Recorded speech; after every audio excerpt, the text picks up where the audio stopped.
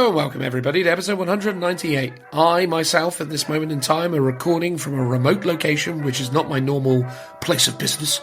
So apologies for my slightly subdued introduction to episode 198. I'm doing my utmost best to respect the earbuds and or airwaves of my fellow hotel residents, and not meaning to cause offence, as it is 11:30 in the PM at the time of recording, the beddy time for many. But all of that is somewhat irrelevant because this is episode 198 and this is Phil. Hello. How you doing, brother? You all right? I'm good, thanks. Even though we end the dulcet, dreamy times, time for your sleepy beddy times, everyone. There we are. Obviously not to anyone that's commuting while listening and you're on a motorway driving. Please stay awake. Absolutely. Continue to stay awake and alert. Maybe take a break, get a coffee, feel better about yourself. Love yourself as much as we love you. Indeed. And on this episode, we are talking about Zan, you went to Beachhead Brawl and somewhat rules lawyer capacity. I did, yeah, absolutely. I went and contributed to the TOing of Beachhead. So again, massive, shout out to the team that I was, fortunate enough to work alongside. Adam, Simon, gorgeous George. It was, a really good effort. Also, Matt and Ollie as well came along and contributed really well to the overall vibe of the event and did some really good work for us also. Pouring one out for dear old Dean, who was away on holiday basically, so wasn't able to make it this year. But no, it was a really great event, had a great time, and we're going to talk about it. So yeah, hopefully that's enjoyable. And in addition to that, we're also going to talk about what film? Codex Aeldari. There you go. But before all of that, we have a 5-star review.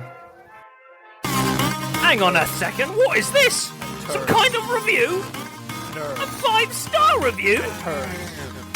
Well, let's get into the nitty-gritty of this Warhammer 5-star review.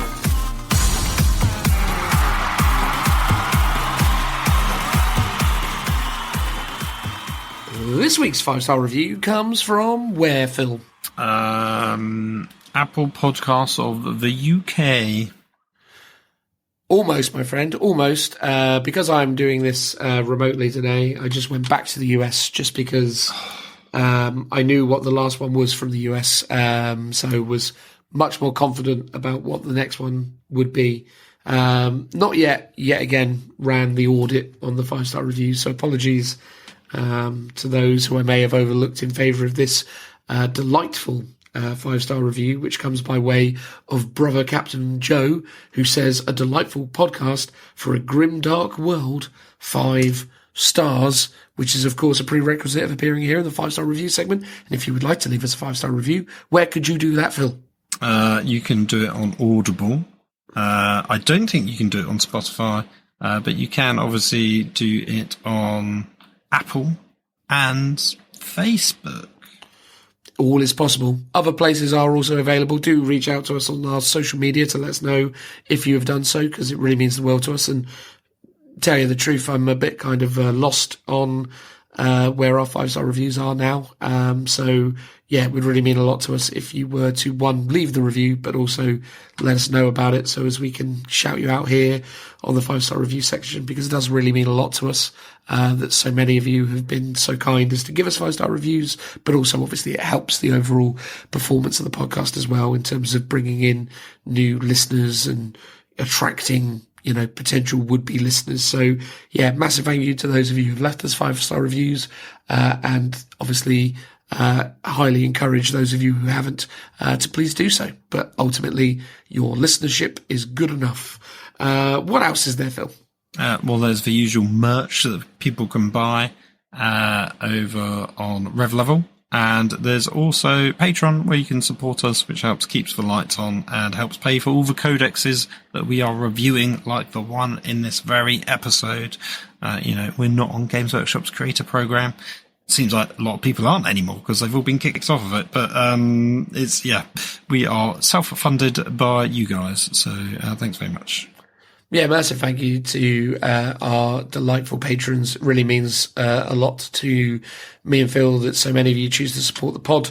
And if you would be so compelled to do so, we have no kind of monetary expectations. You can pay as much as you want, but equally that could be as little as nothing, which is also completely fine. So yeah, genuinely thank you to those of you who are, and to those of you who are not able but are just listening along, thank you also as well.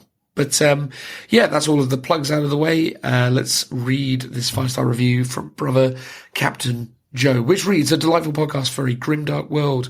I wait with anticipation every 2 weeks for this podcast to drop. Hosts Dan and Phil are lovely people with fantastic sense of humour. I always feel like I know them, having learned so much about their hobby adventures and their inside jokes. In gaming culture, that often feels too serious and competitive. Phil and Dan keep things light. Focus on fun, the joy of painting and playing, and the camaraderie of 40k events. I appreciate their hot takes on new developments in the game and their commentary, whether the designers are getting it right or wrong as they update the rules and models. All in all, this is a delightful podcast for the grim darkness of the far future. 5 stars. Thank you very much, brother Captain Joe. You are a delightful human being who is obviously kind and generous to say such lovely things about what me and Phil are getting up to on a bi-weekly basis. So thank you for that. And to elaborate on this further, here is Phil. Thank you, brother Captain Joe, for the veritable essay that you wrote, full of details, kind words, a weighty tome of a review, which we greatly appreciate. We like to keep it light. We also like to keep it tight. So we're glad that you enjoy the random humour. Everyone seems to be talking about our humour lately, which I don't believe for a second. As I always say, we are a serious podcast for serious people, and those that like to stay awake while on the road, and sleepy beddy times for those that are listening late at night. Thank you very much. Transitional noise.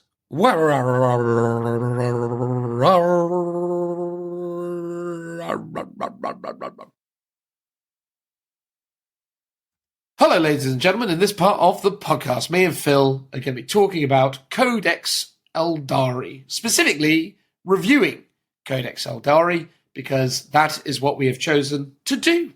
And thus, here we are doing it. Now, Phil, being well prepared and sensible, is sat within the confines of his regular space, the shed, with a physical copy of Codex Aeldari, whereas I am sat in a hotel in Sheffield, of all places, wielding the app version of this fabulous tome. So you'll get two perspectives. I have obviously read it. I have obviously thumbed my way through it. So, I already have an amount of insight on the book anyway. I just can't, point to pages and talk about beautiful artwork on this occasion. So Phil will be our resident, page turner, and I will just talk about things in general, I suppose. That sounds fair enough. Indeed. Are you excited, Phil, to be reviewing Codex Aeldari? It is, after all, after the Imperial Guard, your second favourite faction in all of Warhammer. That's one way to put it. It's certainly your favourite faction, is it not? It has been historically, and still is for the most part. I think it is a relatively well understood statement that Eldar were, my kind of entry into the hobby. I began my Warhammer 40,000 journey collecting Aeldari, or as they were at the time, Eldar miniatures, back in the day. I really love the Eldar. Have a warm fondness for them. So excited to get to talk about the latest rules that they enjoy. Yeah, no, that makes sense. And historically, we've always said the Warhammer design team love Aeldari, and that their rules invariably end up being quite good. So it'll be interesting to see if they are or not. Obviously, I know the answer, but you listening at home might not. Might not. You may not. Although I suppose it is worth highlighting at the start of this, although maybe this is spoiling things, but there has definitely been a lot of chatter amongst the community in advance of the book actually releasing that this is yet another example of the Eldar being a broken army. There's a lot of talk on the interwebs basically saying that Games Workshop has yet again delivered another broken Eldar Codex. I can see why, is all I'm going to say for now. That's fair. There's a lot of good stuff in it, for sure. Absolutely. Like, this is the thing. Like, there really is. And I think, for fans of the faction, it's really nice how they have still continued to allow you to kind of express different flavors of Aeldari while excluding Drukhari. Although Drukhari are in the book, which is quite interesting. Yeah. Yeah, really nice. I mean, again, taking a page out of the Age of Sigmar book there, because obviously Age of Sigmar battle tomes, when inserting kind of specific units that you can use in specific army builds, have done this, where they make those battle tomes, or rather war scrolls, available to you in those books. This is obviously the case with this. So there are some Drukhari units in it, and inevitably evidently that is to facilitate you being able to run Ynnari armies. So really cool that they've done that. So this now really does cover the full pantheon of the Aeldari, which is super awesome. Because like previous editions, it also includes the Harlequins as well. Indeed. So you have Craftworld, you have Ynnari, you have Harlequins, and you have some Drukhari. This isn't replacing the Drukhari Codex. This just simply has a few Drukhari units in it, so as you can, run said units in your Ynnari armies, which is super nice, in my opinion. Yeah, it's true. And Dan, if I'm someone that doesn't know what Aeldari is, who are they and what are they about?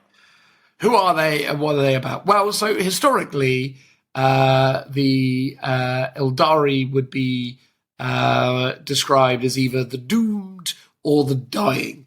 If you were to refer to kind of the 40k of old, and you were going to go through, the different kind of buzzwords to describe each of the factions, Aeldari, or Eldar as they were at the time, were best described as the doomed or dying race. So effectively, Eldar represented a time forgotten. So the idea is that they're this ancient civilization that through their decadence and their overall kind of, lust for all things lustful, birthed the god Slanesh, which tore through real space as it was birthed into the world, and essentially created the Eye of Terror, which, for those of you who maybe don't remember this, was essentially the precursor to the Citric Maledictum, the Rift, as it's more kind of commonly known.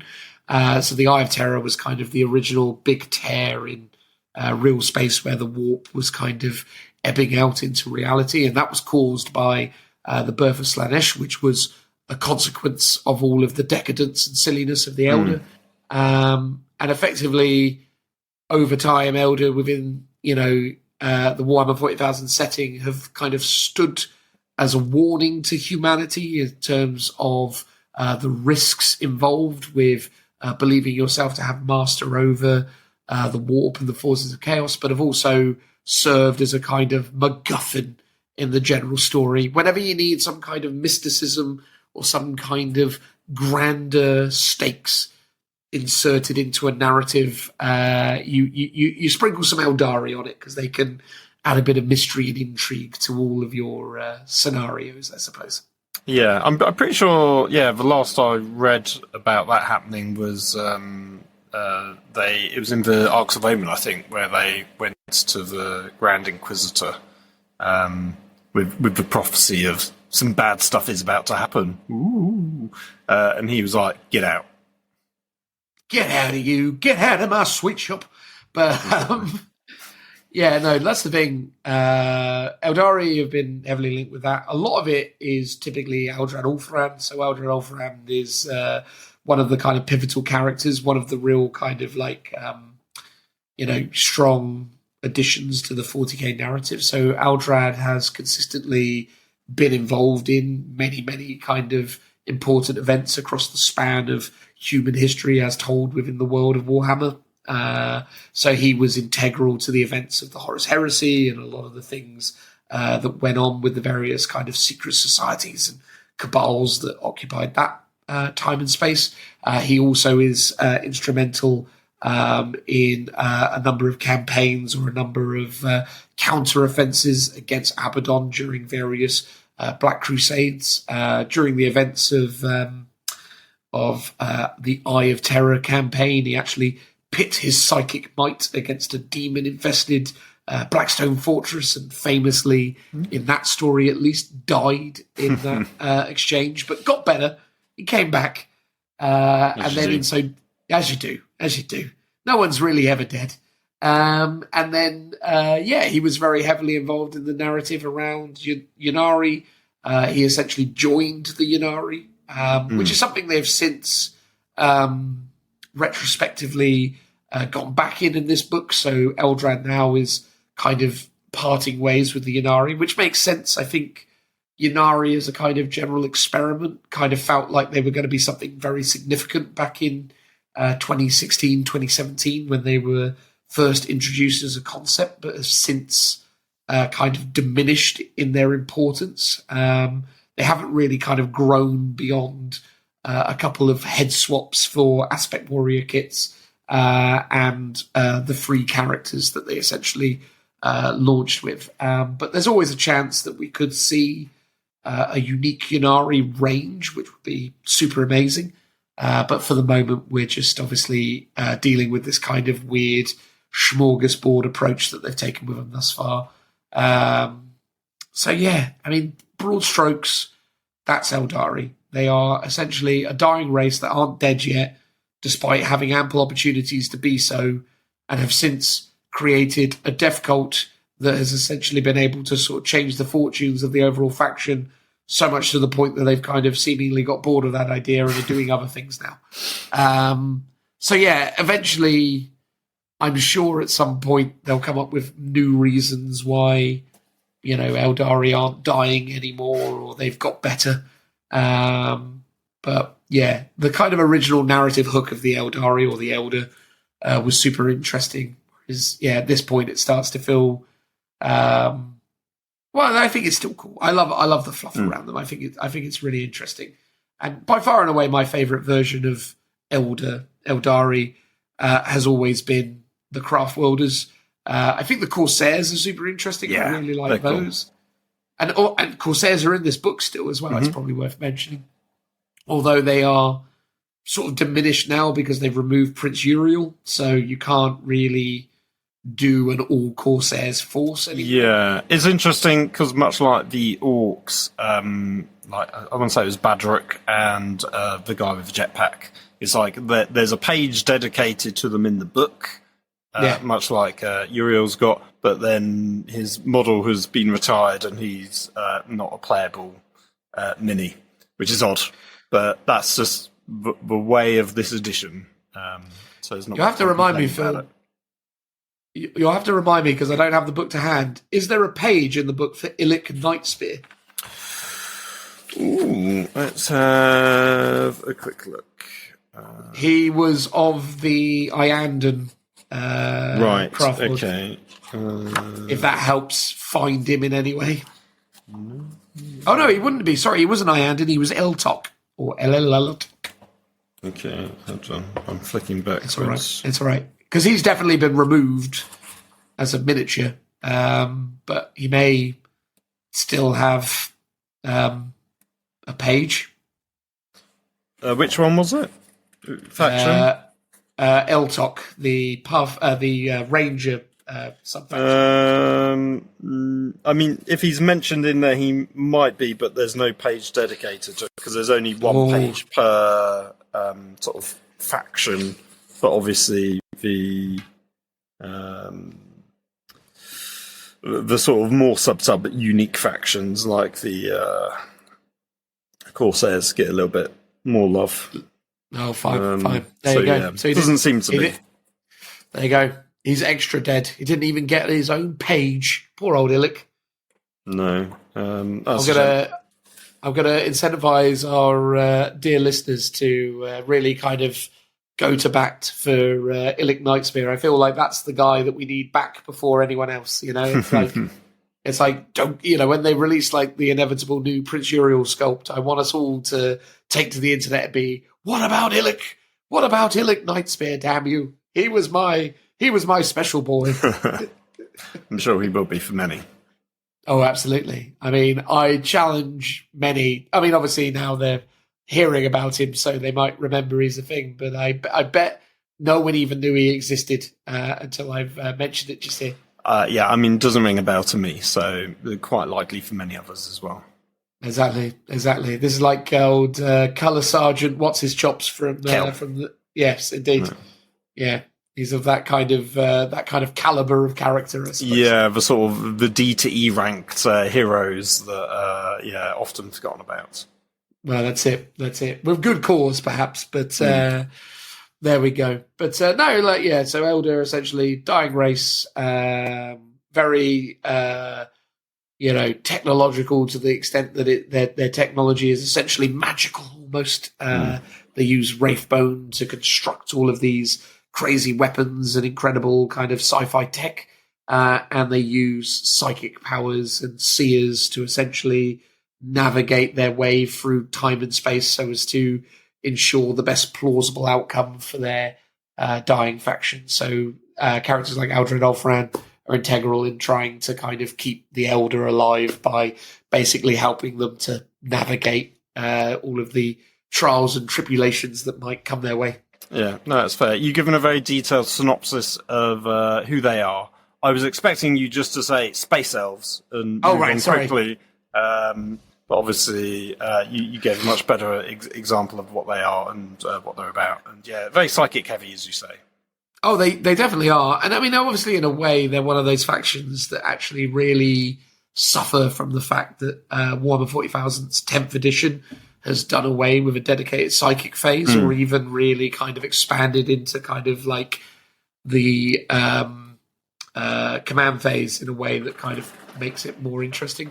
So yeah, I often find that Eldar have definitely become one of those weirder armies this edition because they did so heavily lean into manipulation and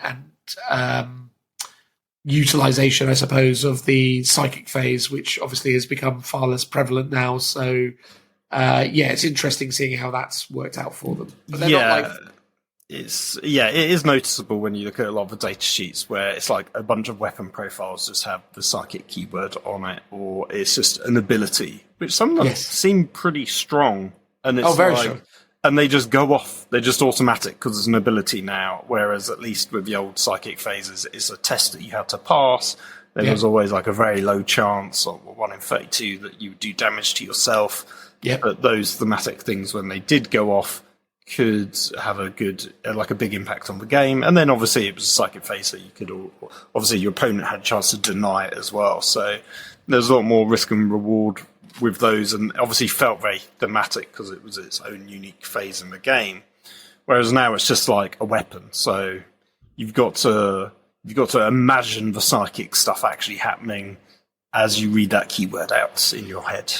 Well, that's it. I mean, it's interesting, isn't it? I suppose because back in the day, the Eldar were unique in so much as they were really the only army that had an abundance of access to rerolls. So back before everything rerolled everything all of the time,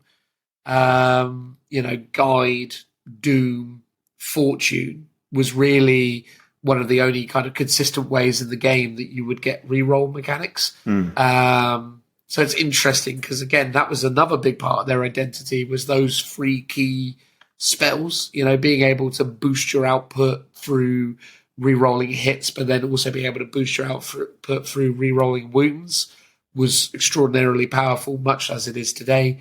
And then, being able to re-roll saves as it was at one point with Fortune was crazy strong. So, it's interesting how times have shifted and how those mechanics that were very uniquely Elder have become prolific within the game, I suppose. Yeah, no, that's true. But there we go. Good times, good times. What do you think of the front cover, mate? How does it rank in terms of imagery for you? It's all right. It's a strong pose. It's it's all right. It's not wowing me. I think the previous one where it was the Lord sort of flying down on his wings was cooler, I think.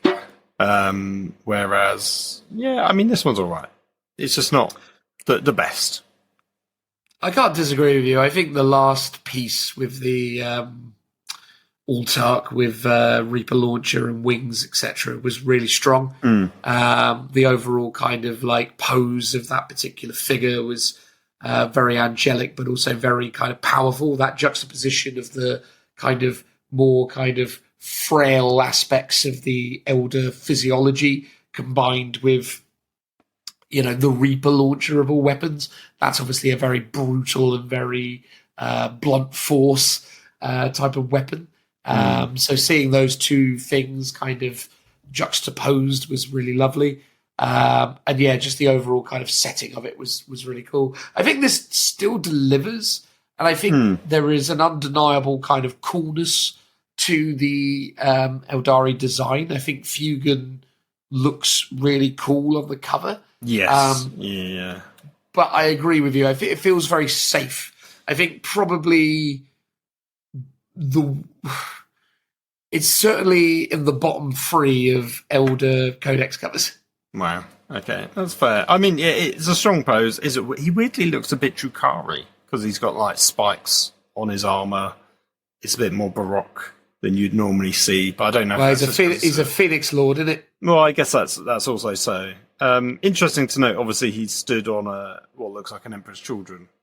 Yes, very much an Emperor's Children. Space Marine as well, which is obviously that does tie in quite thematically with the whole Slaanesh sort of storyline between Elder and Chaos, which is makes perfect sense. It'd be one of those guys, and obviously they're coming out quite soon as well. Frustrating, though, especially given the kind of open goal opportunity that they're now moving into a very clearly defined Slaanesh codex with Emperor's Children, that this edition, through the indexes, did away with a number of the Slaanesh-specific special rules within Aeldari. So there used to be various rules that the army got specifically targeted at Slaanesh demons, and Slaanesh demons used to have specific rules targeted at Aeldari, but throughout 10th edition, those things haven't really been there, but they're not there now. Which they've always sort of done away with a lot of those things, because I think Grey Knights and Demons had sort of similar things, even like Guard and Orc, sometimes like around Commissar Yarrick and people like that, you would get them. But I think they always felt like they were an ability that was baked into a unit or an army that obviously was point costed to include it, but 90% of the time you wouldn't ever use that ability because you're just not up against that faction. So I guess it always felt like a bit of a feels bad thing. The way I would have done it is just make it a perk if you just happen to be playing against that thing, rather than like a core rule or something that you're paying points for, because it's like, for the most part, you probably won't be. So just throw it in it was a really great thematic level to a unit. And so the fact that they've gone is a shame, but given the way the game is at the moment, and that it's sort of, more tournament and more streamlined focused, it makes perfect sense that they have done away with those things. Oh, I totally agree with you. It makes more sense. I just sort of miss it. I liked the old days of when you were a demon player, you accepted that if you happened to roll up against Grey Knights, you were in trouble. Yeah. That was always a fun kind of asymmetry that I really enjoyed in the game. Because, again, it became more about the idea that, this is expressing kind of narrative ideas and more thematic ideas. It's not necessarily about creating perfectly balanced, competitive wargaming combat. It's much more about the story, which, I was always sort of more there for. But, it is what it is. We don't have it anymore. It's fine. It's fine. But no, the cover's fine. I think genuinely, I would say the weakest of the Elder covers, in my humble opinion, were probably the 6th and 7th edition covers, which also were just like farces on them, weren't they? Yeah, so I actually quite like, for what it was, I quite liked the Warlock that they put on the cover of 7th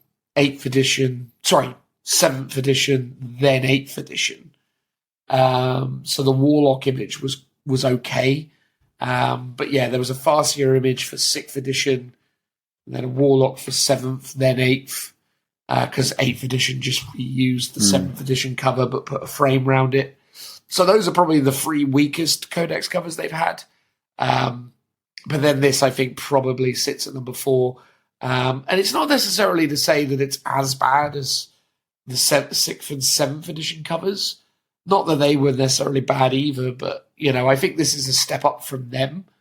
But I think the thing is, it speaks more to just how amazing and kind of, I suppose, at this stage, iconic their 2nd and 3rd and 4th edition Codex covers were, I suppose. I mean, the second one is very iconic. That was the one Super I was going to go for. I can't actually say I know what the 3rd and 4th ones are. I'm sure if I see them, I will recognise them, but they don't. I can tell you what they are.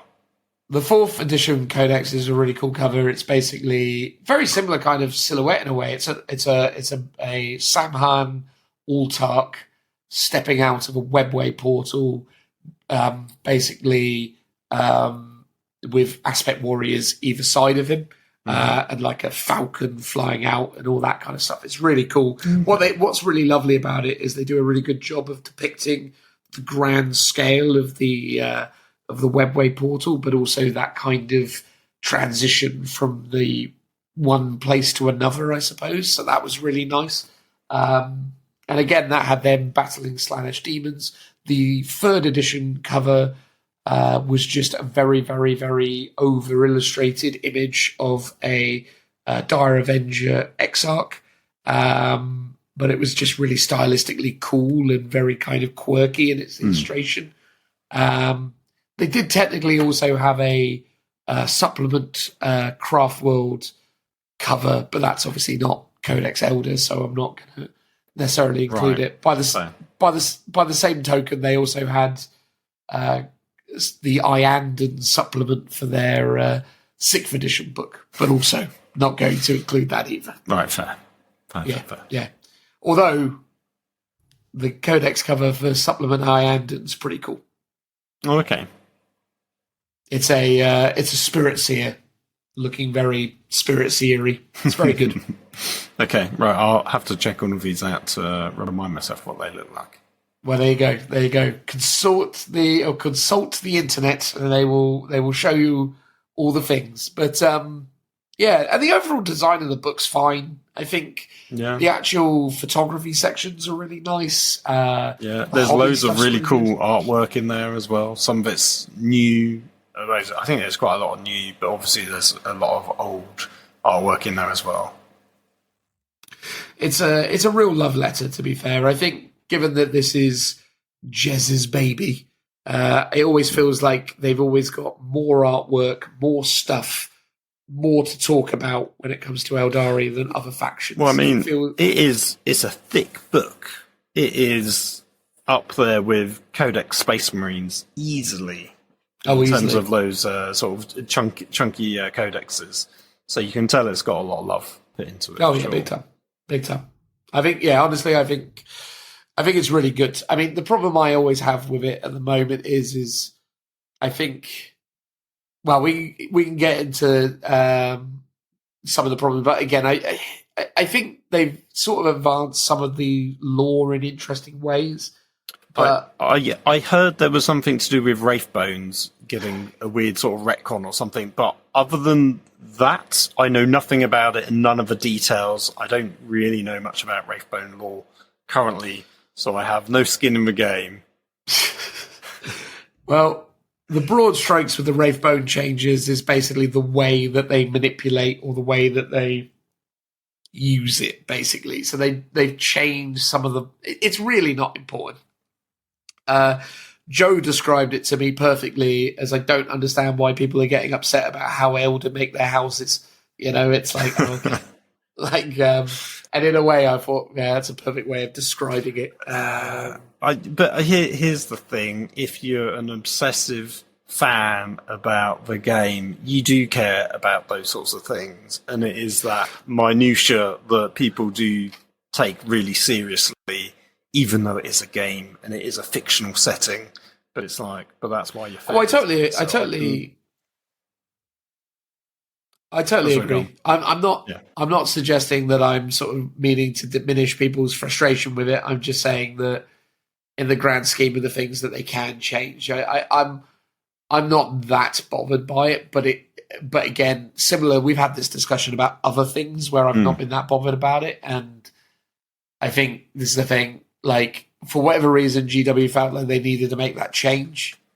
It is what it is. As far as I'm aware, Bone Seers still,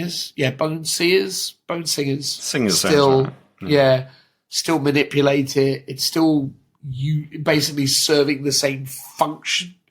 It's just slightly different in terms of how it's done. Okay, again. Forgive me, I've not really followed the full extent of the... So if there is something I'm missing, I apologise to people who obviously know more than I do on this matter. I've probably just taken the clip notes on that, because I literally... Yeah, I don't... Maybe I should just be like, I don't know. That's probably the statement that I'll make on that. I have an idea based on what I read and then trying to kind of like piece it together and talking, basically having a conversation with Joe about it. Right. But beyond that, I've not really kind of consumed much of the kind of stuff that has supported that potential frustration. Okay. All right. Fair. But there we go. What can you do, eh? What can you do? Cool. Should we talk about some of the rules of things, or is there anything else you want to talk about? No, there's tons of rules to talk about, so it's probably best if we crack on. Well, as is sort of now the way of these things, we won't do everything in excruciating detail. One, because it's getting late in this hotel and I don't know what my neighbour's situation is like, so I don't want to go too far past 11:30 out of respect to potential neighbours. So, we've got an hour. We'll see what we can do in an hour. But yes, where do you want to start? I suppose army rules makes the most sense, right? Yeah. So the army rule is battle focus. Why don't you tell us what that is, Phil? So you get battle focus tokens depending on the size of your army. If you're Strike Force, which is 2,000 points, you get 4. If it's a smaller game, you get 2, and if it's a large game, you get 6. And then it says each time one of the triggers shown in the Agile Maneuver section below occurs, you can spend 1 battle focus token for the relevant unit to perform that Agile Maneuver. A unit eligible to perform an Agile Maneuver if it has the ability and it hasn't already performed an Agile Maneuver in the same phase. So obviously you can only trigger it once. Unless otherwise stated, you cannot trigger the same Agile Maneuver more than once per phase. And at the end of the battle round, all unspent battle focus tokens are lost. There are a total of 6 Agile Maneuvers that you can pick from. Do you want me to read them as well? We can, skim through them. You've got Swift as the Wind, which is the first of them, which essentially adds 2 to your move characteristic when making a normal advance or fallback move. Handy. You need to move an extra 2 inches.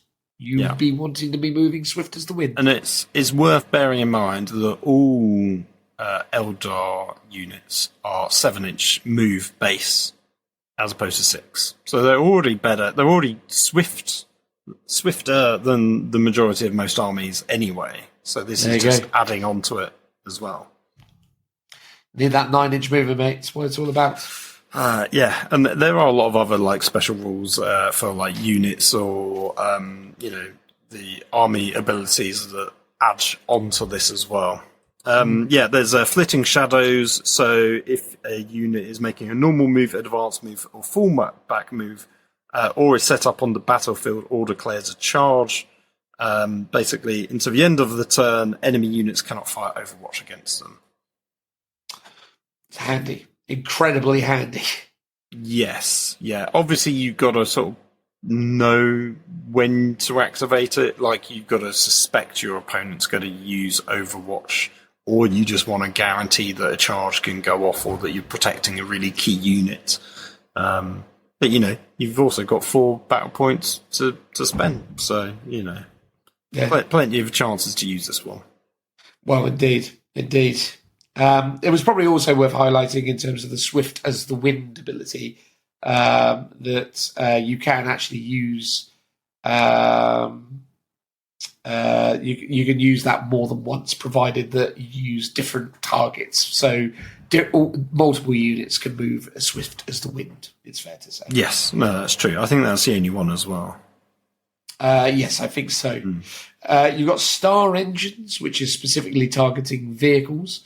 So when an eligible vehicle is making a normal move, you add D6 plus 1 to its move characteristic. So it's important to denote that is a normal move, thus doesn't count as an advance in that instance. Yeah, it's very handy.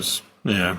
So then you there's get a better advance, and you still count as having just moved. Handy. Yes, yeah. So you can charge and shoot as free as you like. There you go. Yeah. Then there's Sudden Strike, which is when an eligible unit from your army is selected to fight. Until the end of a phase, each time a model moves, you can make a pile-in or consolidation move of up to 6 inches instead of 3, which feels pretty strong. Very strong. Obviously, there's the caveats that aren't you meant to like just directly move. Or actually, is pile-in different from charging? Because when you charge, you've got to go like the shortest possible route to avoid shenanigans, and I would assume that pile-ins are similar, but I'm not actually 100% sure on that one. I think as long as you move closer. Yeah, pile-ins, there's a certain level of... I guess where it becomes super useful is... it has lots of applications, but probably one of its more useful functions is being like able to, edge on to the objectives and gain control of those, which is obviously really cool. And in situations, if you're thinking about it, like through the perspective of, say, a unit of Banshees, charge them in, kill something, and then, you now, for the sake of one battle focus token, get a 6-inch move, It's pretty handy. Yeah. There's opportunity seized, which is when the enemy unit ends a fallback move. One eligible unit from your army that started the phase within engaged range of that enemy unit can make a normal move of D6 plus 1. So again, really awesome.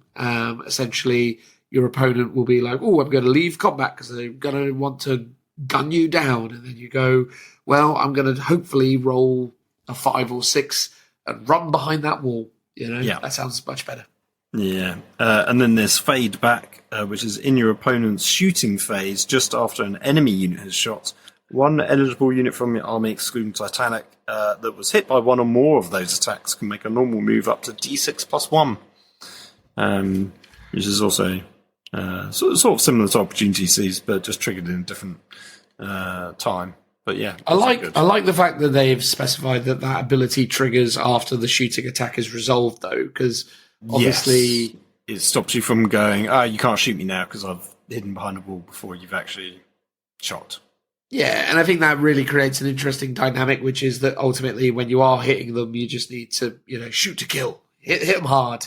Don't muck around with any kind of, it's like, oh, my, assault intercessor chaplain with jump pack has a bolt pistol, I'm going to shoot at you.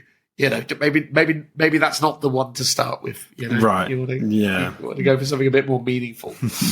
And then, we also have Desperate Paths, which is when mustering your army, you can only include Harlequin units in your army. When mustering your army, you can include Harlequin units in your army, even though they do not have the AEDARI faction keyword. Unless otherwise stated, you cannot select Harlequins or Aeldari as your army faction. And then there is another Harlequin rule which specifies the amount of Harlequin miniatures you can take, right? There's like a restriction on Harlequins. Is that under the Harlequin detachment? So the Harlequin detachment gets rid of that ruling, but I swear there was, again, it's in the book, but I don't have it. I can't easily locate it in the app. I think can't it say was. I've seen it anywhere unless it's under. So if you look at the Harlequin detachment, which is the Ghosts of a Webway. that's it. Yeah. So That makes troop units battle line. Gives them. Sorry. I apologise. It's specifically on the data sheets for Death Jesters, Shadow Seers, and Troop Masters. That's where I've gone wrong there. Let's have a quick look under. So if you look at the Death Jesters, they've got a rule called Travelling Player. Unless otherwise stated, you cannot include more than one of these models in your army. That's what it is. Oh wait, hold on. I think the one I'm. Oh, actually, because they're repeated twice. I think. Hold on. Let me just double check. Or are they? I know. But yes, long story short is that you can include Harlequins and it's all groovy, but there are restrictions depending on their data sheets, etc., etc. Weirdly, I don't actually see that on the data sheet. So is that something they've added onto the app afterwards? Oh, really? For what, the Death Jester? No, I'm looking at the troop master. Oh, wait, here's the Death Jester. It's got Death is not enough and cruel amusements. Travelling players. Okay, unless otherwise stated, you can include more than one of this in your army. Yeah. Shadow Seer's got that. Weirdly, the Solitaire hasn't. So it's just those two that have it. But the Solitaire is unique, though, right? Like it's got another. It can only ever be one. Oh, because it's an epic hero, right? Yes. Yeah. You can't have more than one Solitaire. Oh, unless otherwise stated. So does it get rid of... Oh, right, yeah. So the travelling players rule under Ghosts of the Webway. So, yeah, it makes troops battle line, but it also says you can include up to 3 of each of the following models: Death Jesters, Shadow Seers, and Troop Masters. Okay, Yeah. there we go. Yeah. All right, yeah. So weirdly, it's not on the right-hand side of the data sheet under abilities. It's like an extra category under the weapon profile and war gear options. Okay. But anyway, the long and short of it is that I'm not a fan of resource mechanics in Warhammer 40,000 because I feel like at the moment we are at a point where there is enough bloat in the game in terms of like layering of mechanics that more resource management isn't needed. Because I think between the complexity of the missions and the point scoring that they've kind of created, the gameplay mechanics that they've kind of leaned into extensively, I think You've got CP as the main sort of resource mechanic that everyone's doing as well. Yeah, and again, it just creates this weirdness to me because, again, it creates this strange scenario where it's like, cool, I've got command points, but I've also got battle-focused tokens or points or, widgets, whatever it is. And it's like, and then I spend battle focus on agile maneuvers. It's like, why it couldn't all just be called battle focus confuses me in and of itself. But okay, fair enough. I have battle focus and I spend it on agile maneuvers. And each of the agile maneuvers has, so I've got basically every army comes with 6 separate stratagems that can only be activated using this completely different resource tracker. I mean, I prefer it to fate dice mechanics, having pools of dice always really annoys me. I think those mechanics are probably amongst the worst. Yeah. What's interesting is Fate Dice were the army-wide ability last edition. Yes. Fate Dice is still in here under a specific detachment, so you could potentially, if you chose that one, have Fate Dice and this, and both of them have their own, as you say, resource mechanics to them. Yes.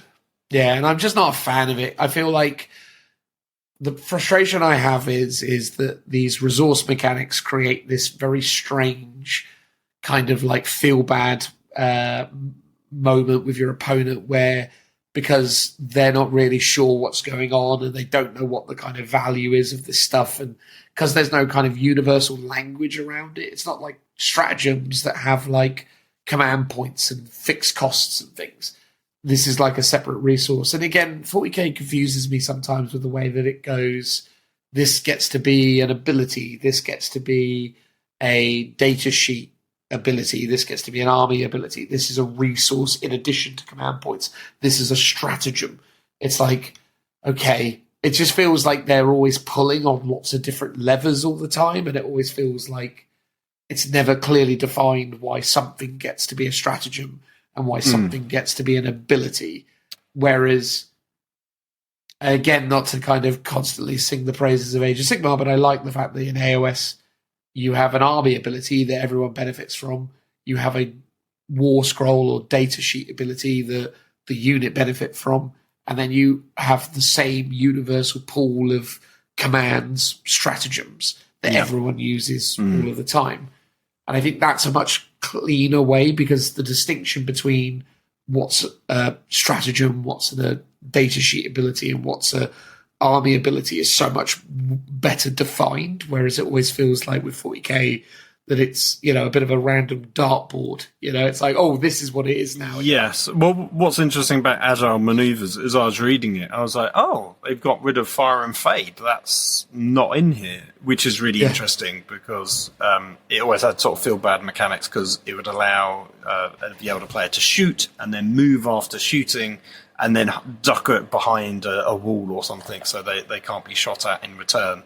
Which, if that unit's just constantly popping out shooting and then popping back in, is very uninteractive, because you can't deal with it unless you've got something that can get around that corner. And then literally I turn the page and it's a stratagem in the next detachment, and you're like, oh, so they still do have it. But it's odd that it's not. It feels like it should sit within agile maneuvers. So yeah, it's just odd that, again, as you say, it's odd that they chose it to be a stratagem under a specific detachment and not one of these universal ones. But, you know, maybe that's in a way better, because it is quite good and could be quite powerful. So it's actually now got, you know, other resource points behind it. So it's got a cost associated to it. It's probably a bit heavier in terms of CP versus the battle focus tokens. Yeah, I mean, I don't mind it as a thing, but obviously, as you're right, it's something you've got to keep track of. It does sort of feel quite thematic, but it's like maybe there would have been another way of doing it without it saying, oh, depending on the size of your army, you got these many tokens. So I don't know. I'd have to think about that one. Yeah, look, for me, probably the worst culprits of this stuff were some of the 9th edition versions. Like, I always go back to it, but the Cabal point system for the Thousand Suns was like... Yeah, you had to add up all the total points that all your sorcerers generated, and that allowed you to spend them in different ways on different abilities. That was very complex. Well, it was the fact that, like, you had, you know, within the range... Anyway, we don't need to dwell on it, but it was weird that this sorcerer generates 2, this sorcerer generates 4, this sorcerer generates 6, and this generates 5. And you're like, what? Like, why are all these numbers... Admittedly, those numbers are all wrong, by the way. I think the values were lower, but the point is, it was always just confusing, because it was like, why can't they all just generate 1? You know, right? Yeah. Like, because basically, it's like there's several things you need to memorize there. One, the value of each unit in terms of what it's generating, but then you also need to ideally memorize the, I think, probably like 12 or so abilities that you could activate and spend these points on. Whereas this is 6, so it's a lot more simplified. Well, it's still a lot, though, right? And again, I mean, admittedly, obviously, you get your battle focus. Again, it's not... I think you made a fair point, though. It's not something your opponent would be aware of. And trying to explain that all of your units can do these 6 different things isn't something they're going to be able to memorize or remember when you're trying to explain it to them, maybe at the start of a battle, because you want to be fair to them. Whereas, as you say, if they sort of triggered universal abilities, that you could be like, cool, I could trigger fights first. Super simple, really easy to explain. And maybe it's like 3 or 4 things as opposed to 6. Like, you could maybe tie it more into universal rules somehow, but then they're so limiting. We always complain when they just, when they roll out the lethal hits and sustained hits, army-wide abilities, that always feels really bland and boring. I mean, to their credit, this isn't that, so that is definitely a plus. I just think, like I say, resource mechanics when we already have like a bloat of resource mechanics is like, for God's sakes. But fine, whatever. It works, but just, call it all battle focus. I don't really understand why it's battle focus and agile maneuvers, each with their own, maybe it's like, and also, anyway, it doesn't matter. That's enough on that particular topic. Let's talk about some of these detachments. Which one's first on the list as far as you're concerned, mate?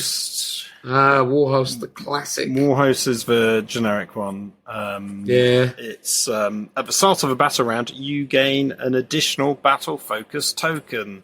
So if having 4 wasn't already pretty good, you can now get 5. And I think with Eldrad Elf 1, he can give you an extra one, I want to say.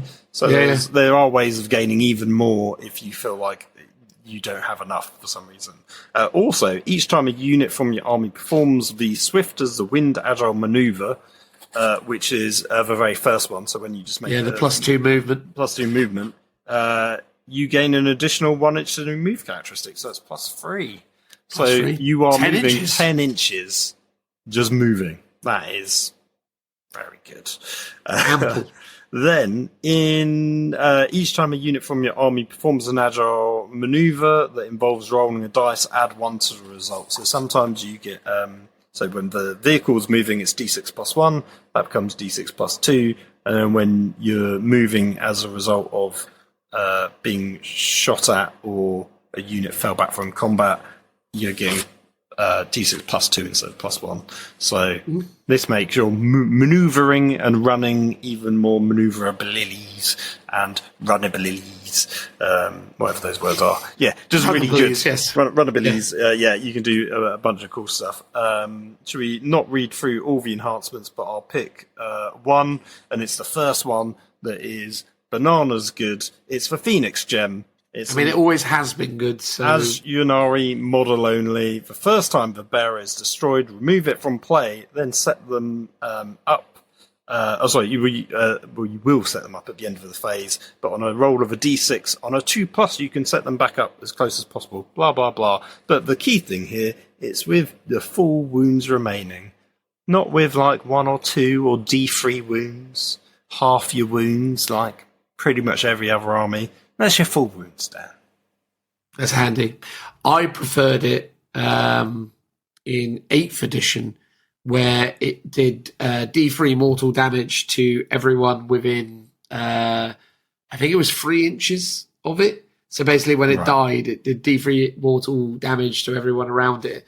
And if it basically scored a wound, you got back up with said wound. Oh, that's clever.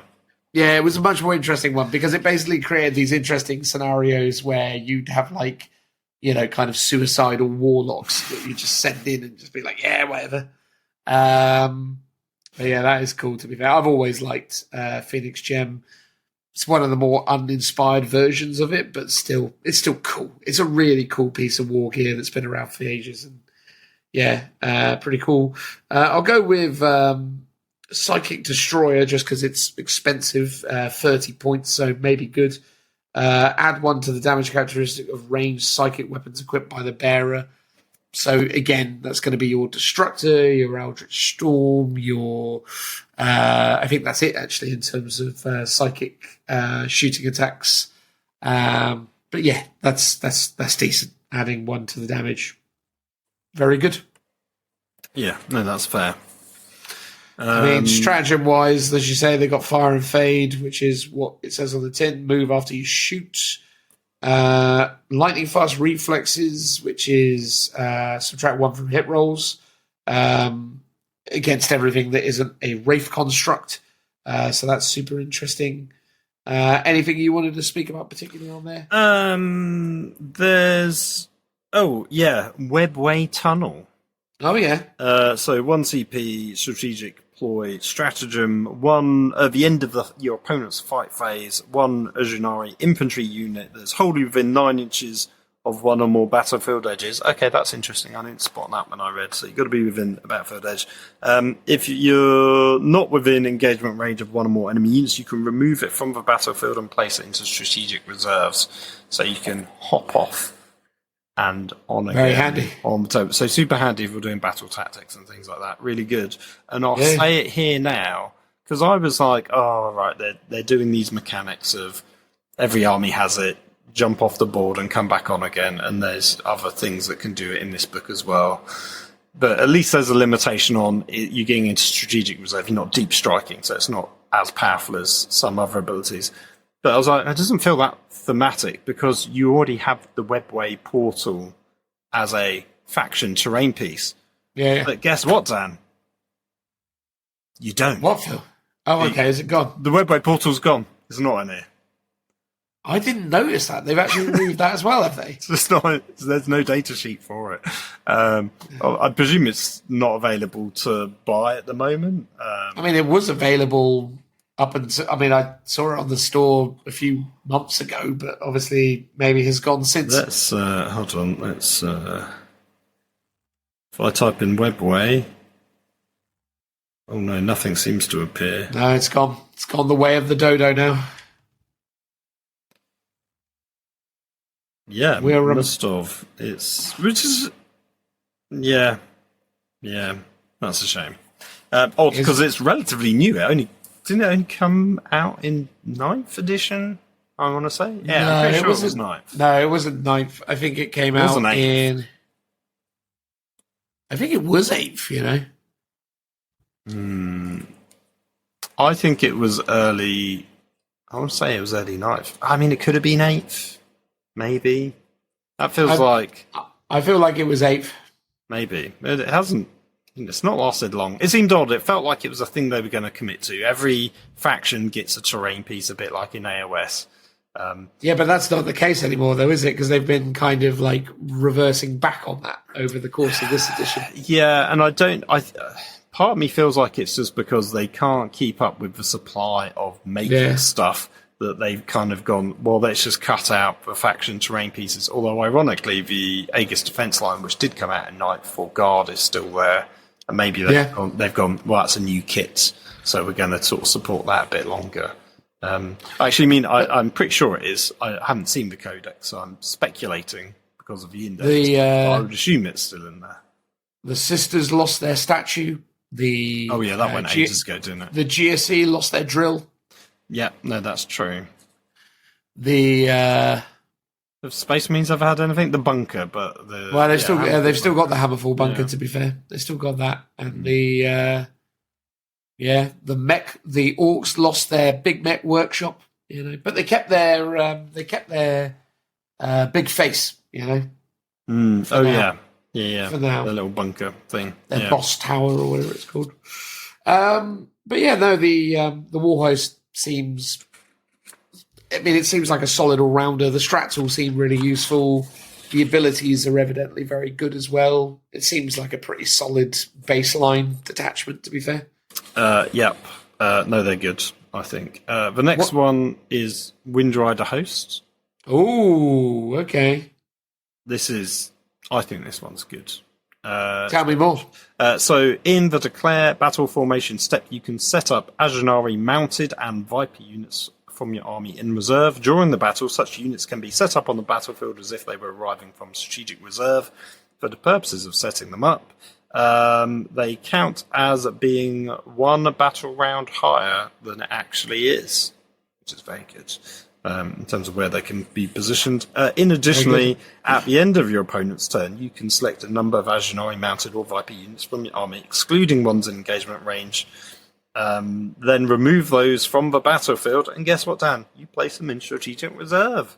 And the number depends on the size of the battle. So a 2,000 point game, you can put 2 back into reserve. Perfect for those battle tactics. Again, much like the Webway Tunnel stratagem, you're obviously only going to be coming in from battlefield edges because they don't have deep strike, so that's something. But they're still really good, especially when you can come on as a round higher. So from round 2, you can be anywhere, basically. Yeah, very, very, very strong. I think, a reasonable excuse for maybe picking up a couple of old Viper kits, I guess. Yeah, quite likely. And then in terms of enhancements, I'll pick the Seer Sight Strike. So it's the psychic model only on that's mounted.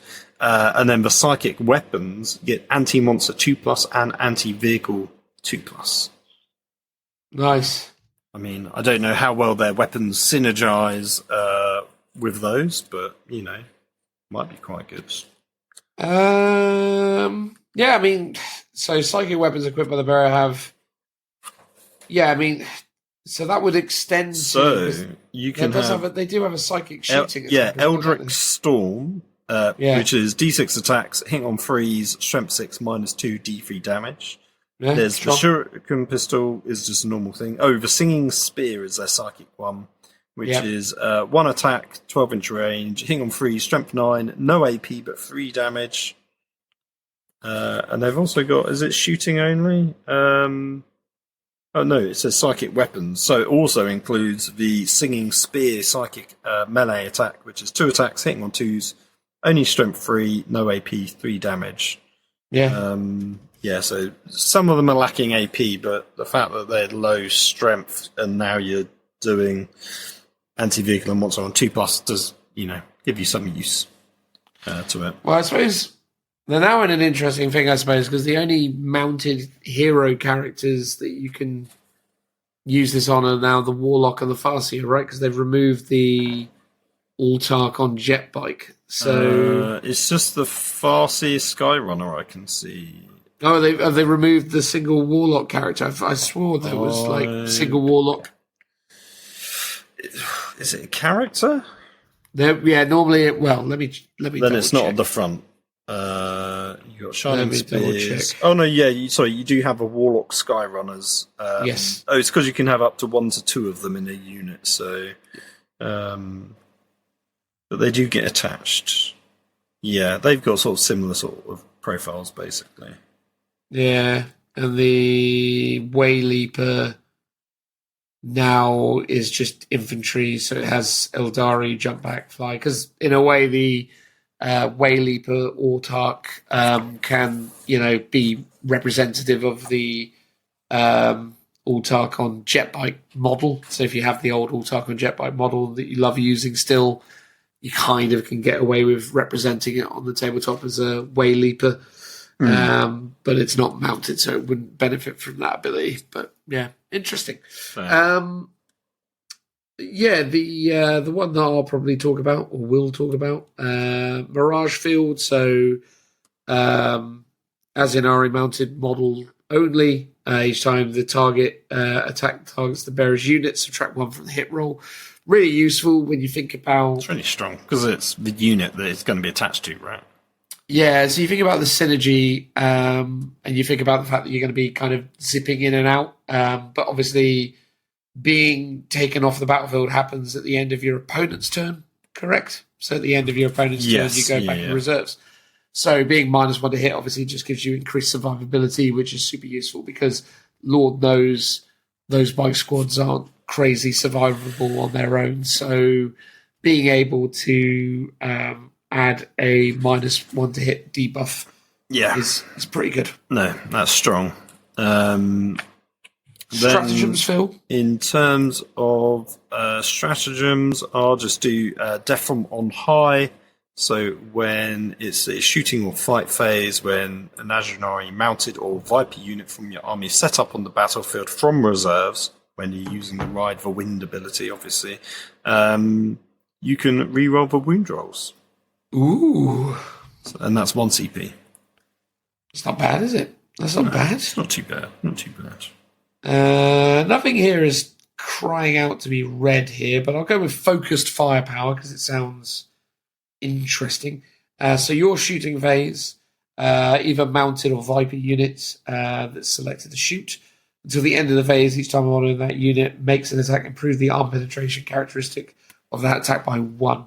So again, pretty handy. Yeah. Pretty handy. I'll quickly mention that Daring Riders allows you to basically, in the reinforcement step, basically instead of setting them up from reserves, you can set them up anywhere on the battlefield within 3 inches of your opponent's models. Obviously, that's now 6, right? Yeah. Because of the overall balanced data slate. But basically, it gives one of those units that should be coming in from the table edge the ability to just be anywhere and really close. So it's not like it's just given them deep strike. It's given them the very best version of deep strike possible, which is the general summary of a lot of this book. It's not just got a good thing, it's got the very best possible version of it, much like I was complaining about when you bring that character back from the dead. Yeah. It's like it's got all the wounds, not just 1 or 2 wounds. Yeah, I mean, that is one of the consistent kind of wibbles with Warhammer 40,000's depiction of the elves. They're always consistently the very best of what they can be.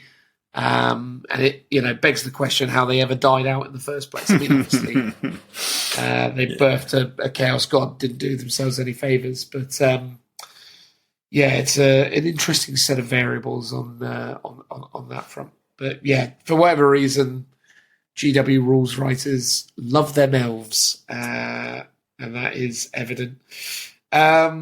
What's the next one? Spirit Conclave. So it is one of the 2 psychic detachments that they're giving us. Each time an Aeldari psycho model from your army is destroyed by an enemy unit, that enemy unit gains a Vengeful Dead token. Oh, look, more resource management, Dan. Each time a Wraith Construct model from your army makes an attack that targets a unit with 1 or more Vengeful Dead tokens, add 1 to the hit roll and add 1 to the wound roll. Obviously, again, that's strong, but obviously it requires a Psyker to die. Aeldari Psyker models from your army also have the following ability.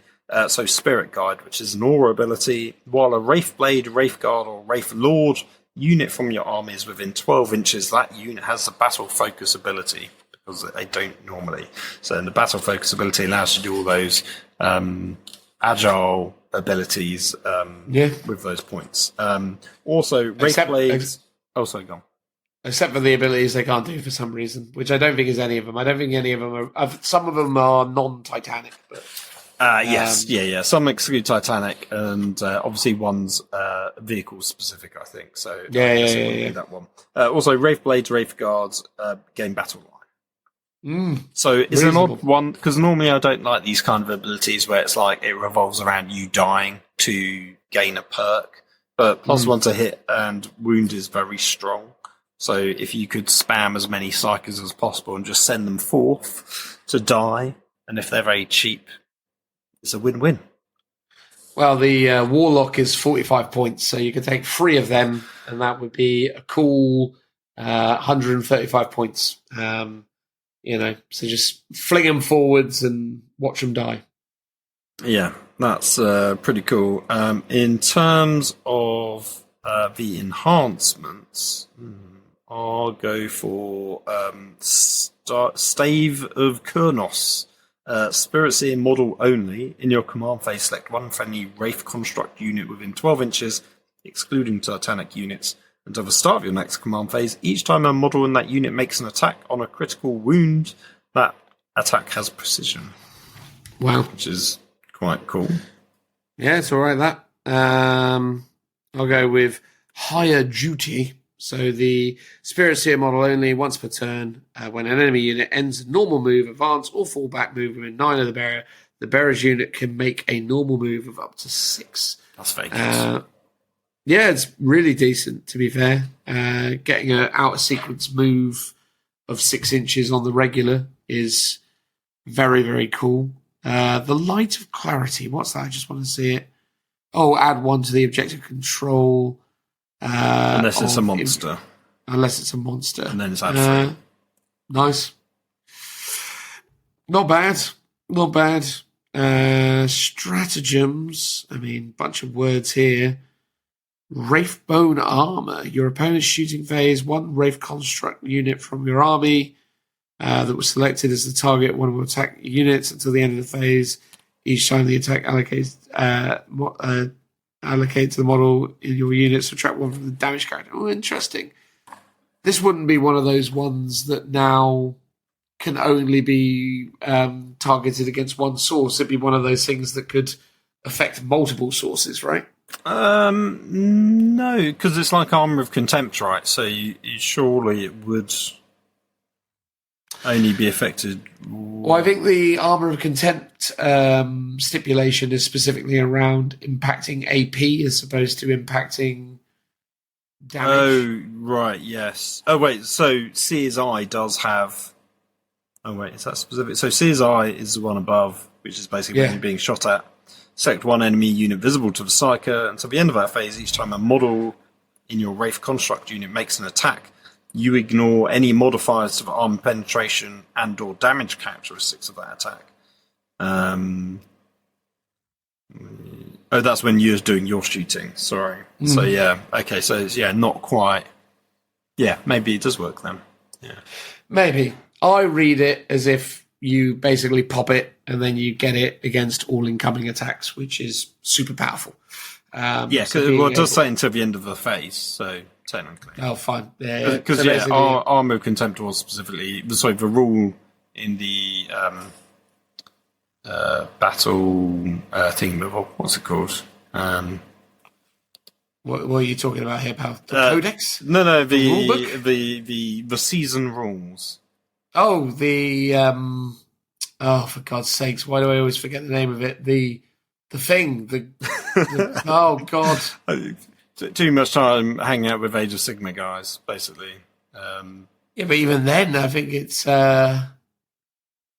Oh, God, I can see the image of it. Anyway, it doesn't matter. Yeah, people know what it is. We don't. Yeah, but the rule you're talking about where it's like, yes, it's updated Armor of Contempt and similar things is just, I think, around AP modification, and that it only is from one source of attacks.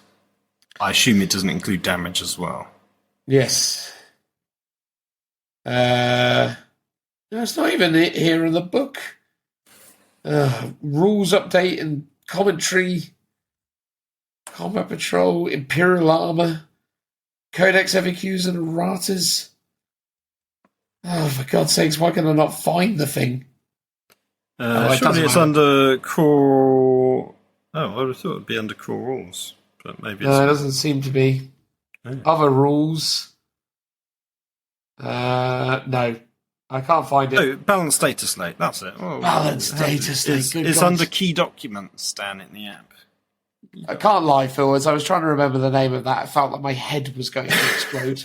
I was how can I not remember this? This is like, I worry that this is one of these things that... I'm getting old. Yeah, exactly. That's what I think it is. I'm like, oh my God, is this the signs of my... Is it the brain tumour that's coming on? Is that it? Oh, God. I hope not a brain tumour. Although, I don't know, maybe it'll be quite a blissful way to go.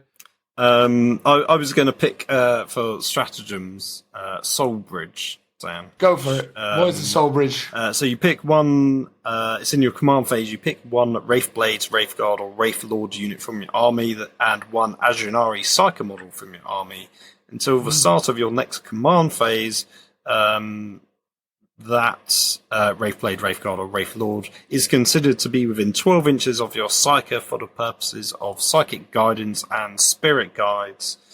And for those, we need to quickly look at the The rules. The rules under the what did I say? The Spirit Psyker Seer? model. Spirit Seer. Yeah. So is it under Warlock? No, because that's No, Spirit Seer is its own entry, mate.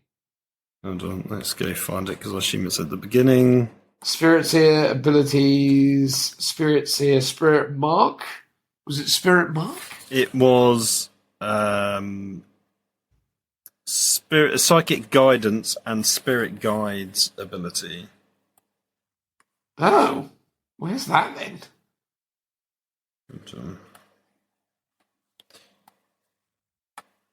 Is that not a Spirit Seer rule? Is it a Farseer rule? Abilities? No. No. What's the name of this rule again? So Soulbridge talks about your one Aeldari Psyker, and it's for the purposes of psychic guidance and spirit guides. So weirdly, the Farseer's got a guide.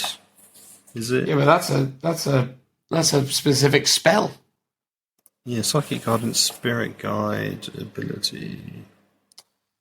Give us a moment, dear listeners. We're gonna offline this and figure this out. Be right back.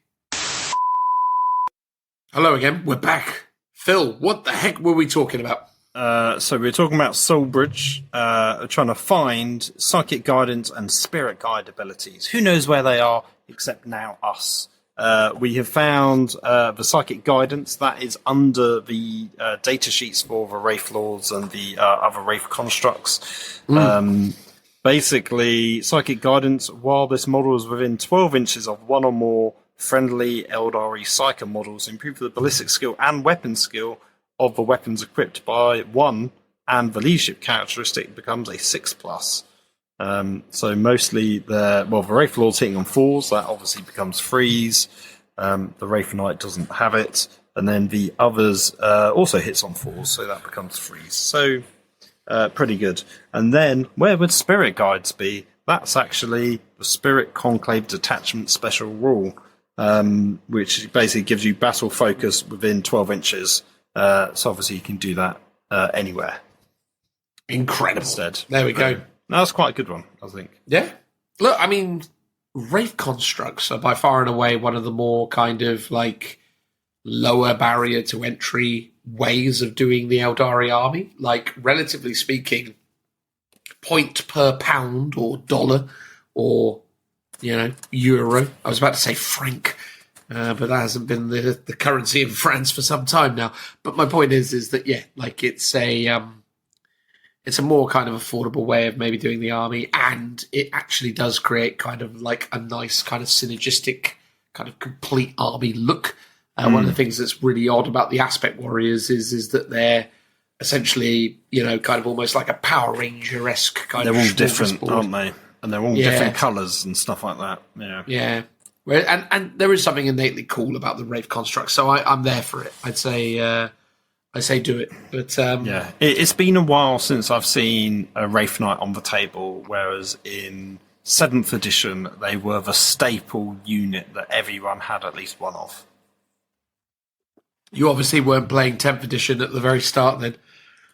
You were. I think the guy. I think we both played him in not the last RFW, but the one before, which I think was the start of 10th.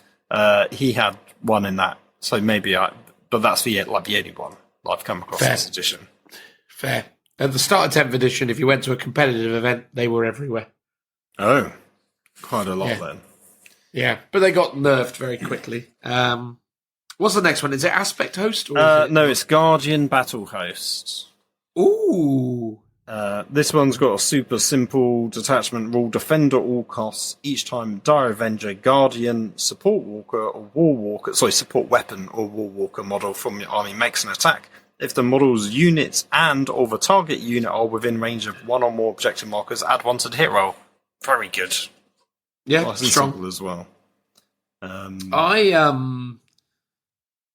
like it. I mean, I like it thematically just because of the idea of giving the Guardians a bit of love.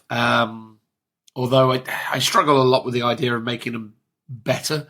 And I also struggle with the notion that you've kind of wrapped or rolled up Dire Avengers in there, because Dire Avengers feel very much like the quintessential aspect warrior. So it's sort of a shame that they're in here with them, because it kind of almost diminishes the Dire Avenger, which I think is a shame, but whatever.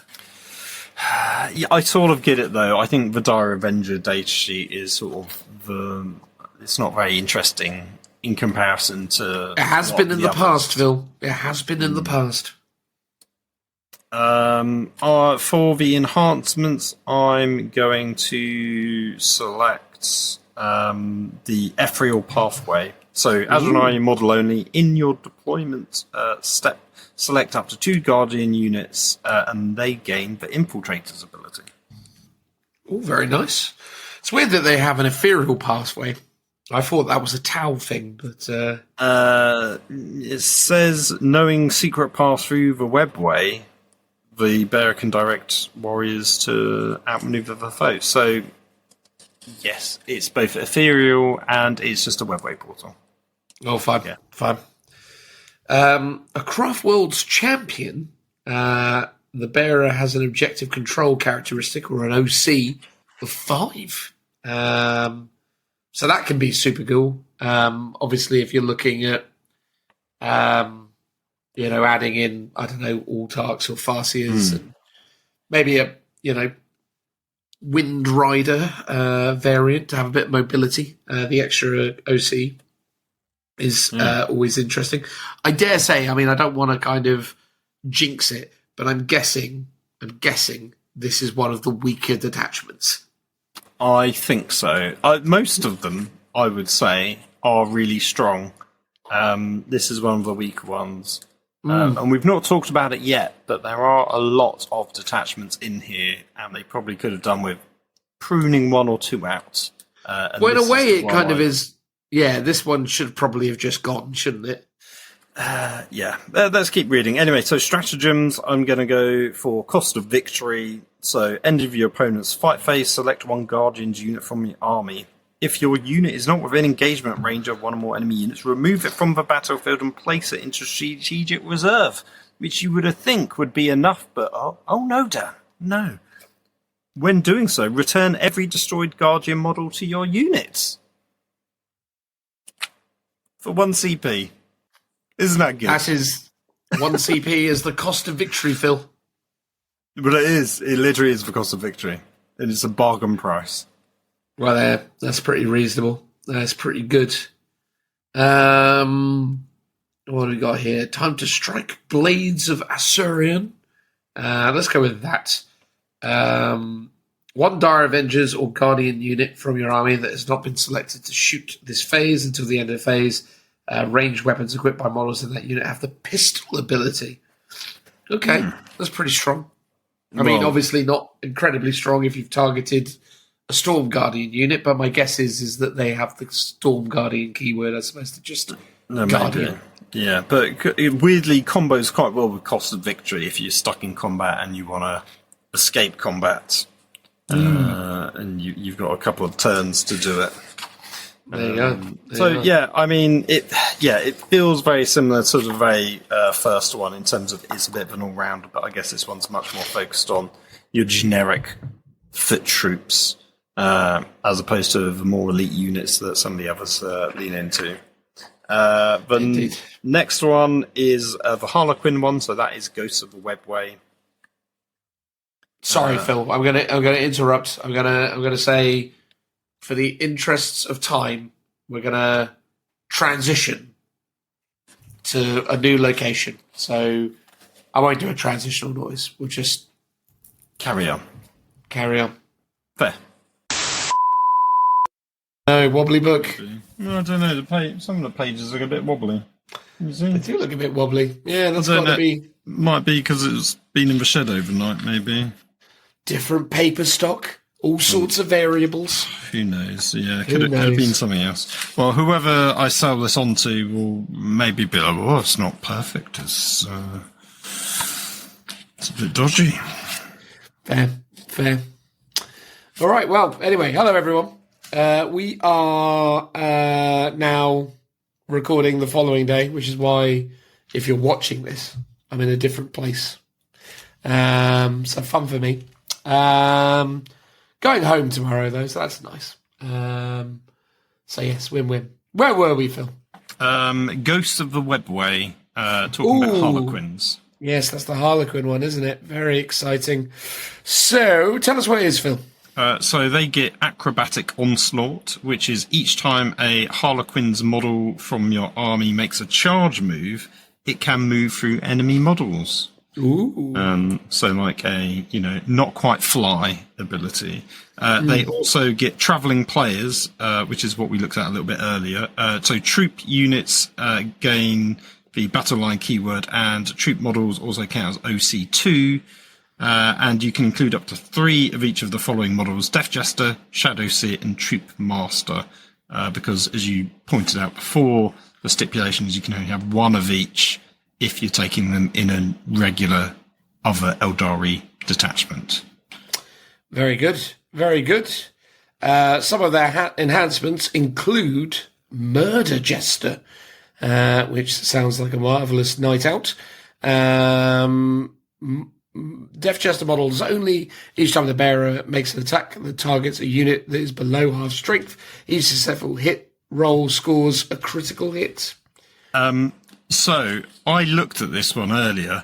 It is mad good what this does. So let us quickly deviate off to the Death Jester gun.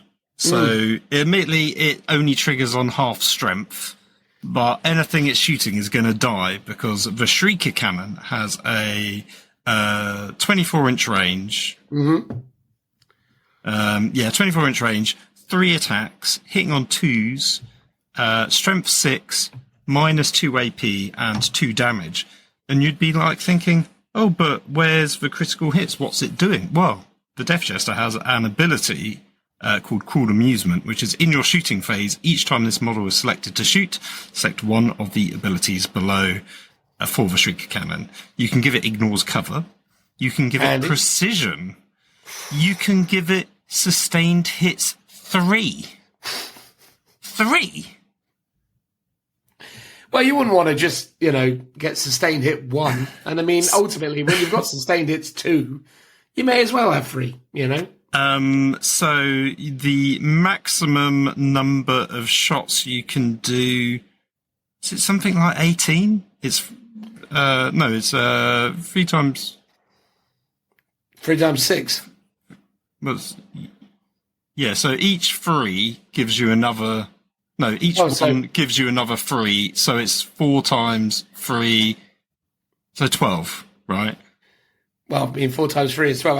How many shots did it have? 3? 3 in total. Oh, yeah, so 12.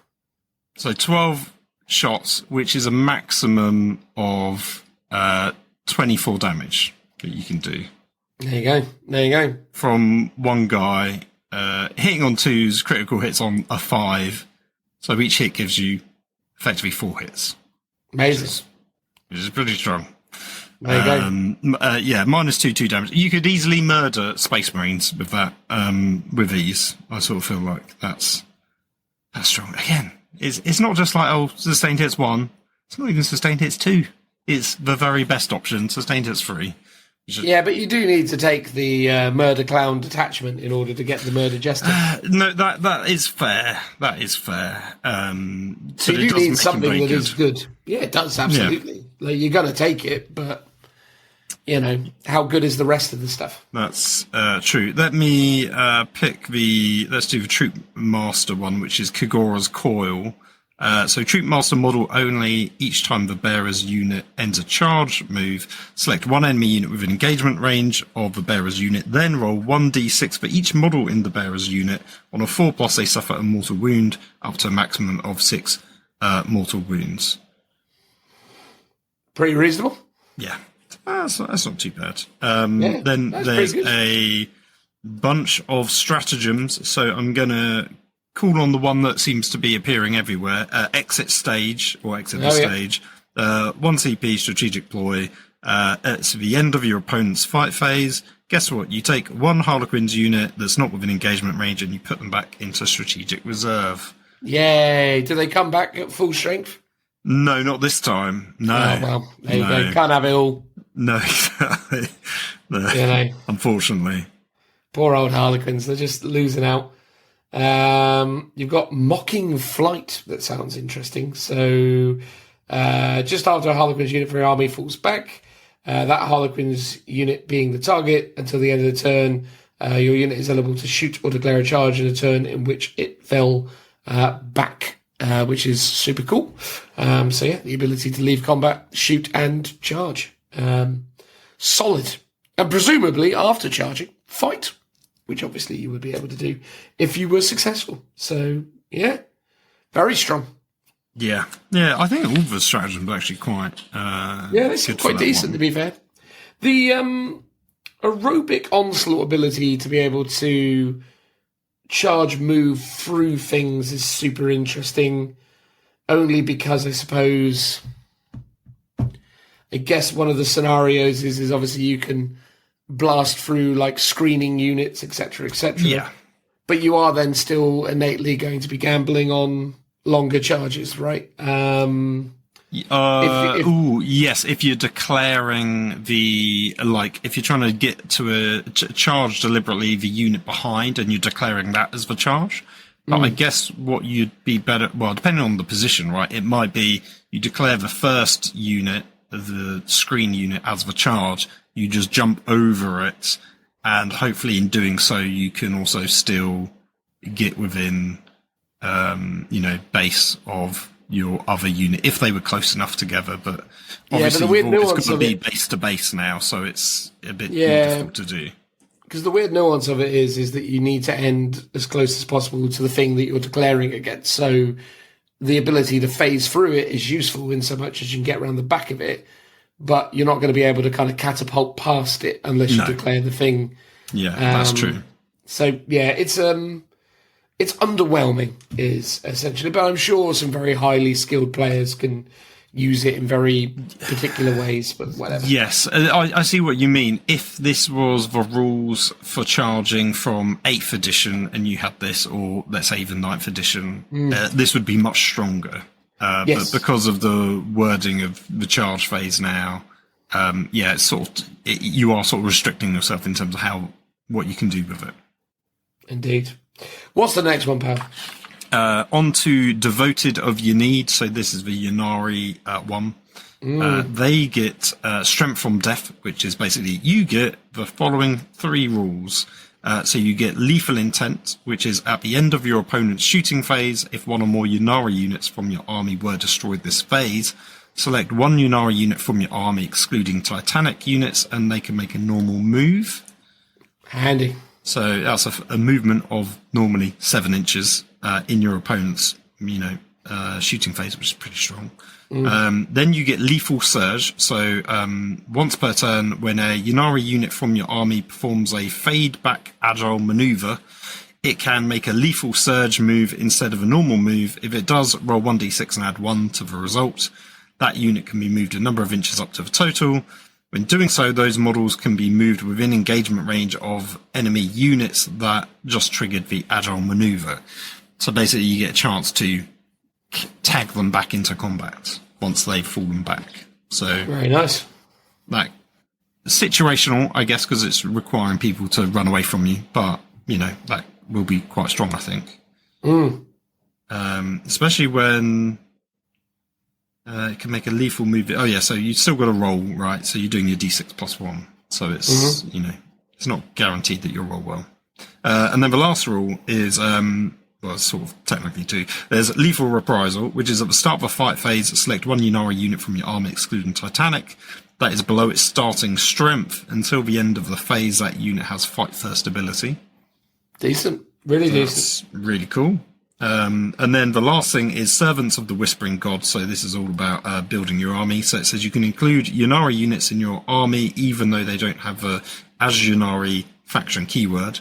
Azjunari units excluding epic heroes from your army gain the Yennari keyword. And then it says you must include Yvrain or the Yinkon in your army, and one of those models must be your warlord. Yep. Which is... Yeah, very cool. I mean... Makes sense. Obviously... Yeah, because in the past, the way the Ynnari stuff has worked is it's kind of not benefited from the army-specific rules. So, like, in the past, I'm fairly certain that Ynnari didn't benefit from the fate dice mechanic, or at least they didn't in 9th edition. They may have done in the 10th edition index. But it's really interesting to imagine now that obviously how these abilities further synergize with your battle focus. So being able to utilize battle focus and, bring that into effect is kind of interesting. Again, what's weird about it, I suppose, is I believe battle focus is specifically triggered upon as a Ynnari unit, so it's usually I was checking the rules. Oh no, here you go. If your army faction is as Ynnari, at the start of the battle round, you receive another battle focus tokens. So, as far as I'm aware, if you take this devoted to the Ynnid thing, you're still an as Ynnari army, right? You still get battle focus, right, Phil? Yeah. That sounds right. Fine. So yeah, basically the way that sort of synergizes is super interesting because they've not been specific with as Ynnari keyword on the things that can utilize that ability, which makes sense because obviously it's intended to work with Harlequins as well as the specific Ynnari units in this codex, such as the Drakari models, etc. So yeah, super interesting, very agile, very finicky, I would say. Yeah. In terms of enhancements, there's Gaze of Unid, which is Farseer model only. The bearer's Eldritch Storm weapon has devastating wounds. And if we flick over to the Farseer, so the Eldritch Storm is blast and psychic. It's a 24-inch range shooting attack. D6 attacks, hitting on 3s, strength 6, AP -2, and then damage D3.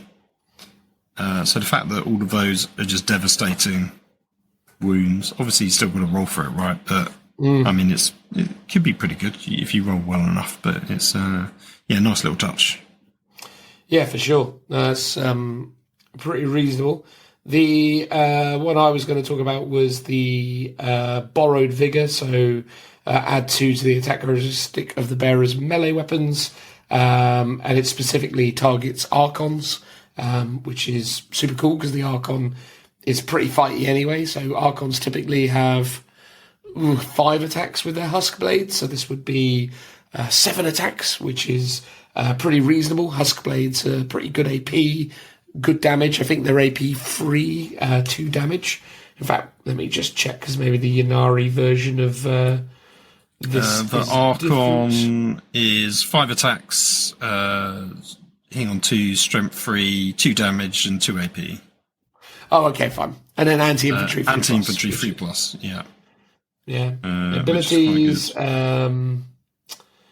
Okay, fair enough. Oh, no, he does. So it's Reborn Mastermind is what it's called here. Fine, fair enough. But yes. And it can re-roll wound rolls as well, depending on its the unit. So the unit is attached to? Or the unit. Oh, yeah, if it's leading a unit each time a model in that unit makes an attack, yeah. Okay. Nice. So, very cool. That could be quite interesting. Would you like to pick a stratagem? I would love to. I will go with Death Answers Death. Sounds compelling. 1 Ynnari unit from your army, excluding Wraith constructs, which I presume you can't even... Oh, you must be able to take them.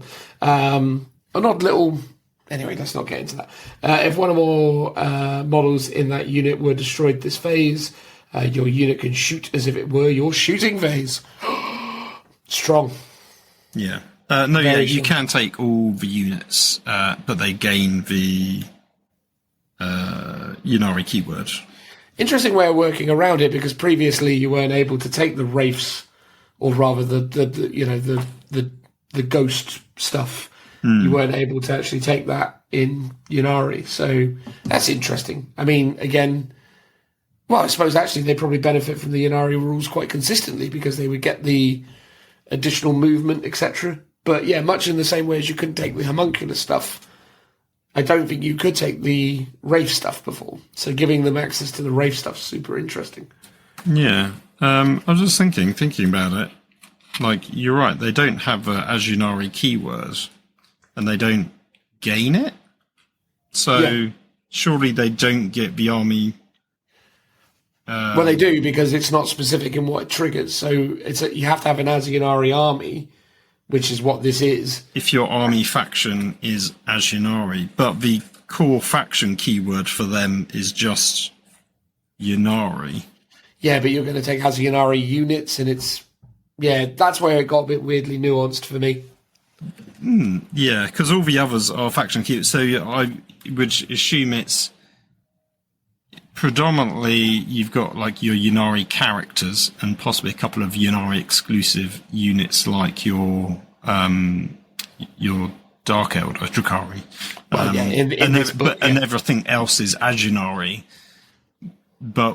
And the core sort of faction keyword that they all share is Yunari, because that's what the special rule gives them. Mm. So it's weirdly, technically not an Ajunari faction. Yeah, but then to the same extent, the Harlequins don't have Ajunari keyword either. Wait, but hold on. The Disparate Path says, when mustering your army, you can need Harlequin units in your army, even though they don't have the Ajunari faction keyword. But then it does specifically say, unless otherwise stated, you cannot select Harlequins or Yunari as your army faction. Yeah. Yeah, maybe that just needs... It's odd that then it means your Harlequins and your Yunari lose out on potentially the army ability, which doesn't seem like it would make sense. Yeah, the whole thing is a little bit convoluted, but yeah, long story short is I'm pretty sure that, you can now take Wraith constructs, and then you can also have them running around using Yunari rules and, battle focus, which is pretty cool. Yeah, I'm sure that's... Yeah, because one of them... Yeah, because so in the Devoted of You Need, it specifically says when you do a fade back agile maneuver. So you must be able to, even though sort of rules as written, it doesn't seem like you technically can. I think rules as written, it means you can. Rules as written, you definitely can. It's just the thing is... Yeah, I think once you start to try and apply some logic to it, that's where it starts to crumble. Yeah, odd. Okay. Yeah. Maybe. Yeah, who knows? Anyway, so we were... Yeah, sorry, let's go back to the You Need guys. So you did one stratagem. I'll talk Death about answers death, yes. Yeah, that one seems quite interesting. I'll do emissaries. That's it, getting my words right. Emissaries of You Need. For 1 CP, fight phase just after a Yunari infantry unit has been selected... has selected its targets. Until the end of that phase, each time a model in your unit makes an attack, reroll the hit roll of 1, and if you are below... if your unit is below its starting strength, you can reroll the hit roll instead. So, hit rolls of 1 or all of them. Nice. They do seem quite good, to be fair. I think overall they've got a lot of utility. And I think Yunari have always been quite good, and they've always been very strong doing stuff out of sequence. And the lethal intent, lethal surge, and lethal reprisal sort of all fall into that. So it does feel very reminiscent of older versions of the army, without potentially being too broken, because you're sort of just doing one of the things, whereas before it used to be, you've every time one of your units died, or in fact it was almost like anything died, one of your units gets to do something, and that could be multiple times in a back round, whereas now it's once per turn at the end sort of thing. In terms of shooting at least. They've got some interesting options. We're on to not the last, the second to last, the penultimate. Penultimate, yes, the Seer Council. So this is the Fate Dice one again. So Strands of Fate is back. At the start of the first battle round, you generate Fate Dice by rolling a number of d6 based on the chart below. Basically, if you're 2,000 points, it's 6 dice. If it's a small game, it's 3 dice. And then if it's onslaught, it's 9 dice. That's the number of d6s you roll. Each time you use one of the stratagems opposite, if your fate dice pool contains one or more fate dice showing the corresponding value in the table below, it's a table, Dan, you've got to memorize, you can discard one of those corresponding fate dice. If you do reduce the CP cost of that usage by 1 CP, bearing in mind all the stratagems cost 1 CP, so it'd be for free, unless there's a counter ability making it cost more, of course. So basically, in the order that they're written in the book, the fate dice have just labelled them, 1, 2, 3, 4, 5, 6. There's no duplicates. So each one does represent a different stratagem, and I guess depending on your favourite pick, you might want a particular one to do more often than some of the others. And in relation to that, the first enhancement, Lucid Eye, is a Aeldari Psycho model only. In your command phase, you can add 1 or subtract 1 to the value of 1 fate dice in your fate dice pool. So it gives you more flexibility for picking the right stratagem that you might want to use. Indeed. Very, very helpful. Runes of Warding. Models in the Bearers unit have a Feel No Pain 4+ ability against mortal wounds, psych attacks, and critical wounds caused by attacks with devastating wound ability.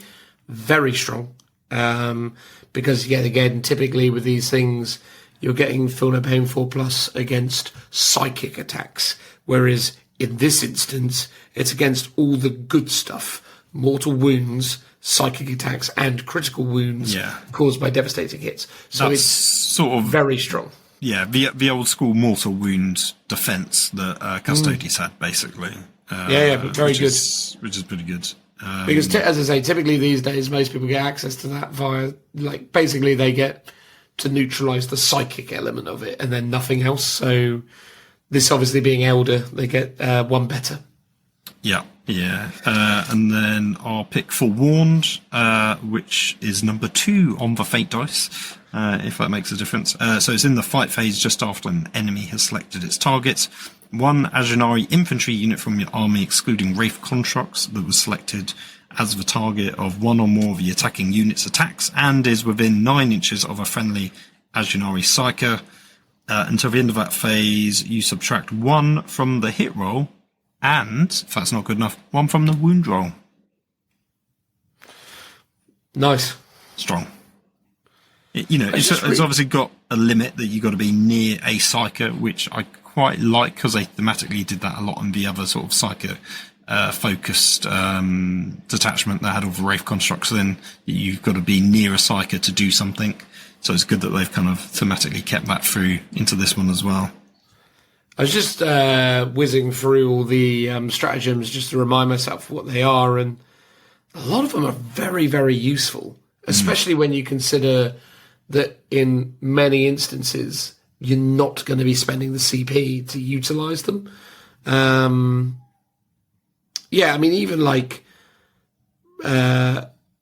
Presentment of Dread, this is basically select 1 enemy unit within 18 of the visible to your model. That enemy unit must take a battle shock test subtracting 1. Again, happens in the command phase, and as a result can happen in either command phase. So it can be really annoying because basically your opponent could be on an objective with no obligation to roll a battle shock test, but they're visible to 1 Aeldari Psycho unit, and then they're within 18, so they have to take a battle shock test at -1. They fail that battle shock test, then, well, they haven't got that objective, unless, of course, it was sticky for some reason. Because, again, objective scoring happens after the command phase, as I understand it, because that's when you resolve battle shock. Well, it's just sort of in the command phase, isn't it? So, yeah, it would be this, I assume, would take precedent for you do scoring. Because my understanding of how it would sort of stack you do the battle shock is stuff you first. resolve battle shock, and then once you basically conclude the command phase, you then are able to assert whether you would be able to control that objective or not, was my understanding. So, and that sounds correct, I would assume. Yeah, That feels very, very good in and of itself. I mean, basically everything in here is pretty reasonable. The Unshrouded Truth, the ability basically to go back into reserves, you sort of redeploy basically anywhere within. Yeah, sorry, redeploy. Yeah, again, really reasonable. Yeah, it's all really good stuff, essentially. And effectively, what's really interesting about it is, as well, is it really helps you win games because you can just utilize your actual pool of CP to invest in things like manipulating the secondary missions. So you can obviously use CP to draw new secondaries if you're not happy with your draw. That's something that 9 times out of 10, when you're a, air quotation marks, normal army, you have to make strategic decisions about whether it's worth going for it, because CPs are typically quite scarce resources, whereas in this instance, you can be quite blasé about it. Obviously, you're still going to be able to access your rerolls, and you're still going to be able to access other kind of universal stratagems that are generally quite useful. So it's a very interesting advantage to give an army that already seems stacked with some pretty strong options. This feels like a very, very strong detachment. It's so 6 dice on a normal sort of sized game. Obviously, they don't replenish in any way. You've just got those 6 for the whole game, and depending on your dice rolls, you might get a bunch that you don't think you might use that often. But as you said, most of them seem pretty practical, and so effectively, that's 6. Potentially, it's 6 free CP that you're getting, which is quite a lot for a game, considering how much the game is designed to limit CP generation. I do like that it's not dice manipulation like it used to be previously, where it was like, cool, I'm just going to change a damage roll to a 6 or something. So it's better that they've sort of toned it down in that respect, and that they've sort of tied it to the stratagem. So I think that's quite a good use of it, although, as you say, it is a sort of another resource mechanic that you need to have in addition to the resource pool that you have for your, battle focus stuff, and that they slightly confusingly all operate slightly differently. So that one regenerates every turn. This one is just once for the whole game, so that there's not a consistency there, but it does a different thing. So it's sort of, it does work, I think. Yeah, I like the fact that they utilised a mechanic to manipulate stratagems. I was thinking about it today. I was thinking, really, with the battle focus ability, it would have made more sense if they had, rather than given them battle focus, they just basically, all Aeldari armies had a pool of, like, I don't know, maybe rather than giving them 6 battle focus abilities, they could have just given them 3 universal stratagems that all Aeldari factions get, and they're just 0 CP strats. You know what I mean? Like, just be like, well, you can do this stuff, but it's 0 CP. Because then it's basically taking the mechanic and leaning into it. And then you've still got the stratagem sort of restrictions, which is you can only use it once per phase, blah, blah, blah, blah, blah. But it felt like potentially a more elegant solution, which obviously is in line with this. So I was thinking about that as well. But anyway, yeah, it seems very strong, is the long and short of it, which is no great shocker. So the last one is Aspect Host, I suppose. Yeah, that's right. So the detachment rule is Path of the Warrior. Each time an Aspect Warrior or Avatar of Cain unit from your army is selected to shoot or fight, select one of the following abilities for it to gain until the end of the phase. So you can basically get reroll your hit rolls of 1, or reroll your wound rolls of 1. Ridiculously strong. Yeah, pretty good. Pretty good. It's shoot or fight that you can do that, and it's unlimited power, Dan. Yep. I mean, Aspect Warriors have been wallowing in a state of kind of for a while. Unsurprisingly, they just did a lot of new Aspect Warrior minis. So here is your really, really amazing Aspect Warrior detachment.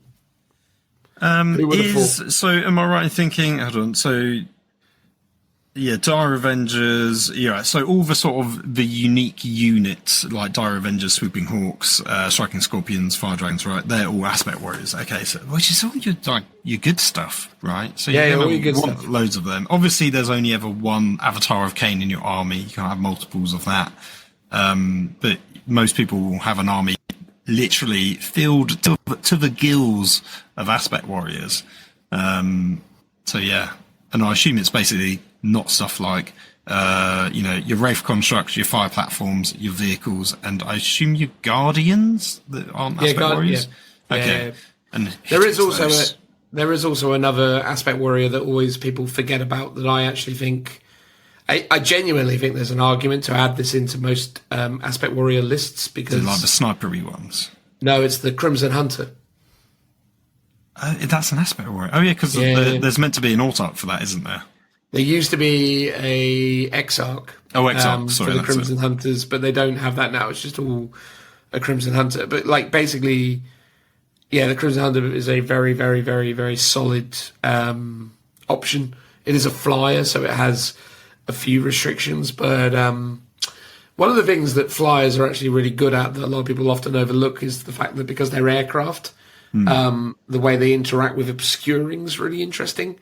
Because basically aircraft effectively use true line of sight all the time. So the obscuring keyword doesn't factor into their vocabulary.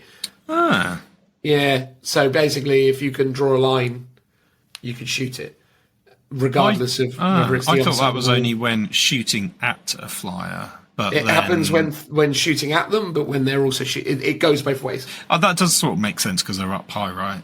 Yeah. I think it's just been... I don't think I've used a flyer for such a long time. I've had to check the nuance of that rule. No, that's fair. That's fair. But yeah, interesting. And then, because they're armed with some pretty reasonable, attacks. So they have the Bright Lances, one attack each, but, very, very high damage. So strength 12, AP 3, D6 plus 2 damage. They've also got the Pulse Laser, which is 3 shots, hitting on 3s, strength 9, -2 AP and D6 damage. So those two things in concert, you get like 5 shots. I'd probably lean into the rerolls to wound rather than the rerolls to hit, just because 3+ to hit's pretty reasonable. And also, if you're firing at a unit with the fly keyword, you're adding 1 to your hit rolls and adding 1 to your wound rolls as well. Mm-hmm. So if you're shooting at something with the fly keyword, say, Sanguinary Guard or... What's a popular unit with fly these days that does the rounds? Well, any like jump pack, assault intercessor. Yeah, exactly. Type stuff. Yeah, that guy. This unit is just going to rinse through them, which I suppose maybe potentially makes an argument for taking the Star Cannon instead, which is lower strength but and lower damage but more shots. But yeah, no, my sincere belief is the one Crimson Hunter. Don't go mad with it, but one Crimson Hunter is a worthwhile addition to your Aspect Warrior army. Fair. Right, so on to the enhancements. I'm going to pick Mantle of Wisdom. It's Autarch or Autarch Wayleaper model only. While this bearer is leading an Aspect Warriors unit, each time the unit is selected to fight or shoot until the end of a phase, you gain both aspects of the Path of the Warrior detachment rule. So you get reroll hit rolls of 1 and wound rolls of 1. It's pretty cool. Yeah, it's nice. What do you like to pick? I mean, Strategic Savant sounds... That's very you, Dan. Yeah, indeed. That's a Strategic Savant. So Autarchs and Autarch Wayleapers, while this bearer is leading an Aspect Warrior unit, add 1 to the objective control characteristic. So again, helpful, especially on the Wayleapers.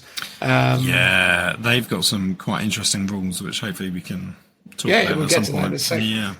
I think the only thing that's sort of weird to me about this particular detachment, I would have loved to have seen them lean into the fluff around the Court of the Young King. That would have been cool to see.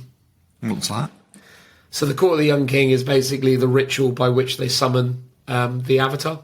Oh, okay. So basically, the way it works is an Exarch sacrifices their life to birth the Avatar. Mm-hmm. and then the Avatar goes to war as part of the court of the Young King, and then essentially the Avatar is accompanied by exarchs from each of the different aspect temples. So effectively, the unit used to be, back in the day when you used to be able to take it, you could take like 5 different exarchs drawn from different temples, and then an Avatar, and it was like a squad. Nice. So typically that was, 1 Banshee, 1 Scorpion, 1 Dire Avenger, etc., etc.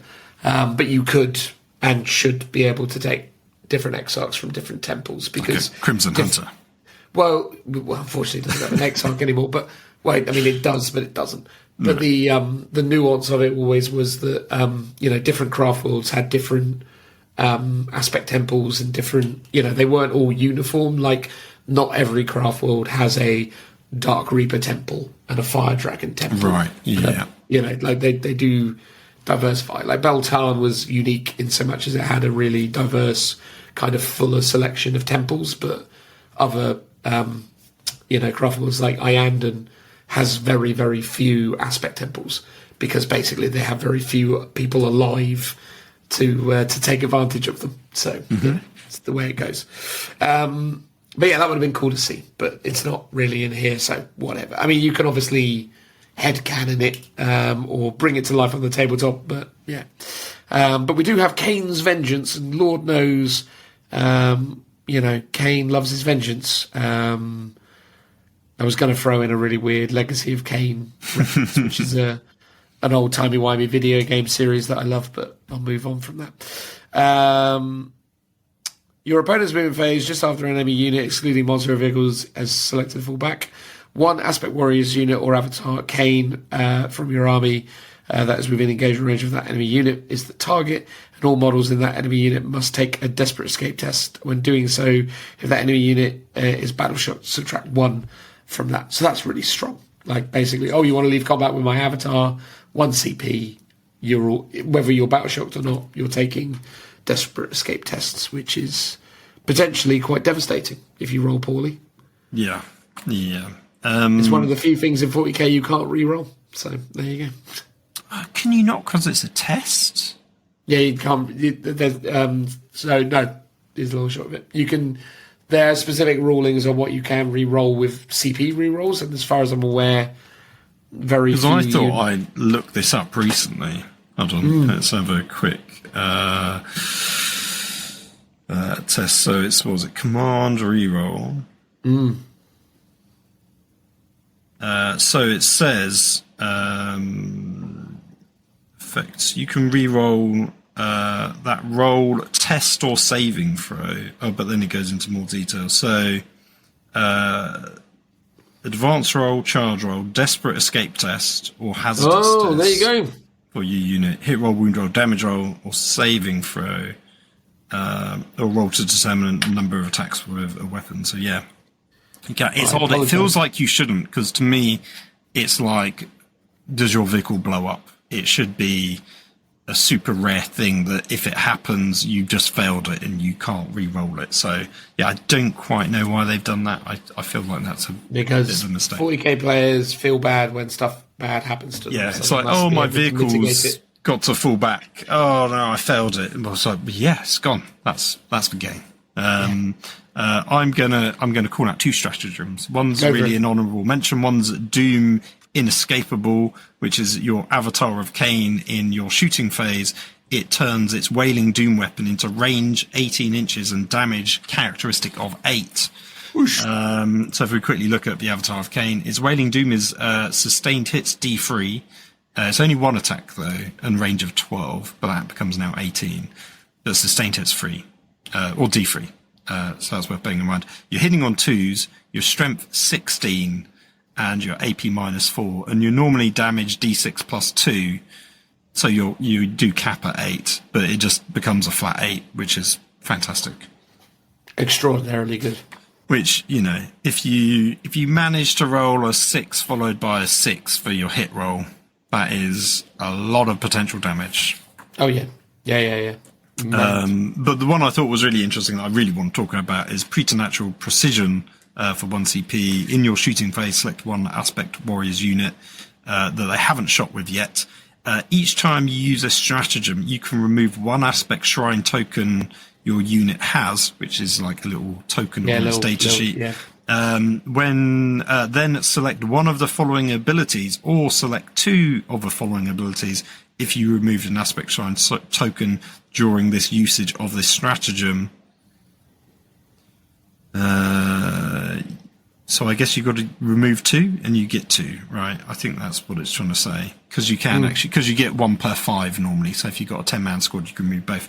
So you can gain ignores cover, lethal hits, or sustained hits 1 that affects ranged weapons until the end of that phase. Strong. So yeah, it could be if you go like, oh cool, lethal hits and sustained hits 1. And you do a lot of damage. You could do a lot of work there. A lot of work. On your melter guys. Oh yeah, the fire dragons are definitely seeing a lot of love at the moment in terms of what they can essentially do. I mean, we may as well get into some data sheets and may as well start by talking about them because, I mean, they're definitely one of the, buzzword units of the decks. Yeah. Before we do that, is it worth sort of giving your thoughts on the detachments? And I mean, they're all pretty good except for the Guardian one, which you're not going to take because everything else is better.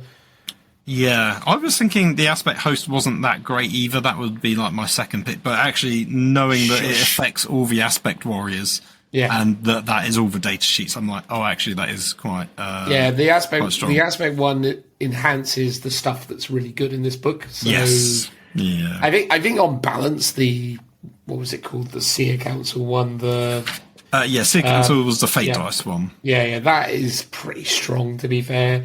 Warhost has a few interesting options, but realistically, I think if you're looking at it from a competitive lens, you're probably going to look at, I want to take lots of aspect warriors, so aspect host.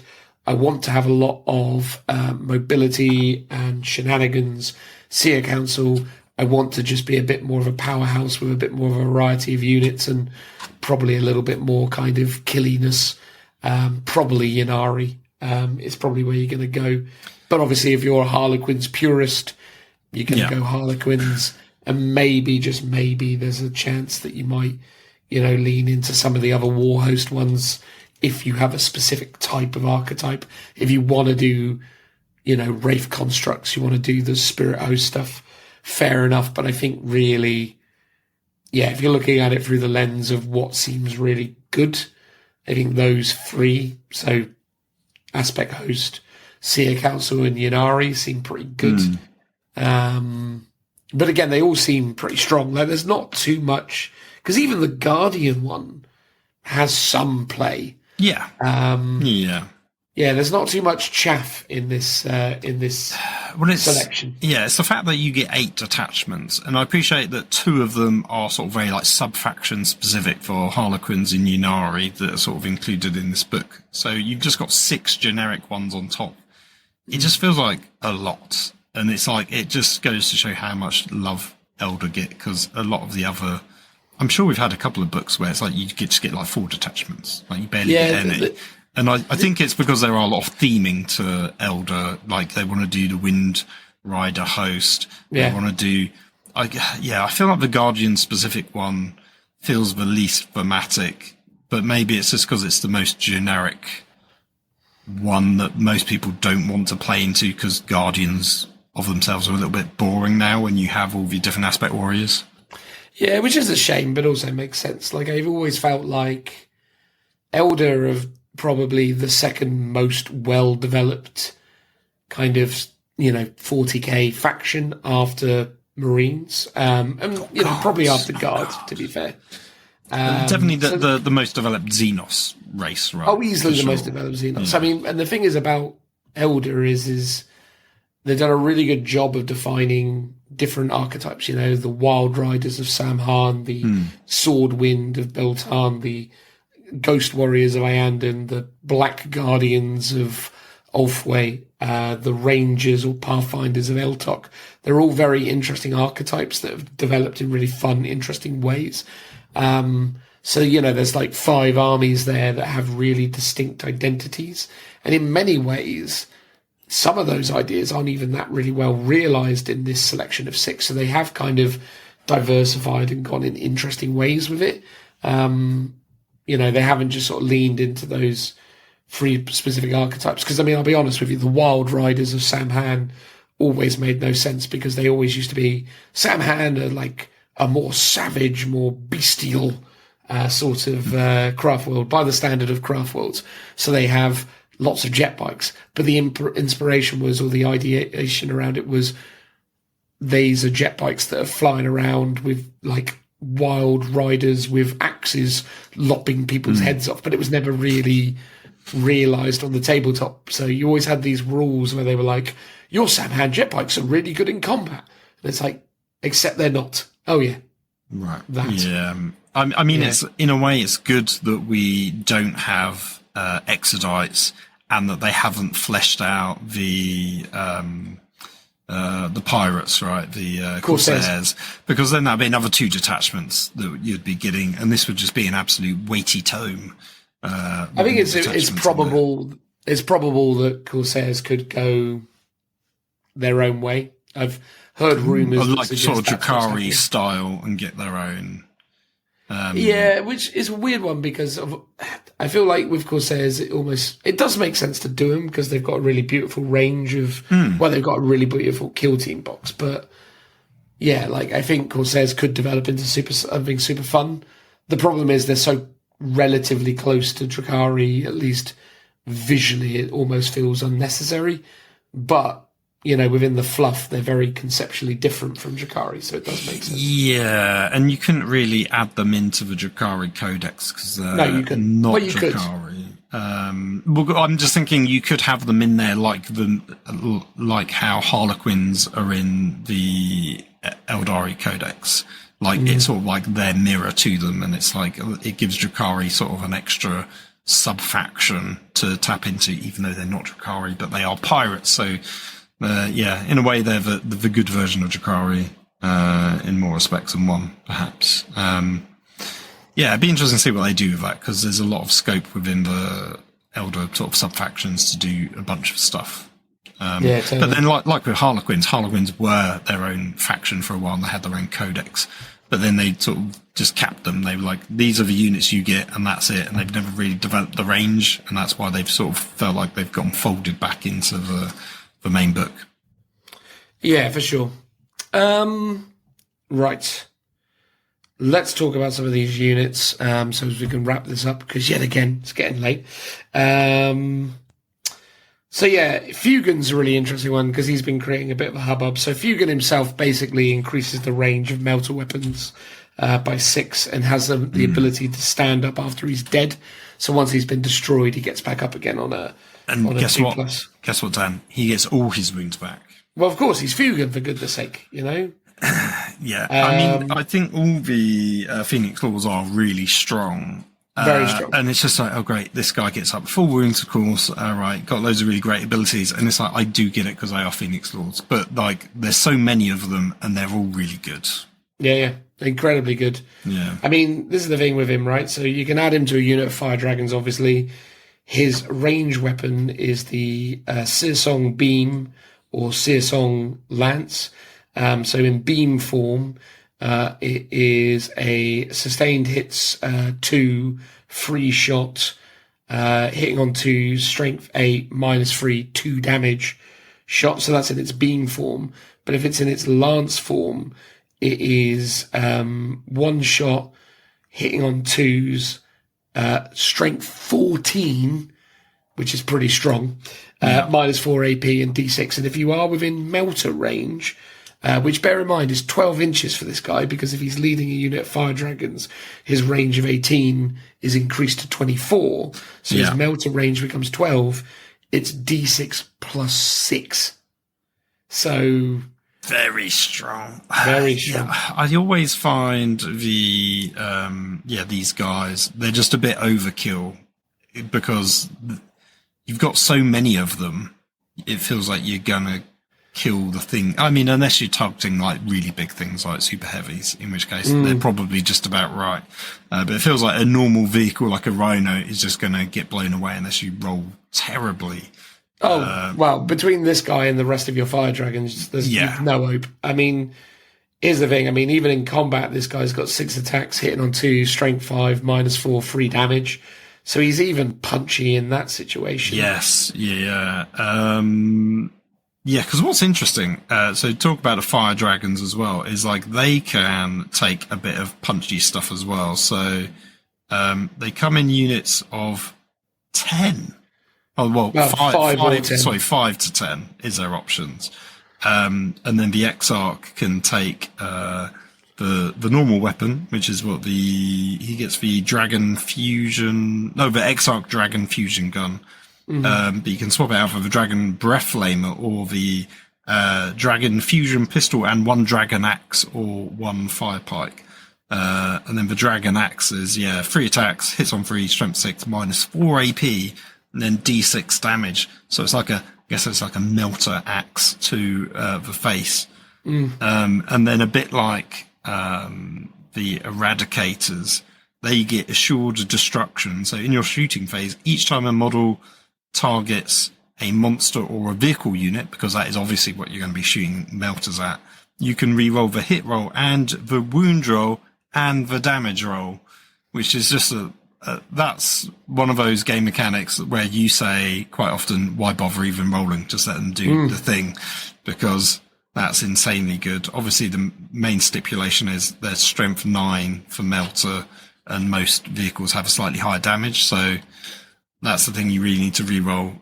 But yeah, it feels overkill. And even with the Eradicators, they've got the exact same ability, but they come in squad sizes of 3 to 6. Yeah. And yeah, technically one of them can take a multi-melter, I guess. And they're 2 shots each, to be fair. They are, and they do have longer range. They are range 18, as opposed to range 12 for these guys. Well, these guys are range 18 because Fugan's in there. Oh, of course, yeah. I mean, yeah, you do have to bolt him on. But you really aren't taking one without the other. Yeah, I honestly feel like that shield destruction ability on both of them is just a bit broken. I get why, because it feels bad when you roll badly, and it's like, I rolled a 1 to hit, and my big thing, my one-shot weapon's just not done it. But it's like, well, that's the game.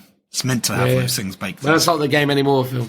No, it's all rerolls. It's all rerolls all the time. That's what we like. Well, that's it. This is it, right? Because you can use your aspect shrine. You can. It takes a wound roll to a 6. Yeah, which is pretty reasonable. And again, you obviously, if you're taking them in the aspect host, you're re-rolling your hit rolls probably. Well, you're re-rolling everything anyway if you're shooting a monster, so it's a moot point. So, actually, I've just realised the Exarch can take the Dragon Fusion gun, which also has Melter 6 on it as well.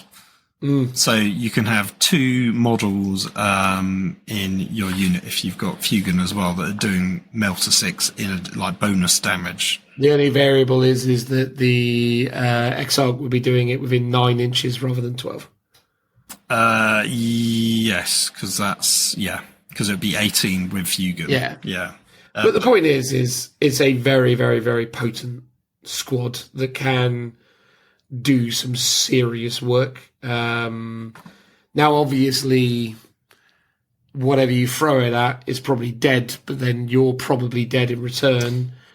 But the way that their battle focus tokens work and other things, you can probably lean on the Wave Serpent transports to jump back in. Or what was the one? There was the unit can come back and all its models come back alive. Oh, that's Guardians only. That was Guardians specific. Okay, yeah. well, thank God for that. I mean, but this is the thing, right? Like, still, you could use like the added durability of like Wave Serpents, although I don't really think they're necessary.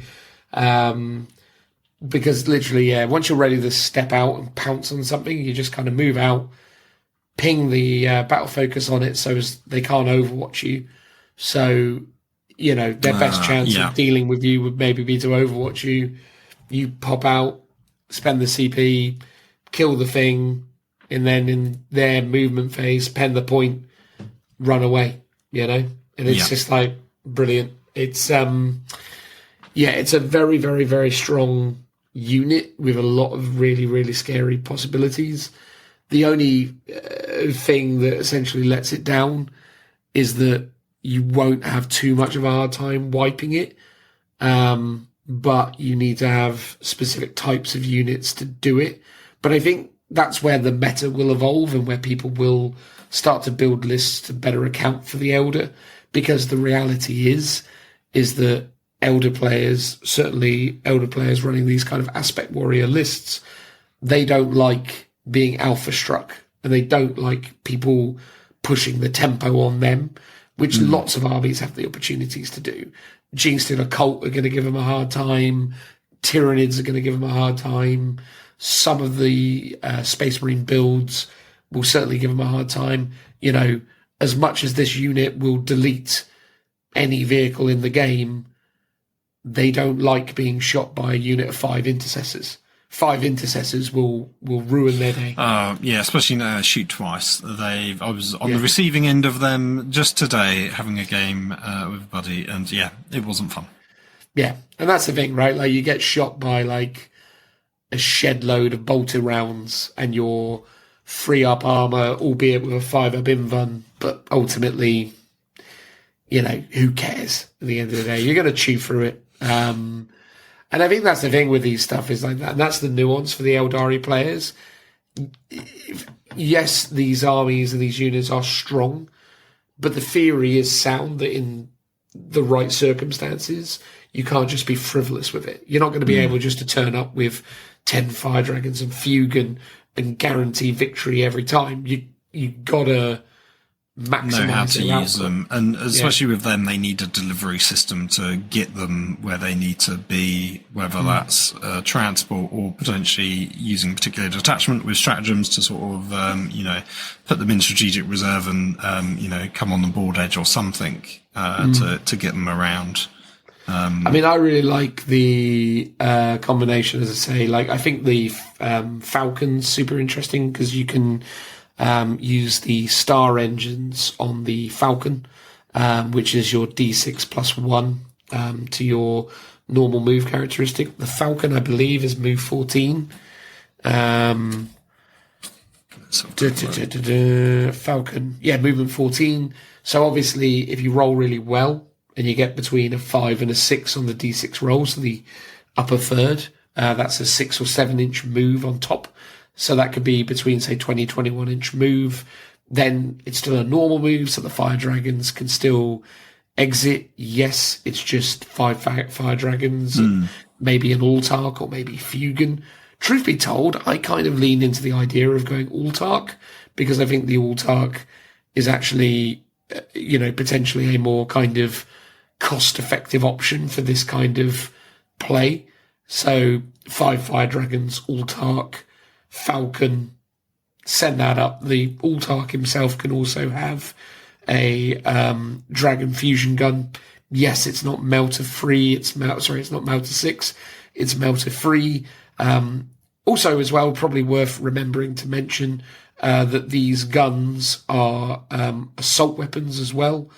So you can just assault out of the thing. An advance, yeah. Yeah, so essentially you can use the Falcon, spend the battle focus, get your D6 plus 1, move it, disembark free, advance 7 plus D6 plus 1, and then, advance D6 plus 1, advance 7 plus your D6, and then just shoot.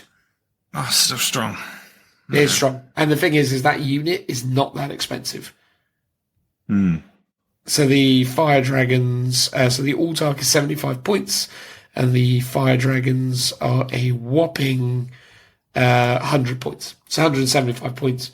And that unit pretty much kills any mid-vehicle that you can put at it. You still have the... will comparably be around 100 points, 150. Oh, easily, even. or 200 points maybe. I mean, you could...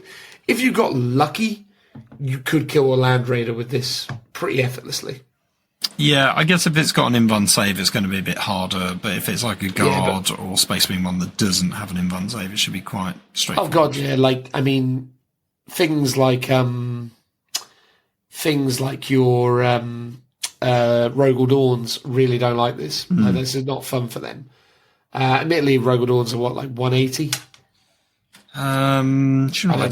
We don't know because the Codex isn't out yet. Yeah, sure, Codex. We'll find out next episode. Yeah, but anyway, long story short is yeah, like you could do some really good stuff with them as a unit, and I think that's the thing. Like the really kind of like simple way of approaching it is to go, oh, take 10 of them and Fugan. But really, actually, when you start to think about their utility and what they trade into, I think genuinely units of 5 with all tarks are probably more interesting. But again, it's down to personal preference. Well, exactly, yeah, and potentially if you've got Fugan or the the Exarch with the Dragon Axe, you still have some close combat punch if you want to sort of charge in and try and finish something off if it's got like 1 or 2 wounds left. It's certainly doable. Did you want to look Anything at you wanted to talk about? Well, I'd like to talk about, is it Lekis? The Lekis? new Warp Spider Exarch, not Exarch, Phoenix Lord. Phoenix Lord. Well, indeed. I mean, we can't talk about them without talking about the Warp Spiders themselves. Well, exactly.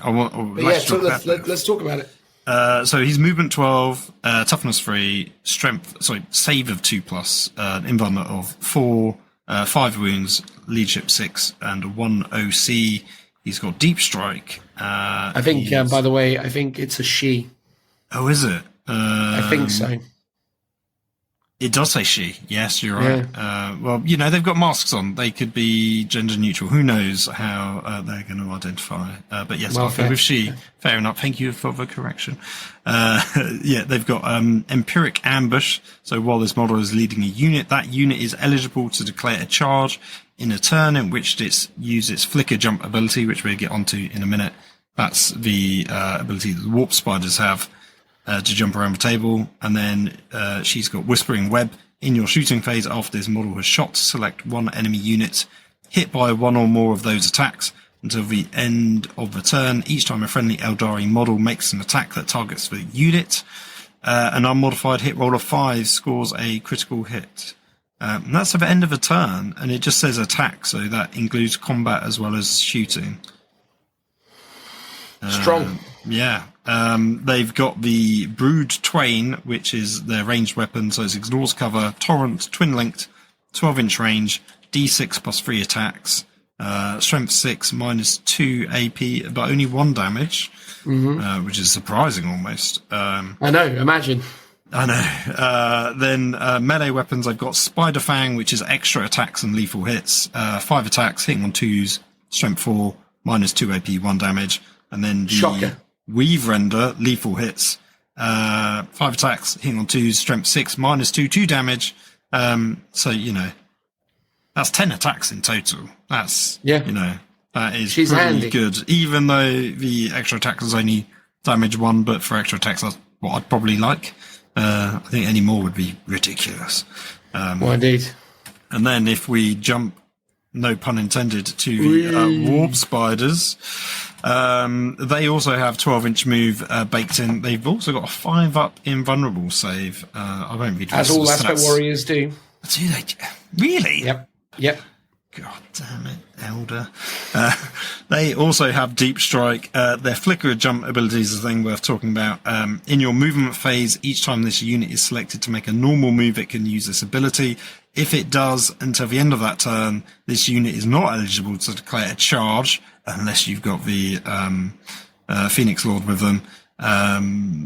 But you change the move characteristic to not 12, but 24 inches, so they double their move. However, they effectively have to make a hazardous test. So at the end, each time they've used this ability, at the end of a phase, roll a d6 for each model in that unit. For each one, that unit suffers 1 mortal wound. Which, you know, I like that there's a trade-off for a change. I like that they just don't get to do it for free and just not charge. That there is some danger to it, so you're not going to do this all the time. But the fact that they move 12 inches anyway means, unless you're super desperate or you want to shoot at something or maybe grab a particular objective, especially didn't we see that there was a way of giving them extra OC, which I think was one of the detachments, or was it? No, there was a specific enhancement that could increase the OC of the Altark Wayleaper, who can lead this unit. Okay. Right. That would be it. And then, the standard weapon I'll just say the aspect shrine again, like before, is change a wound roll to a 6. And the bog standard weapon they get is the Death Spinner, which is ignores cover, torrents, 12-inch range, attacks d6, strength 4, -1 AP 1 damage, which sort of feels a bit underwhelming in comparison to everything else in this book. Well, I mean, when you consider that it is an extraordinarily mobile, like, anti-chaff unit, it's very, very good The at getting fact through that things. it's units of 5 to 10, and each one gets d6 attacks, and they all auto hit, right? That the fact that it's only AP 1 and 1 damage almost doesn't make much difference because the sheer number of dice you'll be rolling is quite strong. And then you can also be +1 to reroll your wound rolls as well in the right detachment.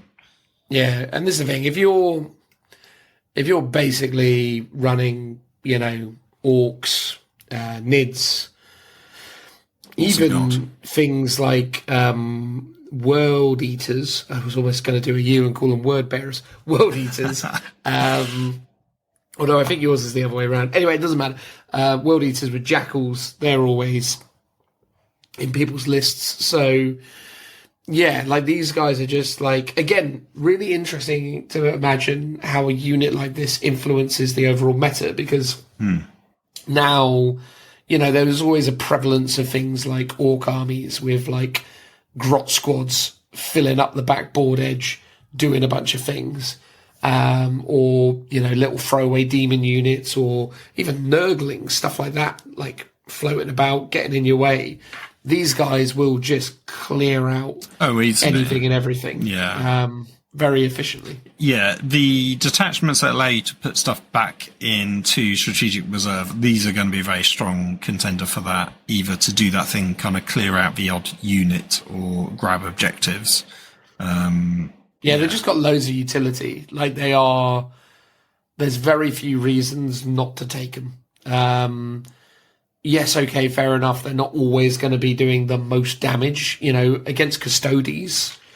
Cool. But then that being said, against Custodes, everything bounces. So having a lot of shots doesn't hurt, especially when you're ignoring cover and it's -1, which is kind of the sweet spot for Custodes. Custodes players hate rolling 3 pluses. 4 pluses, and 2 pluses. Yeah, -2 is... Yeah, -2 AP would be very strong against them. But yeah, the sheer number of shots versus with the -1 is still pretty good, as you say. Yeah. Probably look at 5-man units. I think the reality of the situation is if you're going for the Phoenix Lord build, 9 times out of 10, you're better off going with the 10-man units. But for me, I keep looking at the Autarchs. Again, the Autarch Wayleapers seem way more efficient because they're only like 80 points for the Wayleaper. And you can put that in the unit. Gives you potentially a little bit of extra combat potential, but can add some new kind of different guns into the mixture as well. Because they also get deep strike, so they still be able to do all the same stuff, and they've actually got 14-inch movement, so can keep up with them. They're very strong. This is the thing. Like, I genuinely think the Autarchs.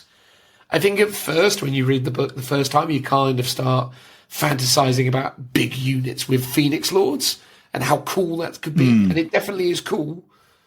But I genuinely think if you want to build armies that are a little bit more powerful in terms of their utility and their overall kind of flexibility even, I think you'll have more fun and more success leaning into the Autarch options.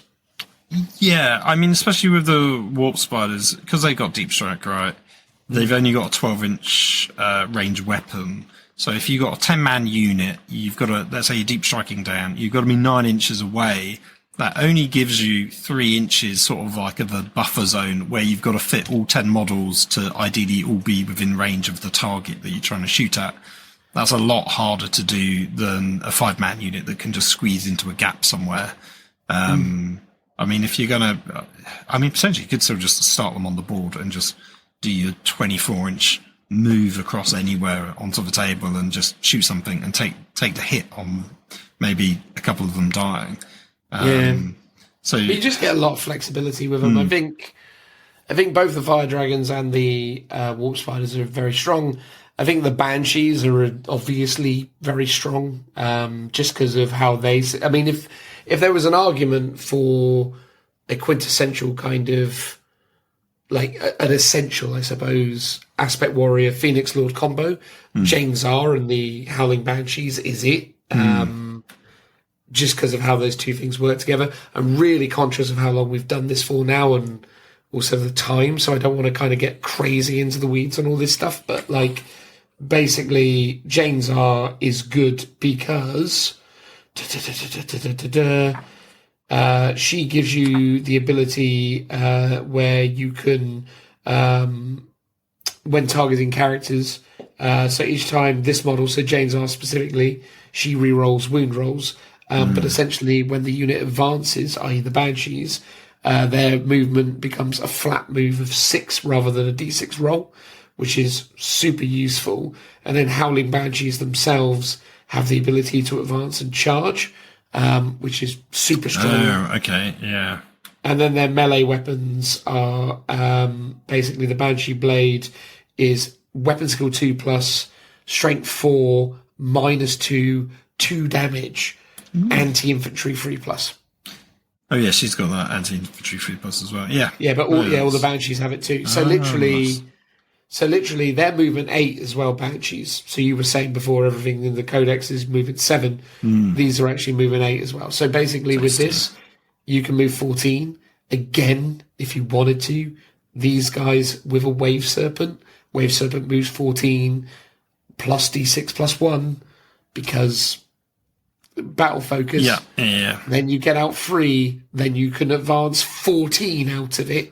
It's like literally like you will kill whatever you want to turn 1.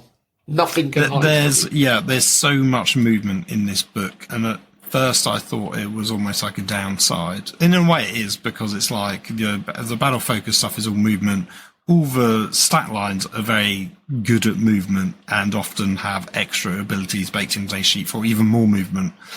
And it's like, at what point does your 12 really need to become a 24 inches, right? And but I think it just will make them super strong, especially in the sort of the mini meta or micro meta of the actual game design around the deck of cards and your missions. And, I need to get a unit into this corner, I need to get on this battle edge or be in my opponent's deployment zone. All of this stuff feels doable pretty much, as you say, from turn 1 if you really wanted to, which is incredibly powerful. And even if you've only got a handful of models left at the end of the game, they could get around everywhere on the table to do the things that they need to do, which, movement-focused armies just are inherently strong. Yeah, very much so. And again, I think that's the thing. These Aspect Warrior units aren't drastically expensive. Nothing is necessarily drastically expensive, right? Like 5 Dark Reapers, 90 points. 5 Dire Avengers, 75 points. 5 Fire Dragons, 100 points. Banshees, 90 points. Scorpions, 75 points. Swooping Hawks, 85 points, right? Like Warp Spiders, 95 points, right? So very efficient. If you think about it, they're probably double the size of double the points of an average guard squad. And it's like, probably, if that's for a 5-man you're talking about, so it actually means they're sort of 4 times as expensive, because you're halving the number of Aspect Warriors per guardsman, but doubling the points. But they're sort of so much better. It's like, they've got free up save, they've got an invuln save, their weapons are through the roof, they've got amazing, crazy abilities. It's like, that feels very kind of competitively priced for what they are. For as good as they are 1 wound, 3 up armor. That's like their only weakness, and that's It's a big weakness. In a game with the lethality as high as this, 1 wound, 3 up armor is literally, in 40k terms, especially on a 5 model unit. Admittedly, the 5 model unit's got 6 wounds because the Exarchs have got 2 an extra wounds. wound. Yeah, no, you're all right. Yeah, But no, that's a good point. I would say. But literally, Bolters will go wounds. through them. Lasguns you're just gonna- should go through them. Yeah. Five intercessors will kill. If 5 intercessors can shoot one of these units, they're dead. Yeah. That's You true. know? But then 5 But then intercessors can is they shoot them? comparable Because to- you've got like the battle focus to move around. You've got the stratagems to hide them. So Yeah, you but do the get thing some is defensive abilities. The thing is, yeah, maybe the thing is, I suppose the problem is with the Elder Army and why they look really strong is they trade into a lot of stuff that has been utilizing some level of durability or some level of elite status. So when you're looking at it from the perspective of a Custodes player, they look at Elder and go, ooh, that's a bit much because they can't quite keep pace and they're getting out, like maneuvered. Yeah. Custodes are very durable, but not durable enough to sustain the many cuts combined with the consistent movement of Aeldari. Space Marines are the same, like very, very good at dealing with these problems, but not when they are coming frequently and dispersing in different ways. So I think that's the interesting thing about it is like, yes, there are armies that are going to have to change their approach in order to have competitive viability against this. I think Custodian Wardens are not going to like this because it's going to be really difficult for a Custodes player to know when to pop their Feel No Pain because these things are just going to be... The problem is if you look at it in the perspective of in a game of 40k, you're either asking questions or answering questions. The problem is the Elder Army asks a lot of questions, and it gets to a point where you really start running out of answers really quickly when your army is Custodes or Marines. Yeah, I think with Custodes, Elder could run rings around them because their movement's so high. The Custodes player, when it catches a unit, it will kill it. Yeah, but that's true of anything. Like Custodes kill Imperial Knights when they catch. Oh yeah, but I mean, Aeldari can outrun Custodes with ease and just sort of dance circles around them, so they can't get caught into combat. Whereas Knights don't really have that luxury a lot of the time. But then it becomes that conversation where for Custodes, do you need to lean more into the Sisters element? And do you need maybe some Imperial agents? And do you need things that will... ultimately, you're still going to be taking your core key units, your wardens, your, guard, your shield captains, etc. Yeah. But you just have to rethink it. I don't think this army is broken. I just think they're really good. But I think everything's really good. I think the problem is with this army is it's really good in a dimension where nothing has necessarily been this tricksy up till now. And although I don't think they're nearly as big a problem as they were when the Index came out, I think they are, as I say, asking questions that all current lists that have been performing well don't have good answers to. And I think that's the thing that people have to adjust for, because in a meta with this book in it, you have to figure out what you can do. But I genuinely believe that there are a lot of armies that go really well into Elder. Like, as I say, GSC, NIDS, Drakari are obviously very strong into them.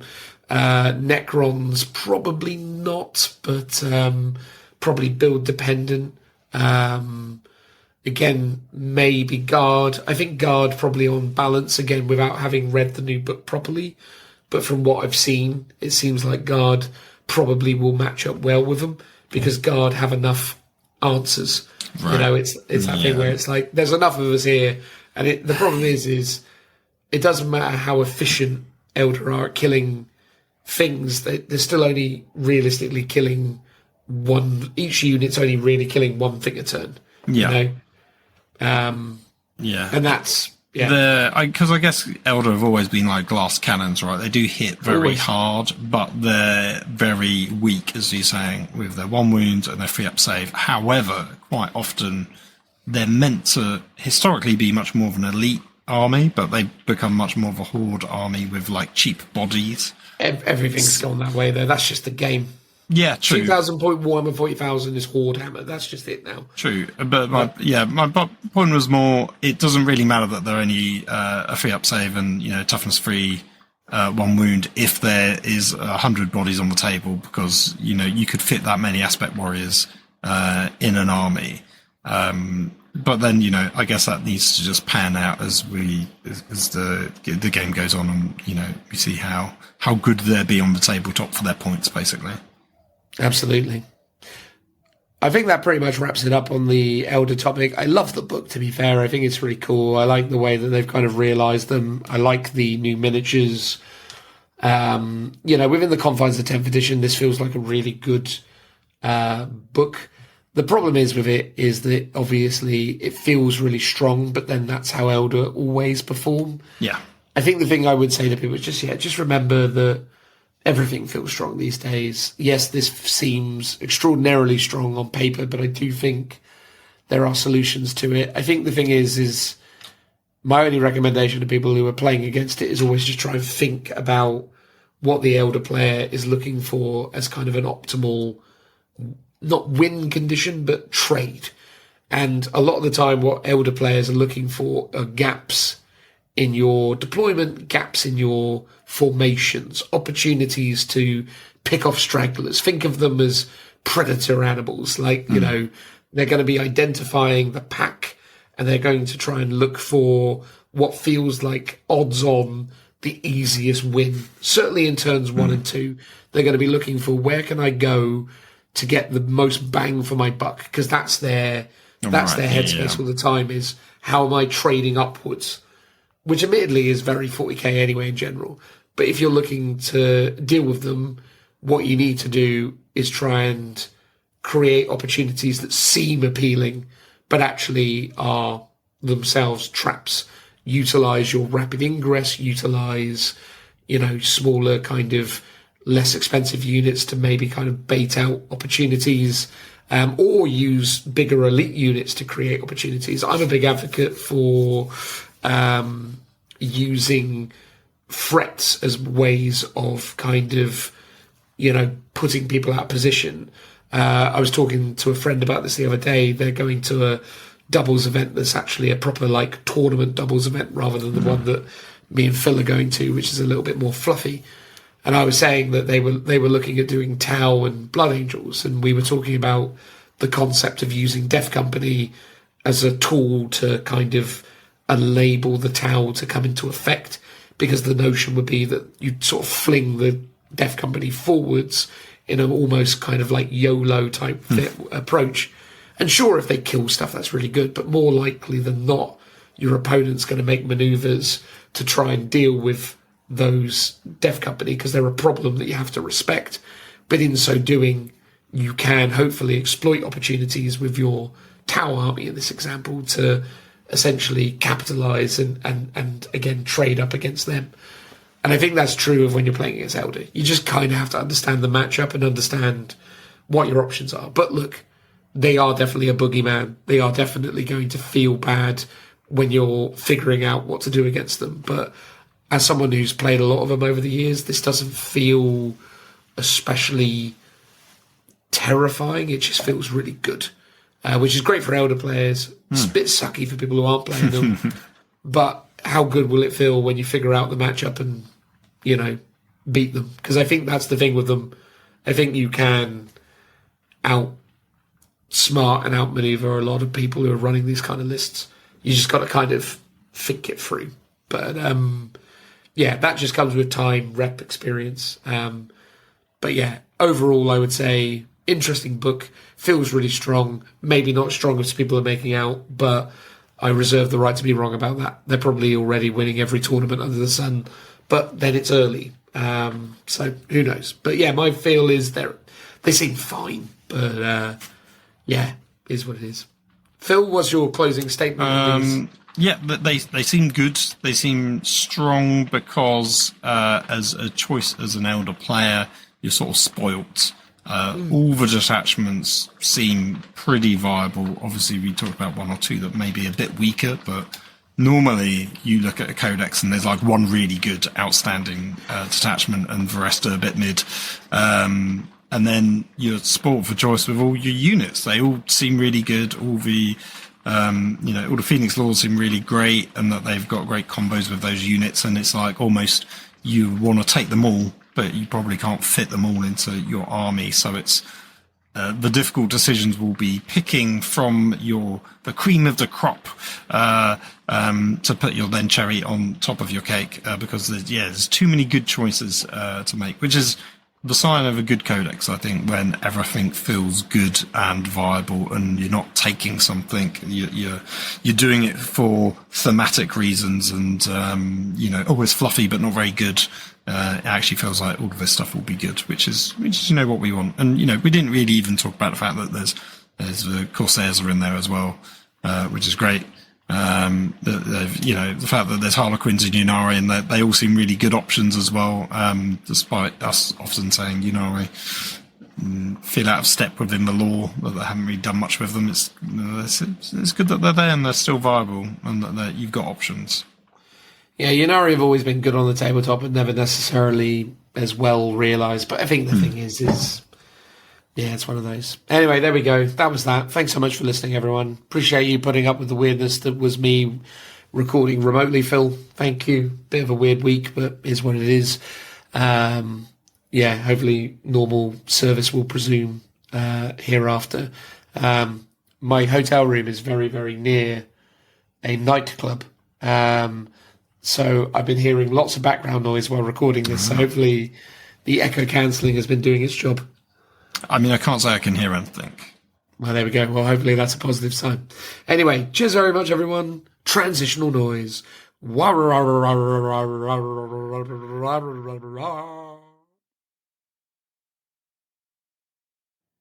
ladies and gentlemen. In this part of the podcast, we're going to regale you, or rather I am, I suppose, with tales of Beachhead, specifically Beachhead Brawl, the Warhammer 40,000 tournament, that I was involved in TOing/judging. I don't like to kind of over-egg the situation by saying TOing because, Adam does that work and he does it very well. He deals with the troubling task of taking on everyone's questions and dealing with all of that fun prior to the event. I basically just rock up on the Friday, walk around the place and make sure that people's questions are being answered and things are running semi-smoothly. But yeah, Beachhead Brawl, it's a 40k event that takes place at the Beachhead event, which happens in Bournemouth at the BIC, which is the Bournemouth International Centre. And I'm going to essentially talk about it for a little bit with the occasional and hopefully insightful question from good old Phil. I do. I've already got two. Oh, okay. Well, there you go. Do you want me to do like a sort of expanded intro and then hit me with the questions, or how do you want to break this down? I'll ask the questions now because they're relatively mild. Oh, mild questions. Okay, mild questions. Mild questions. They're not 40k rules questions or anything like that. It was in your role that you were doing, not TOing, but sort of. Did you A, get a lanyard, and B, did you get a high-vis vest? I did have a high-vis vest that had judge written upon the back of it. So in my own interesting way, I kind of occupied an almost kind of like 2000 AD judge-type role, just minus the aggressive headwear and powerful sidearm. As for the lanyard, no, lanyards were not given to me. I had just a wristband, essentially. Adam had a lanyard denoting some level of senior status. There probably was a lanyard available for me somewhere, but me just being the brash kind of,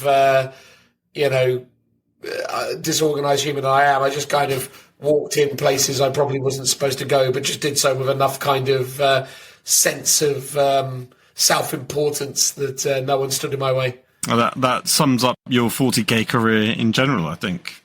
Well, exactly. My own kind of ego is a messy thing, and I so often just bulldoze into situations. But no, look, I mean, yeah, the high vis and or wristband combo was sufficient to denote my my official status, I suppose. So yeah, it was all good. Fair. That's good. Was those the two questions in one? You just wanted to know they about? were. It was. fine. They were gimmies, Dan. We were starting off smooth before the hard-hitting journalistic questions come later. Well, there you go. So yeah. Anyway, yeah. So Beachhead has been going for a few years, or many more years than Beachhead Brawl has. Beachhead Brawl essentially started in 2020. So the first Beachhead Brawl took place in 2020, where myself and Joe, who was still with the Lookout Sir podcast at the time, took part. Did quite well, actually, at the first Beachhead. I came 5th overall, with 5 wins, 1 loss. That was a year that I had aspired to do well with Aeldari, or Elder as they were still called at the time. That was going to be my big year for ITC Warhammer 40,000. Little did we know, Phil, back then what we would be facing. But the year got off to a good start in terms of my 40k-ness by coming 5th in that event and winning another, and I think doing okay at another one as well. But yeah, it is what it is. 2020 is not something we need to kind of dwell on or talk about, other than it was, the first year that it started. I attended as a player. Essentially, COVID happened, 9th edition happened. I kind of fell out of the idea of chasing the meta and being, a particularly competitive player. From 2022 onwards, I've been contributing to Beachhead Brawl as a judge. So this was the 4th year. So I did 22, 23, 24, and now 25. Yeah. So I've done a whole sum total of 4 Beachheads in a judge capacity and played in one of them. And I did that because, to be honest with you, I really love the competitive scene. I really like the guys that I, get to do the judging alongside. They're a really group of people. The community around Entoyment and Bournemouth are really great. And it just felt like a kind of natural evolution of my time within the competitive scene, which was to say that I was kind of happy to let it go and play more in a kind of generally casual manner. So it's actually really nice to still kind of be involved in the scene, as you will, by simply turning up and telling people what the rules are. Yeah, very good. Yeah, sounds good. Yeah, and look, I mean, it's gone from strength to strength. I think in 22 we had a really good turnout because COVID. 23 and 24 we were a bit lighter. I think 23 was a good year for them. I think, if I remember correctly, that may well have been the year that Lawrence and an individual called Vince tied it up, for kind of best overall player. In fact, that might have been 22, but that gave it a little extra exposure. But yeah, last year, 24 was pretty light. I think the kind of peak and trough of Warhammer 40,000 competitive play, but also just the mass market saturation. A lot of people were doing a lot of events in like 22, 23, 24 to meet market demand. And I think it probably got to a place where it was becoming a bit excessive. So 24 was quite light, but yeah, this year was by far and away the biggest 40k Beachhead Brawl that we've been able to put on. So we had 200 players in total, which is pretty remarkable. And that was 200 players playing 6 games of Warhammer 40,000 over 3 days. So, pretty good stuff. What category does 200 players put you in terms of ITC? Is it like a major, a super major? I think it qualifies for super major status. It's, because for a while it was one of the few super majors available in the country outside of the London Grand Tournament, but since then Zach and the ETC team have taken the kind of LGT Grand Tournament structure much more national, So now you have the South GT and the whatever GTs that go around. So sort of super major events are less rare these days in the UK. But Beachhead has established itself quite well. And I will say, again, I think after this year, I think, we've kind of earned our spot. I think the thing is with Beachhead that I really enjoy is obviously the environment and the players, but also the kind of more casual attitude that we rather kind of take. So it's weird in a way, we didn't really attract any, what I would call super competitive players. We did have obviously the upper echelons of the tournament being occupied by some really, really good skilled players. So it's not to diminish the players that we had. But I would say on the whole, it was much more populated by kind of more fun bants players than super competitive players. But I think that's just the natural order of things now. I think there's only so many people who want to take Warhammer 40,000 that seriously. And I think that's the weird thing. I think after COVID, we had obviously years of people on the internet basically meta chasing or theorizing. And I think that brought out a very kind of hardcore competitive mindset. I do almost feel like we're in a reset now where the competitive scene, though still kind of enjoyed as a highly competitive game by a few people, I think more people are getting back to the kind of what I would call the more kind of authentic essence of the game, especially when played in events, which is more about, going out there, meeting people, sharing and creating, memorable gameplay moments, making friendships, all that kind of stuff. It's just more of that vibe, it feels, these days, which I think brings more people out, because I think that's what you're looking for. I think the greater majority of people aren't looking necessarily to be the best player and to win at all costs. I think they're more interested in connecting with people and spending a weekend away having fun, which I think Beachhead delivers on, even though I'm incredibly biased.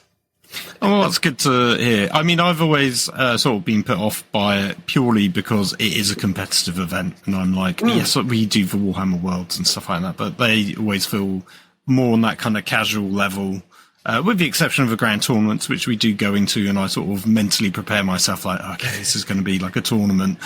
Got to be, be serious. So yeah, it's good that and flagellate yourself. You're like, I'm ready for this. I can do it. Exactly. I've always said it. I sort of think events should sort of pivot a bit more to be more casual friendly or narrative driven, especially it's almost like game one, make it serious. Those that win go on a stream of, match play games, but everyone else, once you've lost, you're in the fun tables. And you're doing narrative-only missions, and they're all, basically, so there is a two-tiering of the event. If you're winning all your games, you're doing the match play ones. But as soon as you lose, you're in the narrative fun tables for 95% of the gamers, which would be a great way of doing it. Yeah, I mean, inserting a narrative into it's certainly an interesting play. I think the problem is with that, though, is that I think people still kind of enjoy playing those kind of fixed missions and those kind of things, because that's how a lot of people engage with the game. So I'm not sure how the 80% of the field would take to the idea of, right, well, after 3 games, you're in the lower percentiles. Now we're going to break out the soft play area, and we're going to come everyone. It doesn't necessarily. Well, here you go. You could say it's not soft play, it's not casual, it's just different and it's more thematic. But it could still be competitive if you want it to be relatively competitive. And I think most people fall into that category of they want to try their best, they still want to win, but at the same time they probably, I don't know, maybe they would, but I think would enjoy a bit more injection of narrative flavour, or playing even, just a mission that isn't from either a book or the deck that it now is, and instead it could be something similar to those, but just something new. Because I guess the thing is, if you make it too thematic and too narrative, the problem is, as you always say, it's a hat on a hat, and it's extra layers of rules, and events are very time constrained. So you don't really have time to adjust to a bunch of extra stuff. As fun as, events catering for those would also be. Yeah, look, I don't want to say you're wrong, because I don't think you're necessarily wrong, but I think the thing is, with the people that come along to these sorts of things, I think the fun social element is still driven by playing a game that's understood. And although I think a certain percentile of those players would be okay with a kind of mad, fun set of gameplay mechanics, most of them probably aren't interested in having to learn rules on the fly or take on new mission structures. You know, they kind of want the game to be the game, and then the fun and social element kind of layers on top of that. So it's, you know, we understand what we're here to play. Because I used to do that. I used to go to campaign weekends where they would sneak in like all sorts of like variables. So like we'd need to bring 1,000-point army to account for this game, and we need to bring a 1,500-point for this game, and then we'd need like, you know, 750 for some reason for this one, and they would always mix up, and they wouldn't tell you on the day exactly what was happening, but you'd be dealing with the game and they'd be like, right, the next mission is this. And it was really cool because all of us were there with that mentality, and also the game was different back then because I think as a player base we were much more open to that kind of asymmetric or more sort of dynamic gameplay mechanics. Like I think we were more kind of tuned into those ideas because the game hadn't become so homogenized that it had become kind of, well, not homogenized, more sort of uniformed.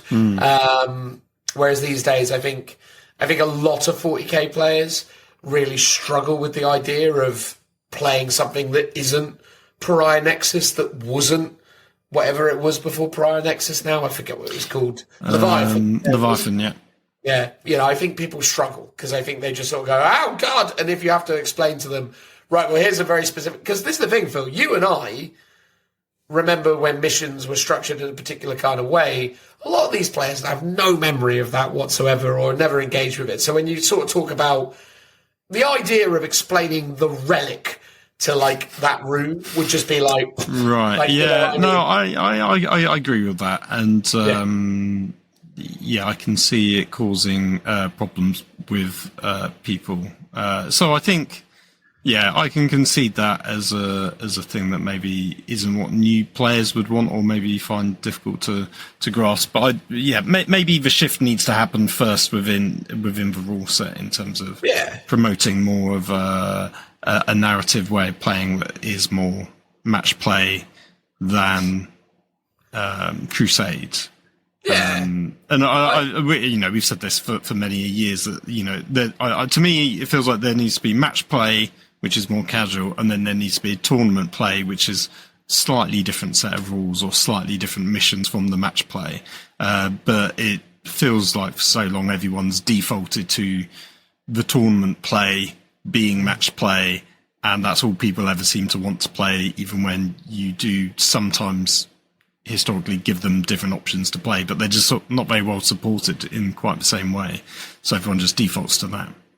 Yeah, take me back to Eternal War and Maelstrom of War. I think that was the... I genuinely, man, like I'm genuinely now getting very nostalgic for 8th edition because of stuff like that.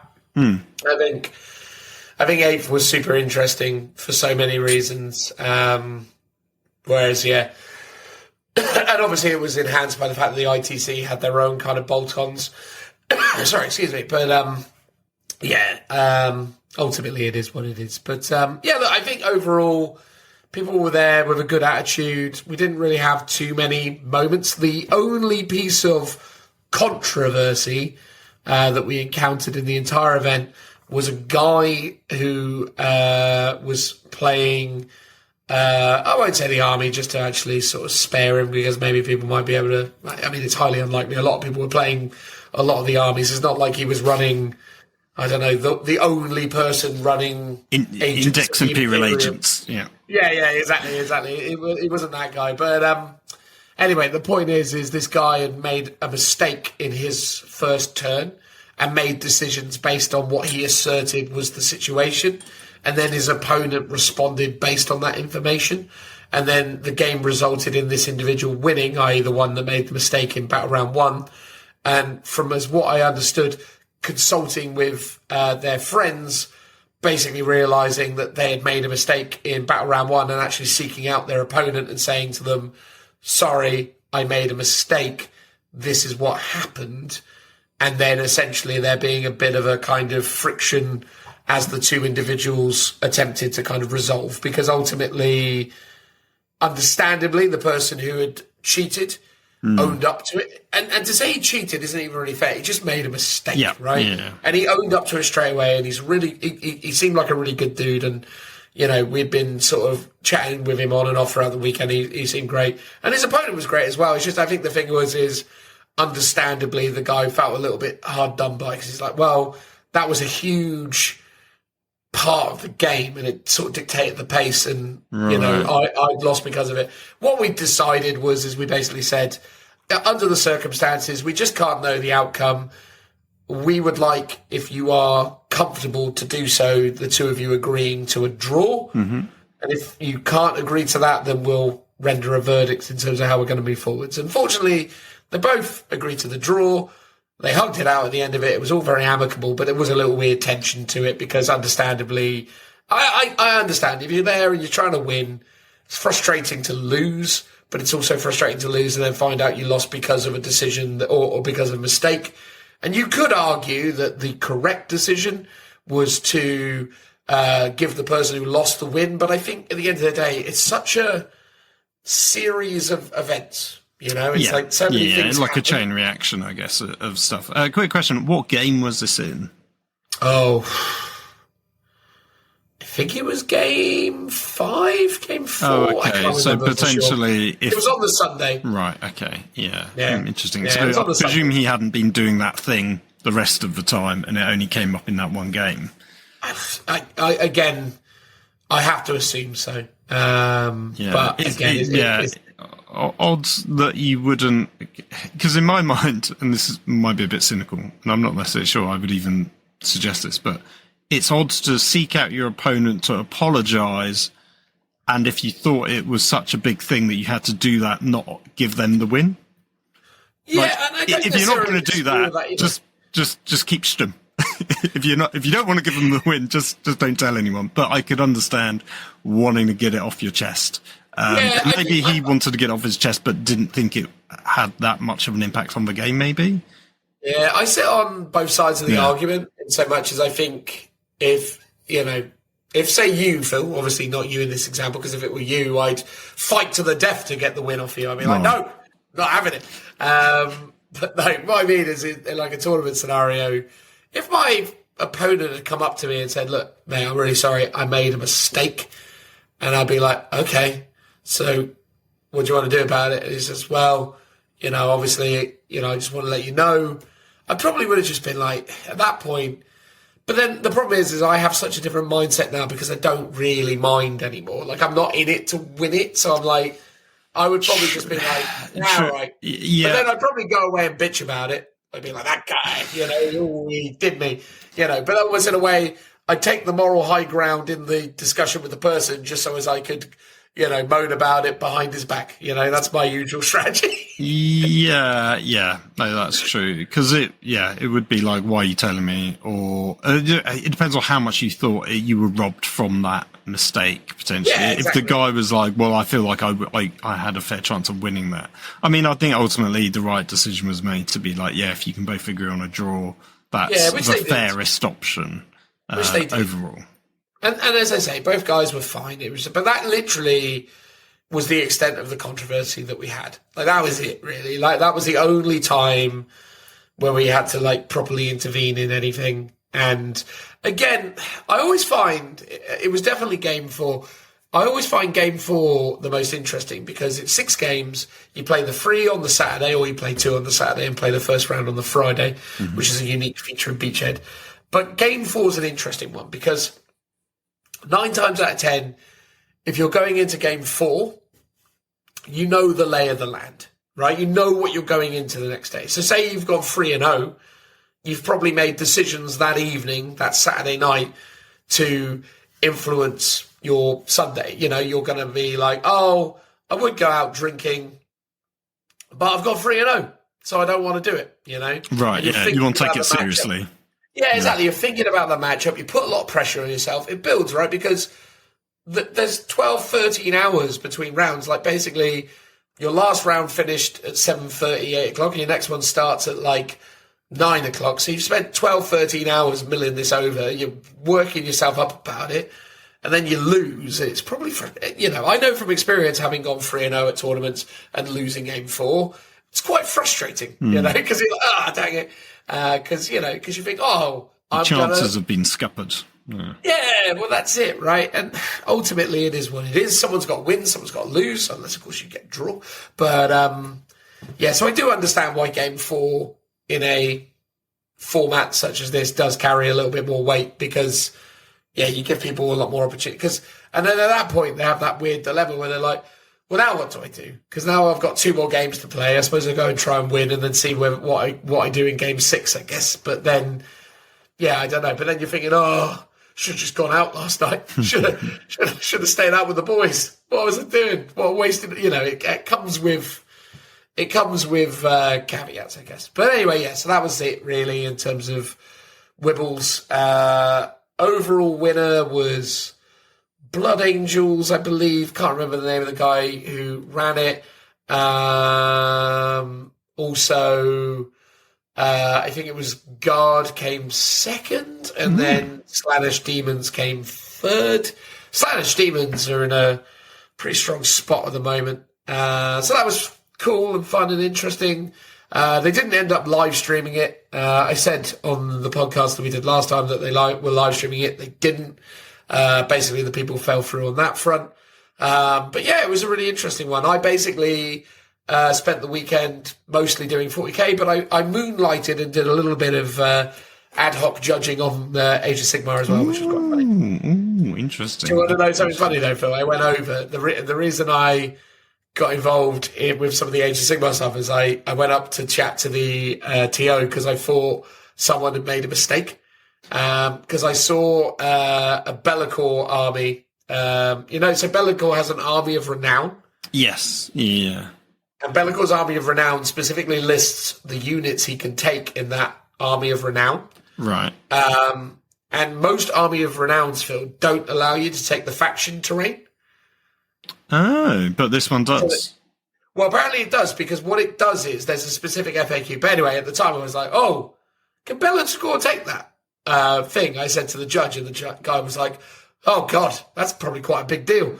And then he starts looking into it and dives deep, and then it takes him a while, but he manages to find the rule. But that's how I started. I mean, in a way, it isn't a big deal because they're free, so it's not like it affects your army list, but the buffs that it would give your army would have an impact for sure. Oh, it's huge. Well, that thingy... It's like, it's the one that Richie always uses where you roll the dice and it charges it up. The warp gates thing. Yeah. And it boosts your magic casting abilities. It does lots of mortal damage. But anyway, it turns out that not all Army of Renowns are restricted to having their thing. Anyway, interesting. It's funny. I had an interesting, slightly to deviate the conversation slightly, an interesting rules chat with Sean today because we've been discussing Soul-Blight Grave Lords, not graveyards. And I noticed, and I was clarifying with him some rules mistakes where the rules contradict each other. So Belladamma is the lady on the wolf. And she has an ability that can add 3 to the control score of Vargskies, I think it's pronounced. Okay. They're like the big sort of bats, creatures with no wings. They're sort of weird bat wolf things. But so she adds 3 to their control score, but they have a rule called Beast, and Beast means you can only have a maximum control score of 1. And it's like, so she adds 3 to it, but the other rule counteracts it and contradicts it. And the general FAQ say if a rule says you can do it and another rule says you can't, then you can't because the rule that says you can't takes precedence. Interestingly, she's also got a spell that she can cast on wolves that increases, I think, it doesn't increase their control score, but it removes the beast ability from them to basically uncap their control score. So the unit isn't just 1, it's however many models you've got on the unit.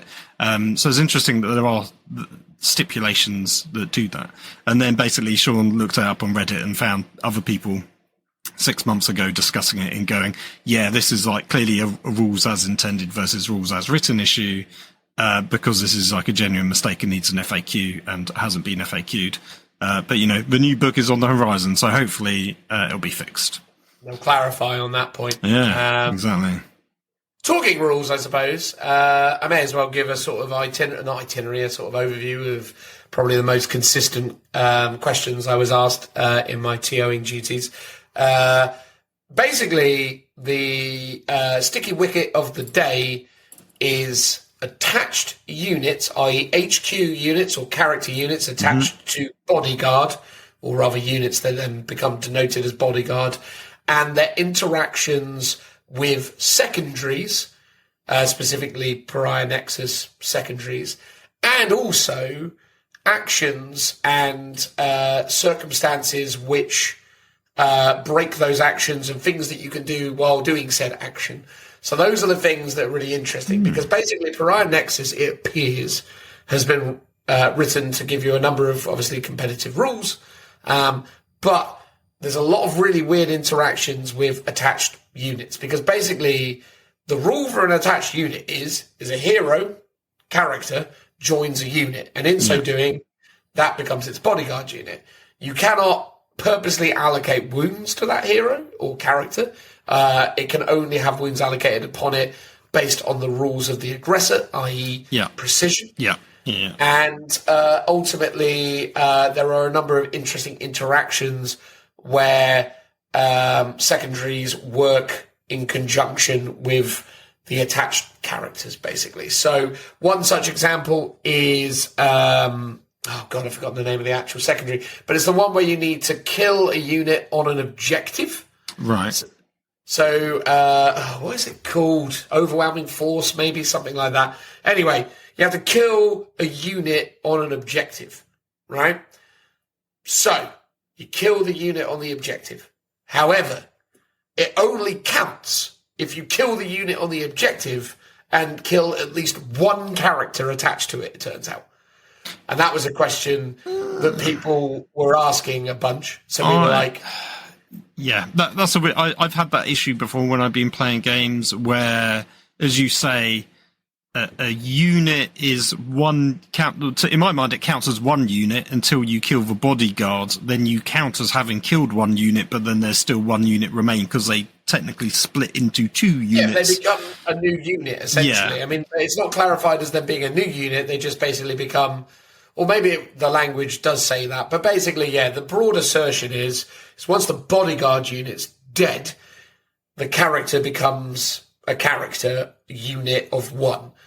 Now, in so doing, because it becomes effectively a new unit, does that mean then effectively that, for the purposes of this secondary, that you've satisfied the criteria? Logically, you say yes. The GWFAQ says no. Oh, really? Yeah. So these are the sorts of things that are really interesting. And another one, for example. So say, for example, you're doing not a cleanse, but one of the other action-based secondaries where you start the action in your turn, but it resolves at the end of your turn. Like is it the defuse the bomb one, or defuse?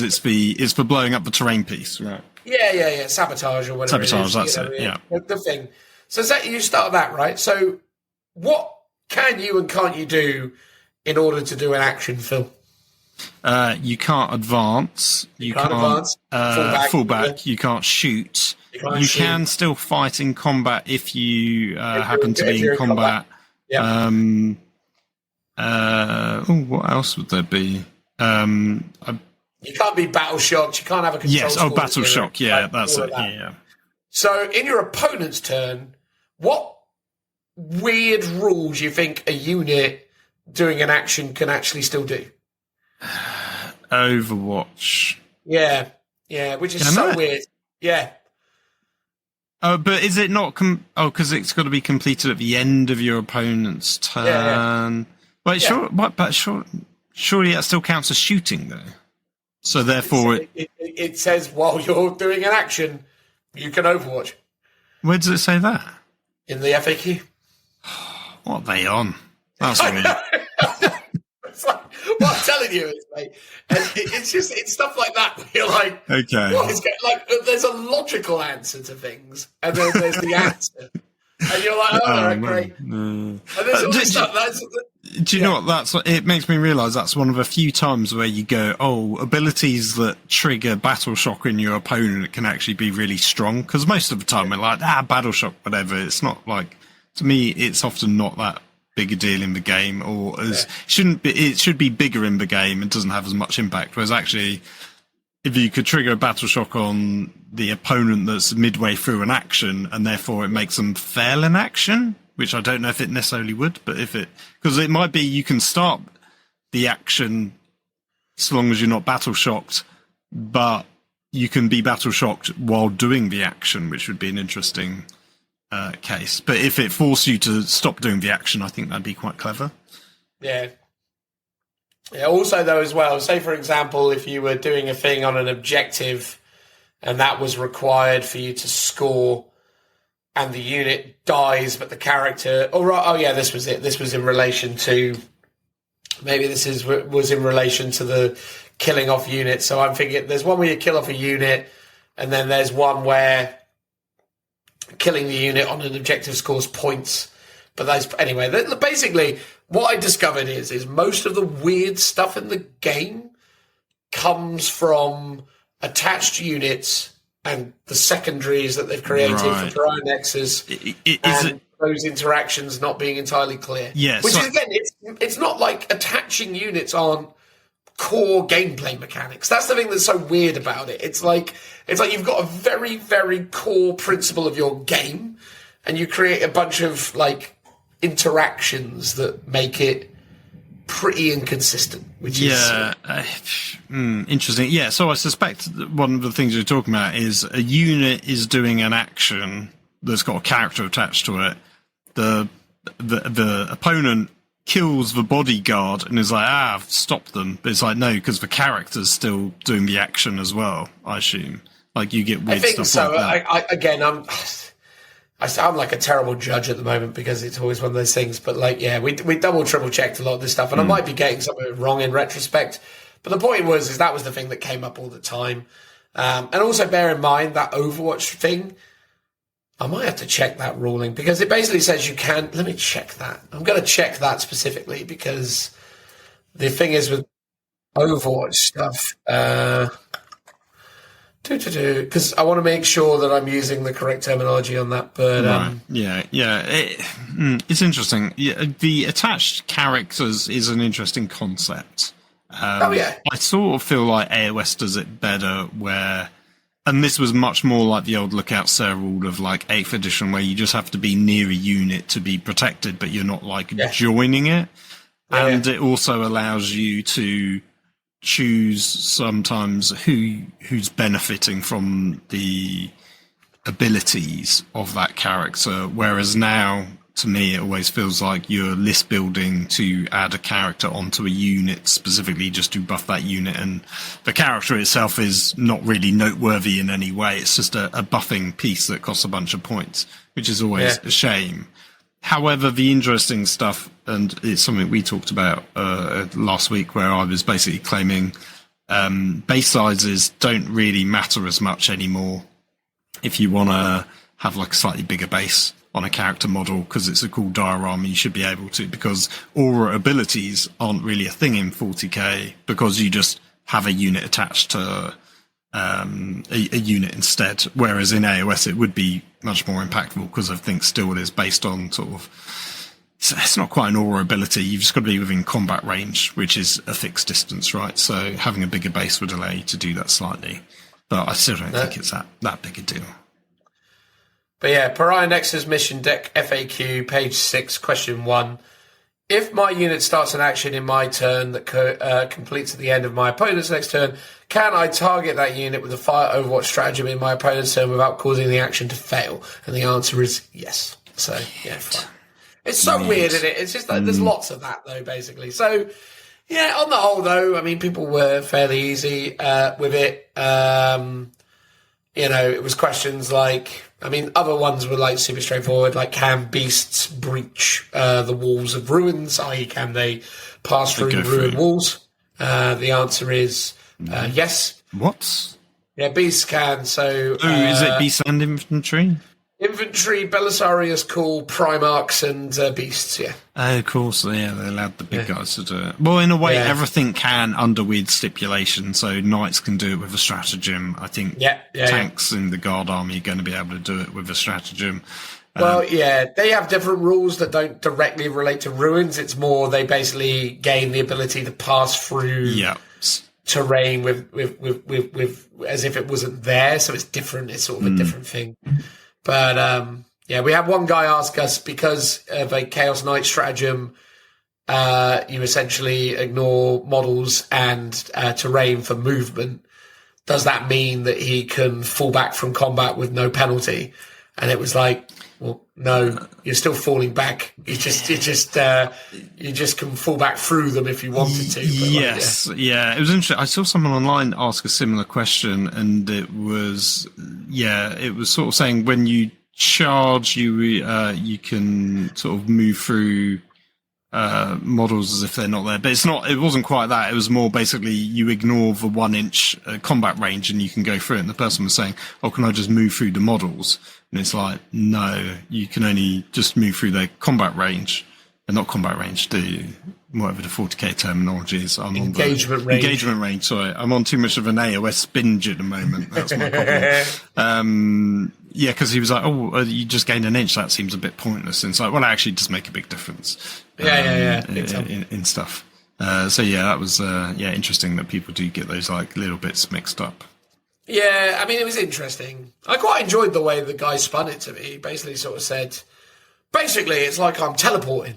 I was like, yeah, but you're not teleporting. You're moving. Like, it was very well, he had it very well rehearsed in the way that he was going to spin it. Basically, one of his big important Chaos Knights was in combat with Scarbrand, and he was like, I don't want to die to Scarbrand. Right. So I want to leave combat with Scarbrand. But Scarbrand's rule is you have to pass a battle shock test to leave combat with him. And he was like basically trying to come up with a way that he could leave combat without having to risk failing a battle shock test. And it was like, no. And then he rolled his battle shock test and inevitably failed it. Rough. Yeah, it happens. But, I genuinely believe in those situations. Had he just gone, okay, cool, rolled it, probably would have been fine. It's always when too you much build up. That's always it, man. Never build it up. But that was it. So really good event. I really enjoyed it, but obviously, I was somewhat involved in the organisation of it, so I'm going to spin positive. I will say as well, just because I'm sure they're listening and want to hear me shout them out, I won't name names, but I did have a few listeners come up and say hello to me, which was super lovely.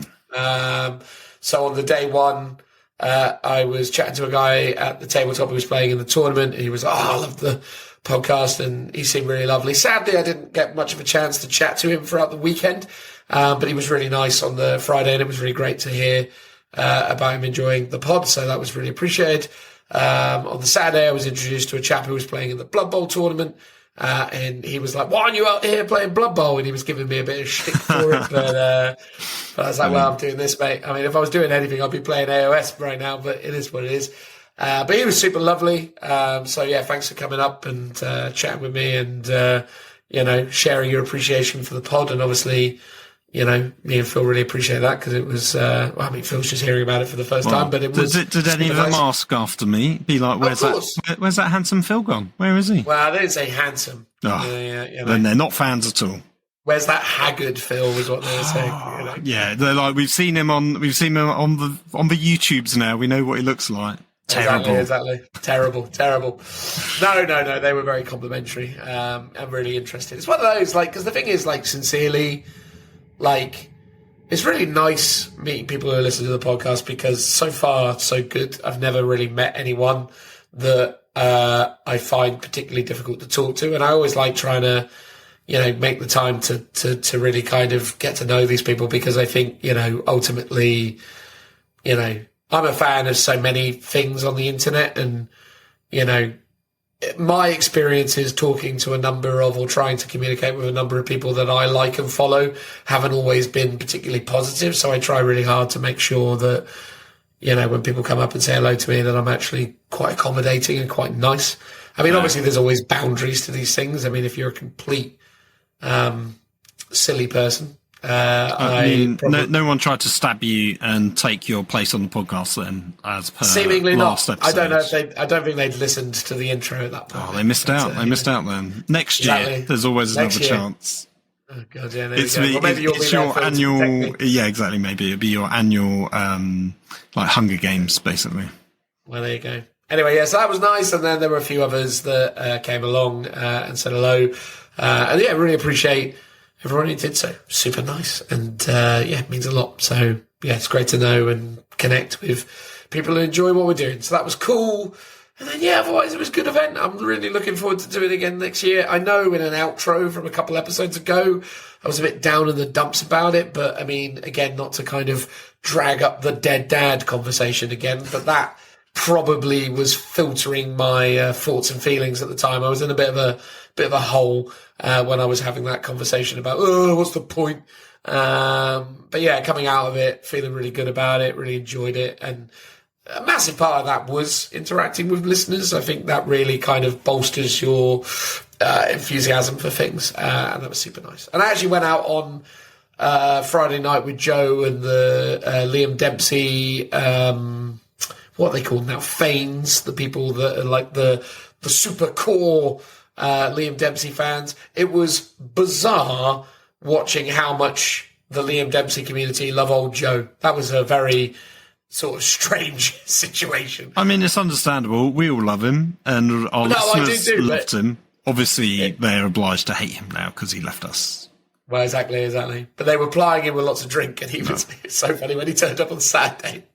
He was so fragile. He'd been like, I've thrown up 5 or 4 times or whatever it was, and I sort of patted him on the back, and he went, and it was like, oh God. He was absolutely done for. What was he playing, and how well did he do? Do you know? He's playing NIDS. He only played 5 out of 6 games. I think he won 2, lost 3. Ah, okay. I think he did all right, but not great. Had a really good game 1. I think he lost game 2, won game 3, and then lost games 3 and 4 and 5, basically. That'd be the hangover doing him in. Well, he was much more fresh on the Sunday than he was on the Saturday. Oh, it was the it was Friday night event. Okay. Yeah. And then, that was it, really. It was good. Honestly, I know, it sounds... I mean, I don't make any money out of this stuff. It costs me money to go and support the event. But I genuinely love it and enjoy it. And I'm hopeful that Phil will join me next year. Come play some Blood Bowl. Come play some AOS. Come play some Adeptus Titanicus. Come play Horus Heresy, come play Yu-Gi-Oh!, Magic the Gathering, Pokemon, Historicals, wow, Kill Team. Yeah, honestly. And again, Duncan Rhodes' painting competition was there, and that was really cool. So old Dunky Rhodes was there doing his thing, plying his trade. Very cool. And yeah, a nice chap that Phil, from No Retreat, won Best Army with his Imperial Knights. Guy called Ollie. Yes, yeah. Stunning army. I believe that's the one that won the one of the either No Retreat awards or one of the Best Army awards at No Retreat last time. Yeah, that was really nice. Super lovely dude as well. I had the good fortune of chatting to him a little bit during the event. He was really, really decent human being and great looking army. So that was cool. But I'll tell you what, Phil, believe it or not, the painting standard this year was extraordinarily good. I think, we only had to tell one fella that he had to sort out his army because it wasn't tabletop worthy. And to be fair, his army was actually really beautifully painted, bar one rhino, which he had just sprayed red. Oh.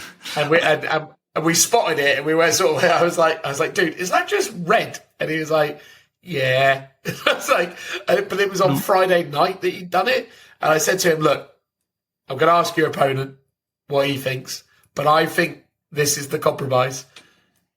Have your score for this one on the understanding that when you get back here at 1 o'clock tomorrow, that rhino is either not on the table or it's painted. And credit where credit's due to him, he painted it. So he had some spare paints on him, or he was living nearby. Yeah. Oh, that's good. Yeah. And he was a lovely dude as well. Actually, I had a really good time chatting with him throughout the weekend after that, because it was like you worry sometimes that these interactions will be negative, but it was a really positive thing, and he was really good about it. And I'm glad I made that decision, because I think, had I just come up to him and just been like, no painting score for you, it would have probably just resulted in him being like, oh, I don't want to bother with this, because I think that's the thing. Like, one of the things that always weirds me out a lot of the time with the TOing stuff is the pressure that you put upon yourself because of what you presume the internet's going to say, because you worry that, because people talking about this stuff at home always just go with the most hardcore version of the rules. It's like, if I was there, I would tell them, no, this is the rules and blah. But the problem is it completely overlooks the human experience and the nature of it. And I think ultimately, yes, okay, you're there to adjudicate and do things to a standard, but you need to also create a vibe as well, and not be, you don't want to go to an event and just deal with an authoritarian regime the whole time, right? Like, it's pretty cold. And again, like, had he turned up the next day and not had a painted rhino, I think he would have understood that was on him. He made the decision, and he would either take it off the table to get himself the 10 points, or he'd keep it on the table and use it for its tactical advantages in game. Yeah. As it is, he did the right thing and painted it. Well, so, good on him. I mean, I won't lie, Phil. It wasn't the best paint job in the world, but he free-handed a chaos symbol on it. It looked really good, and he did like the tracks and painted like the spiky bits on it. It was pretty decent. Nice. Yeah, that's good. Not bad for an evening's work. So yeah, there you go. No, nothing else really to say on Beachhead other than, it'll be happening again next year. And I hope you'll be able to come along, Phil, because I think I think it's long overdue. Oh, completely. I mean, I came close this time, but at the same time, the stars did not align. Well, inevitably, what's probably going to happen is what happened this year, which is I don't see a reality where we're not going to the AOS doubles next year. Right. Okay. We do it every year now. And I love it. It's a great event, and that's like mid to late January. And it's quite close. Yeah. Yeah.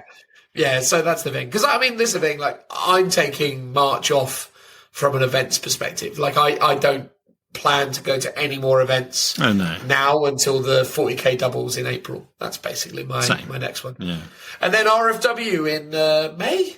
I'm going to do RFW. I believe it's... I was going to check with you. I was going to talk to you in the outro about that, yeah. All right, well, let's do that. We'll go do the outro and finish up this segment. But there you go. Beachhead. It was a good time. Yeah, there's lots of videos and things about it on the interwebs. Check them out. See for yourself what people thought of it. And, if you get the opportunity, come along and join us next year. Be one of those 240k players, or maybe an AOS player, or maybe the other games. It's all there for the taking. But, cool. Transitional noise.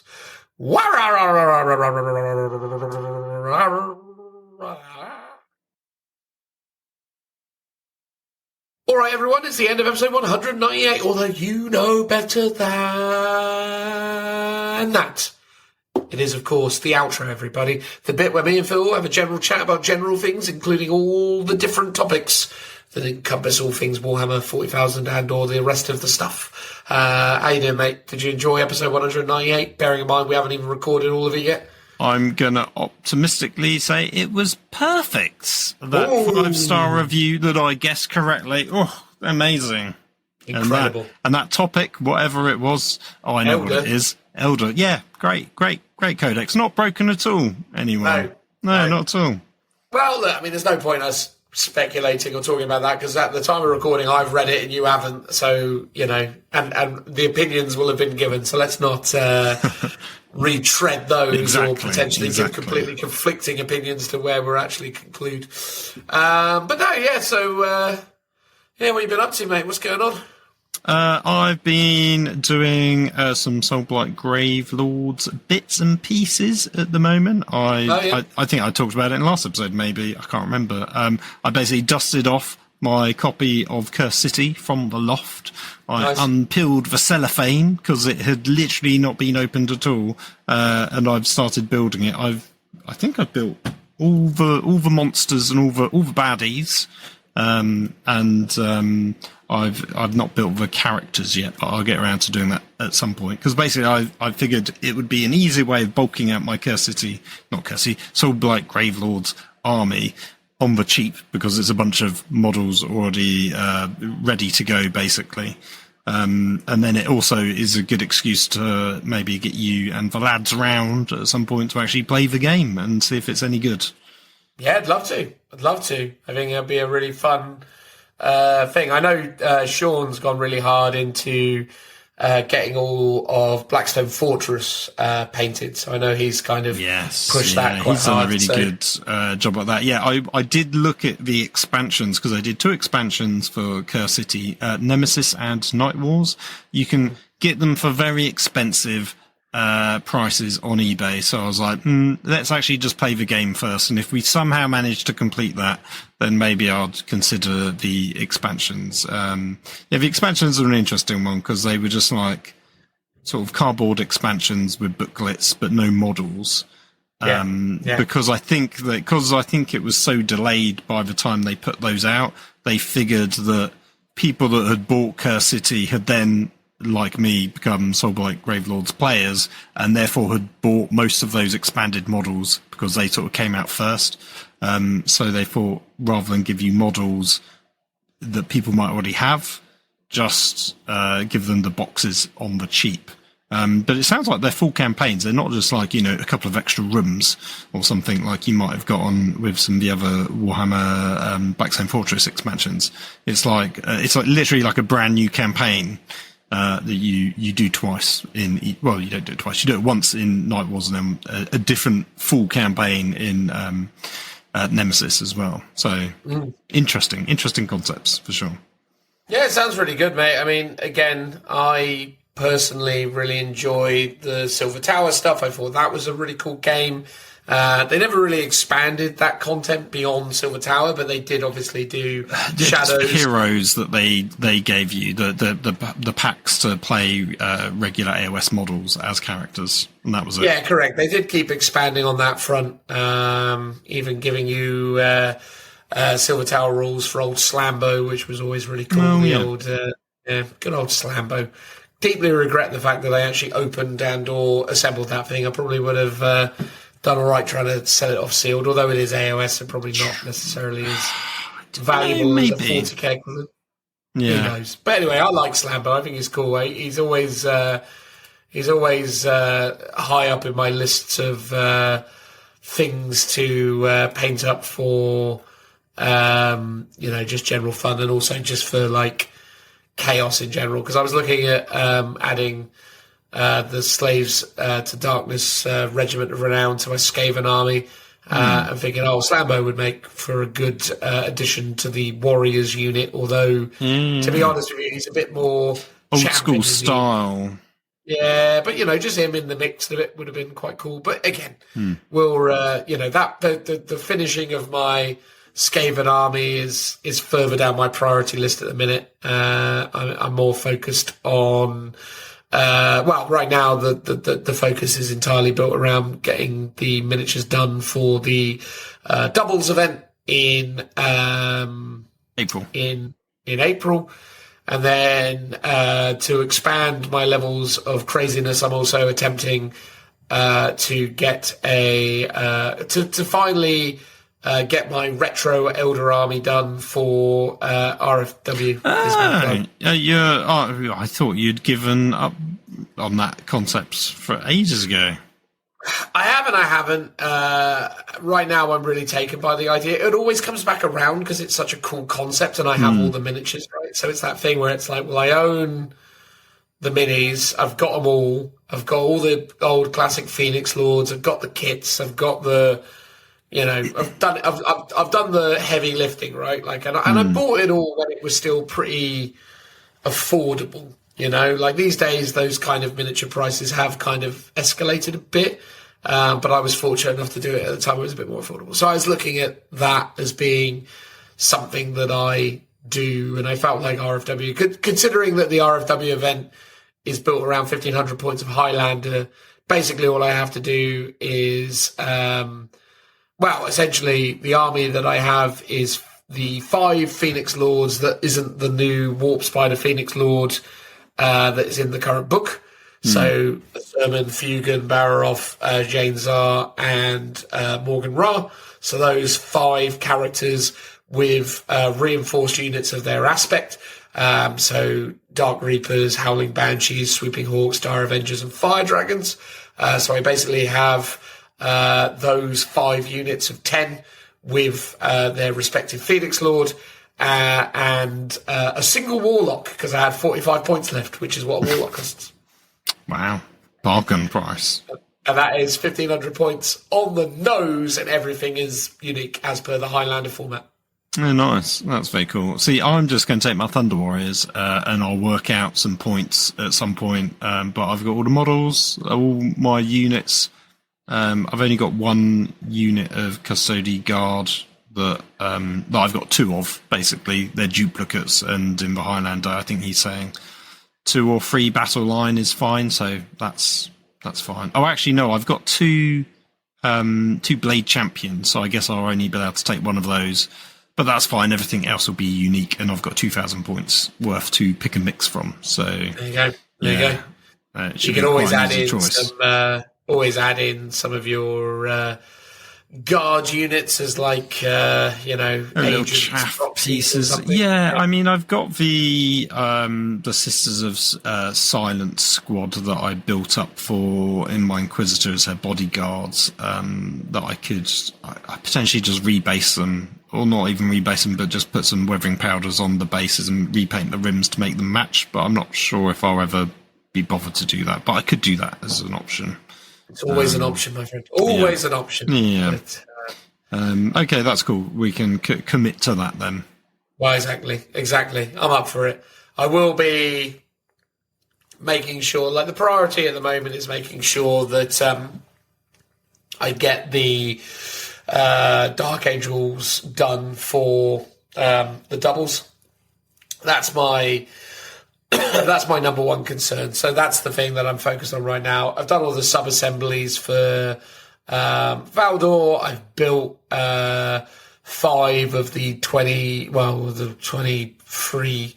No, not 23. 25. Yeah, 25 Space Marine miniatures. So I've got those built out, and I need to sit down and talk with you or observe your basing technique for how you kind of built up. I'm not expecting to kind of one-to-one replicate what you did, but I'm trying to kind of get it close, as it were. So I need to... Oh, fine. Yeah, I imagine you've actually probably posted about it on your Insta. I did in terms of the weathering powders, but not how I built the bases. And because I sort of varied it up. It's mostly bits of cork bark that I've like picked apart and glued those down. Yeah. Sometimes I'd stick a bit of extra green stuff on milliput to create some undulations to really bulk it out, but most of the time I didn't. And then it was just super glue and what's it called? The bicarb of soda, I want to say, or baking powder. It's one of the two. I can't remember which. I think they both do the same sort of job. Ultimately, I think it was bicarb of soda, and when you that basically when it reacts with the super glue gives you a really kind of cracked textured surface. But overall, it's much sort of flatter, especially on the outsides, than sort of textured paint, because textured paint's quite thick and gives you more of a dome shape to your to bases, which I don't really like if you're not too careful. Because when I look at the images of it, actually, and I just sort of found some images of it here, that makes sense because, like you say, you do achieve a more kind of uneven, kind of undulating surface, which is quite cool. Whereas a lot of the time, I myself, when I have, built sort of similar, I've ended up with, as you say, quite kind of domey sort of like layered build up of like the stuff where it sort of just kind of, all kind of culminates in a sort of... no, I mean, I did sort of repeat the process if I wanted more layers of stuff. And then so once I'd done that, I often sprinkled just bicarb on top of the super glue to get sort of some really thin, sort of almost like a sandy dust texture on the very top layer. And then I sometimes mixed in the old GW sand as well. So there's like a real... And then also like little stones and... stuff like that as well. So there's a mixture of sort of different sized elements, and then sometimes I had some sort of like H bars or some, plastigard rods and stuff like that to replicate some sort of foundations of buildings and things like that. If I was tying that in with the sort of larger chunks of cork bark to represent like concrete bits and stuff like that. But yeah, I sort of mixed it up and varied it, so you've got options. Yeah, I think that's the thing with the H-bars and the sort of, pipes and other bits of detritus, I suppose. I need to, figure out how to get those bits into the mixture. I can make you a little baggie and give it to you next time I see you. But, yeah, that'd be great. Because I've got a sort of spare. Maybe I should just, because the thing is, I need to do like the bases, and then the bases I'll keep separate from the minis, so I can start painting the minis. But maybe, so maybe I'll just come around sometime and we can just bash out 20 odd, or you can just show me a couple of ways of bashing out those bases, and I can get them done. So as to just kind of put it all together. But I mean, again, a lot of your work has a lot of the way you've posed the minis in the space and kind of accounted for like rocks and other sort of footing, whereas mine will be much more kind of planted, I suppose, much per the models. Well, yeah, so for the most part, I actually just built the models as is, and then I built the bases up to account for the pose that the models was already in, but then sort of tilt them ever so slightly so they're not just looking still quite flat down. So sometimes it looks like they're stepping up and things like that. Sometimes they're just flat on the ground, and I built rocks around them, and a couple of them I sort of deliberately posed with the base in mind. I don't think I really did that very much. I think maybe like once or twice I tweaked a leg pose here and there, but for the most part, because of the way the Stormcast legs form, it's very difficult to repose because you've got all the sort of skirting stuff getting in the way. Fair. Like the scale mail and stuff like that. So I tried to avoid that where possible. So a lot of them were just built as is, and then I sort of tweaked the position afterwards. Yeah, with the Mark III tacticals, there's only really one leg set that even has there's basically two leg sets that aren't kind of completely planted. Otherwise, everyone's just quite firmly sat in the ground, which is fine by me. But so I'll get those smashed out, and that'll be the priority for the immediate future. And then once I'm happy with where that's at, you and I can start, building the kind of complementary components we were talking about, doing data cards for them, weren't we? Because basically everything in our army is a proxy, right? Yes. So obviously the Thunder Warriors are Custodes. Your Dark Angels are Dark Angels, but they're Space Marines, right? But they're Mark III. They're Mark III Heresy Marines running as intercessors. Intercessors and Hellblasters. Yeah, and then your Valdor is Lionel Johnson. And then have you managed to get the Inquisitor model? Or the Necromunda one?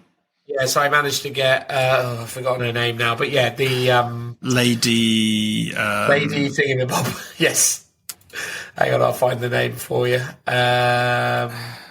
But the idea was that in the narrative of Valdor, Birth of the Imperium, the kind of three key protagonists are obviously Valdor, but also Kandawire, who is essentially one of the kind of early Lords of Terror. She essentially leads the the then kind of Arbites forces.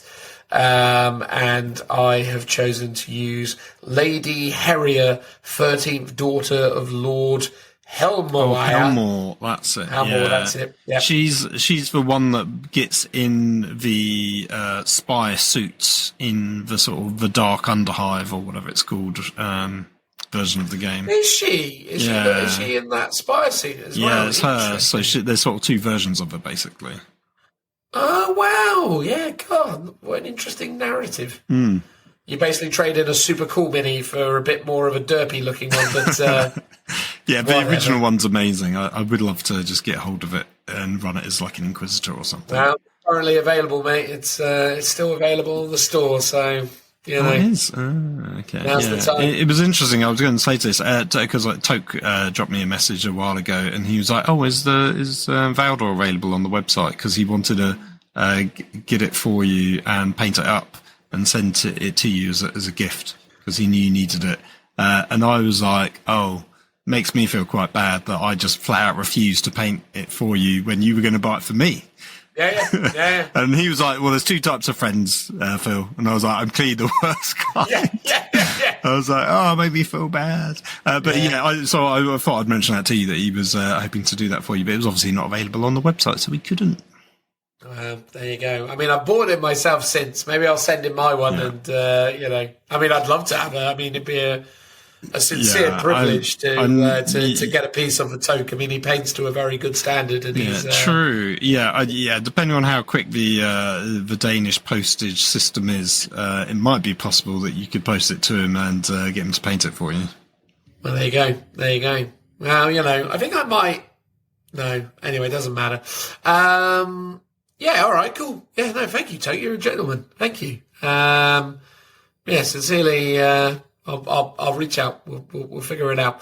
Although again, I feel like, sincerely though, I feel like for, the aspiration is that we want to try. I mean, again, highly unlikely to happen with me involved, but the aspiration is we want to try and do well from a painting perspective. And I'd feel bad if Toke painted it for me. Weirdly, I wouldn't feel so bad if you did it, Phil, because you're there. Because we're there, yes. No, yeah. I understand that, yeah. But, if it was if the judges turned to us and did you paint all of this? And be like, yeah, all of it, bar that one. It's like, oh, okay. Especially if it's the best painted mini on the table. To be oh, God. So, no, I'll do the deed. I'll get it done. So that's that. What else is going on outside of that? I see, what was it, GW have been doing lately? I don't know, they've been up to all sorts, haven't they? They've been, effectively, it's been relatively quiet. I mean, they've been... Gloomspite Gits is out, High Elves for Old World is out now. There was a thing I saw, but I cannot remember now what it was that was a bit of a weird wibbly thing, but maybe that was it. They've announced the different Chaos God books, haven't they? Yes, yeah. Limited edition codexes, starting with Emperor's Children, but sort of Slaanesh themed codex with, I think you get some art cards, some tokens of some kind, and then you get this kind of a quarter of a coin with your Slaanesh god symbol emblazoned on it. And the idea is if you bought all 4 of those Chaos God books, you can collect the coin. I posted it in our little chat group to point out to Richard because he loves a limited edition codex. He does. I think he got the one where it was the Thousand Suns one when Magnus first came out, I think, because he was playing Thousand Suns back then. And that was like a really fancy limited edition codex. And I sort of point out, actually, we haven't had limited edition codexes that were genuinely interesting for a very long time. Because normally a limited edition codex is a variant art cover, and that's it. That's the only difference. Whereas this is like an actual collector's piece, which I think was very cool that they've done that.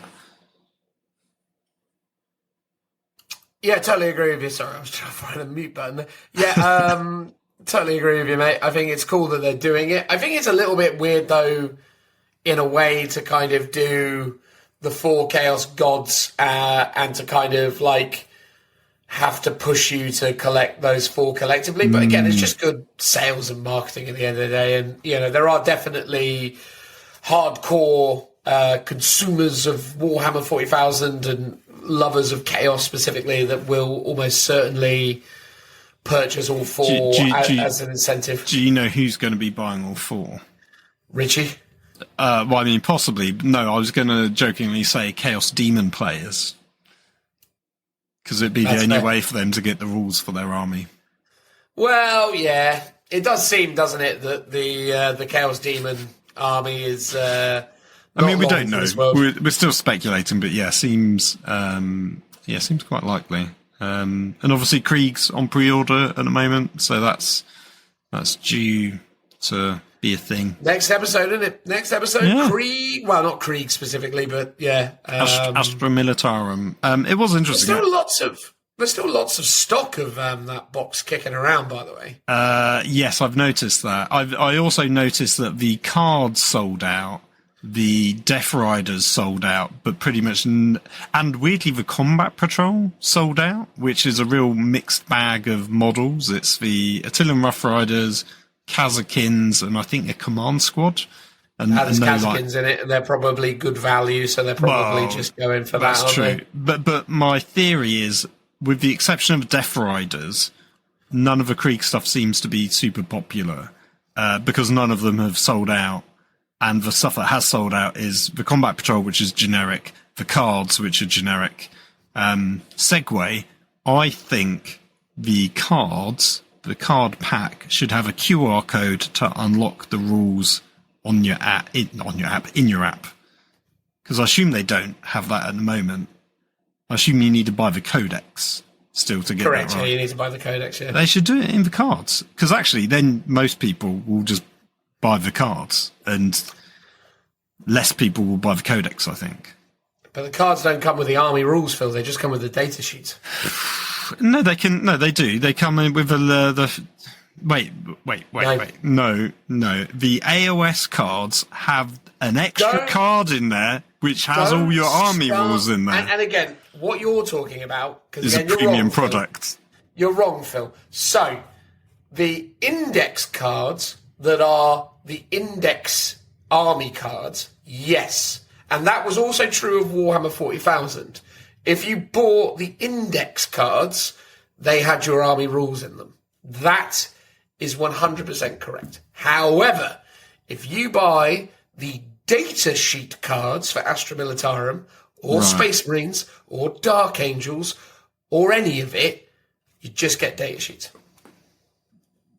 No, surely not. What about the... Okay, here's another question. You got the Skaven cards, right? Because you got the Correct, limited... the War Scroll cards, yeah. Do they have the army rules on there as well? They do not, Phil. What? If I wanted the army rules, what I needed to buy the Gamers edition of the Battle Tome. No. And the Gamers edition came with cards for the army rules and the Battle Tomes. One of the Battle Tomes, the War Scrolls. Okay. Earlier we talked about... I'm really sorry to have to interrupt you, Phil. I really need to go to the toilet. Can I come back in just a second? Okay. I really got to go. Okay. It's gone terribly wrong. We'll be Stick right some back. Hang on. elevator music on while I wait. Yeah, all right. 2 seconds. Sorry about that, everyone. Sorry about that, everyone. Back now. So, yeah, that's how those cards work, Phil.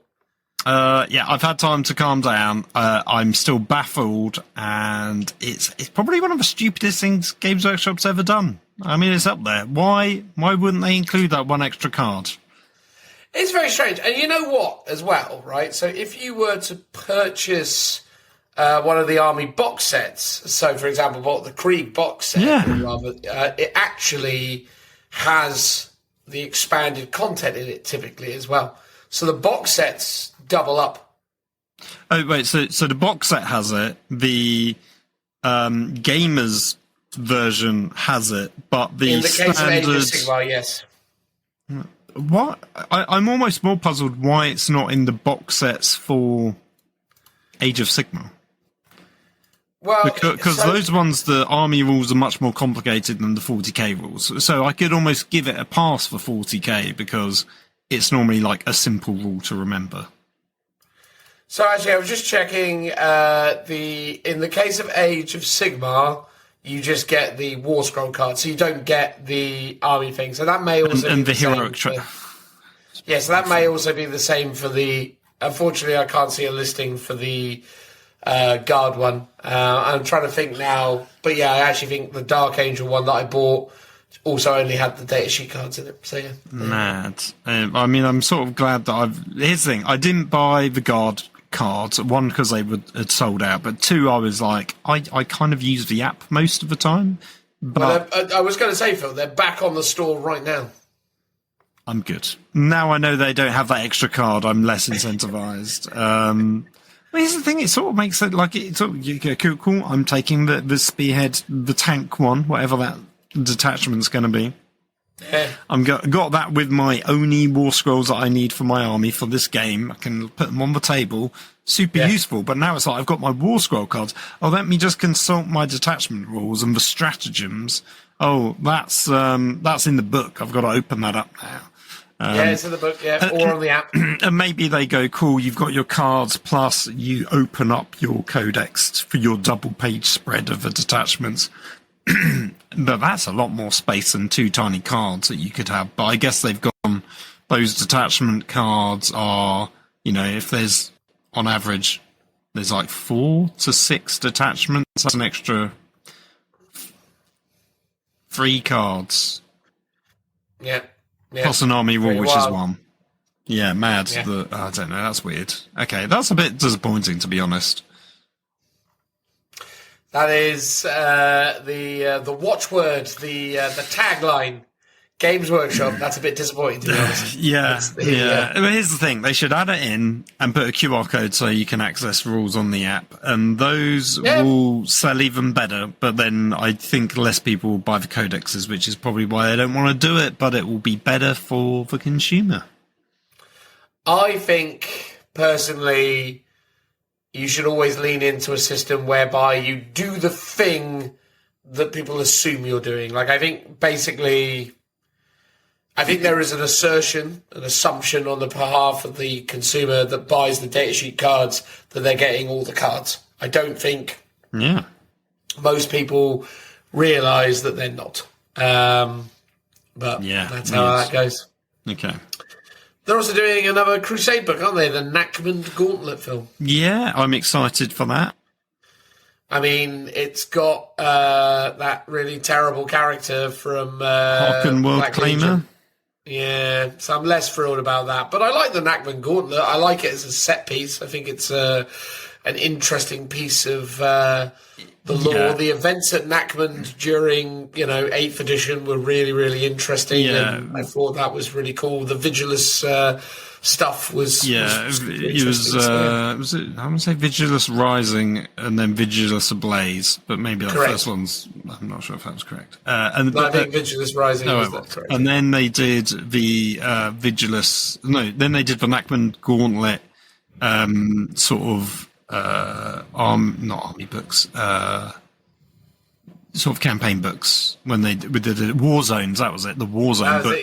War Zones. Well done. Part 1 and 2, and the ending of that was honestly one of the most interesting setups I thought for a long time. So I hope they're paying it off. As far as I remember, Harken World Claimer with like his arcs of Omen and his fleet had basically, I think Vigilus was still somewhat contested or mostly taken over by them, and they had basically bypassed it and they were driving down through the gauntlet.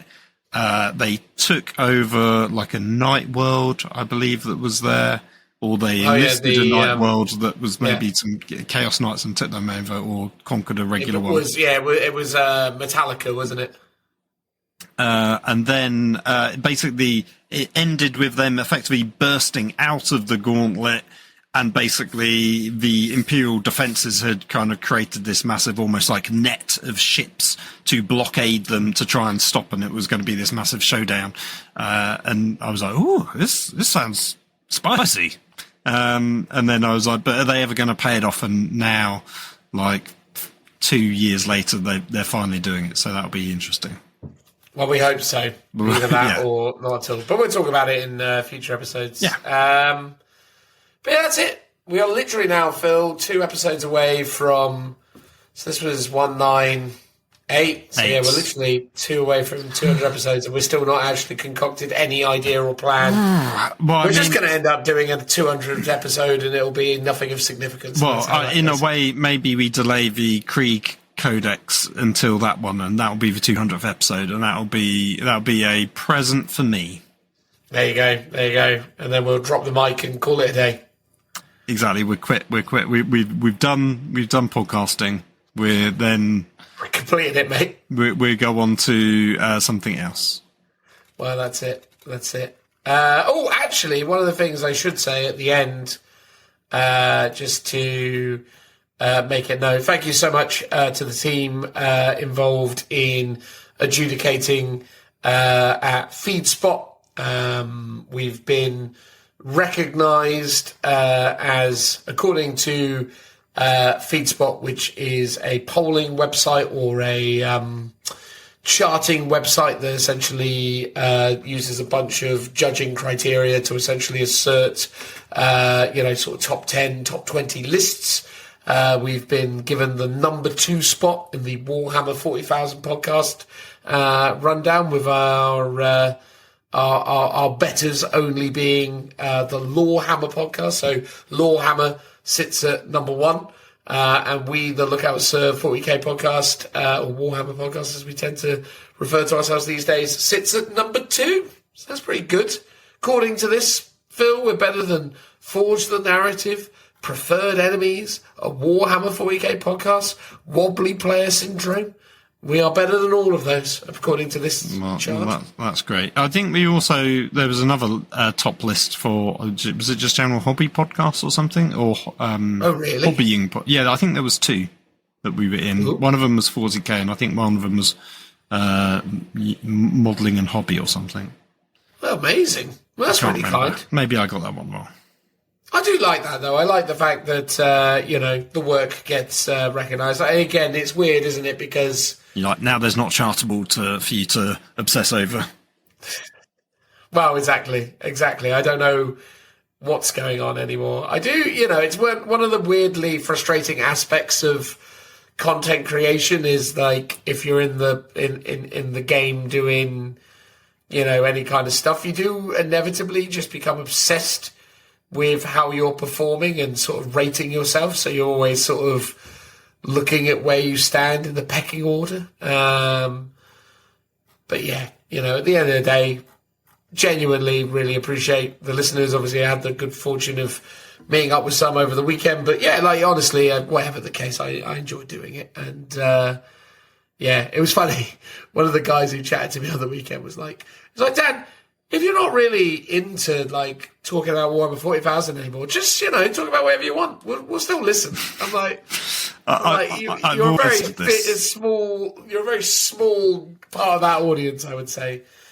He did also say, though, to me, he was saying that we don't talk enough. We don't really talk about our personal lives very much. We just kind of talk about Warhammer all the time. Yeah, because it says so on the tin. It's a Warhammer podcast. I said that to him. I was like, we could have a chat about, Phil's wife, but I don't know really where that would go. It's exactly. Just like exactly.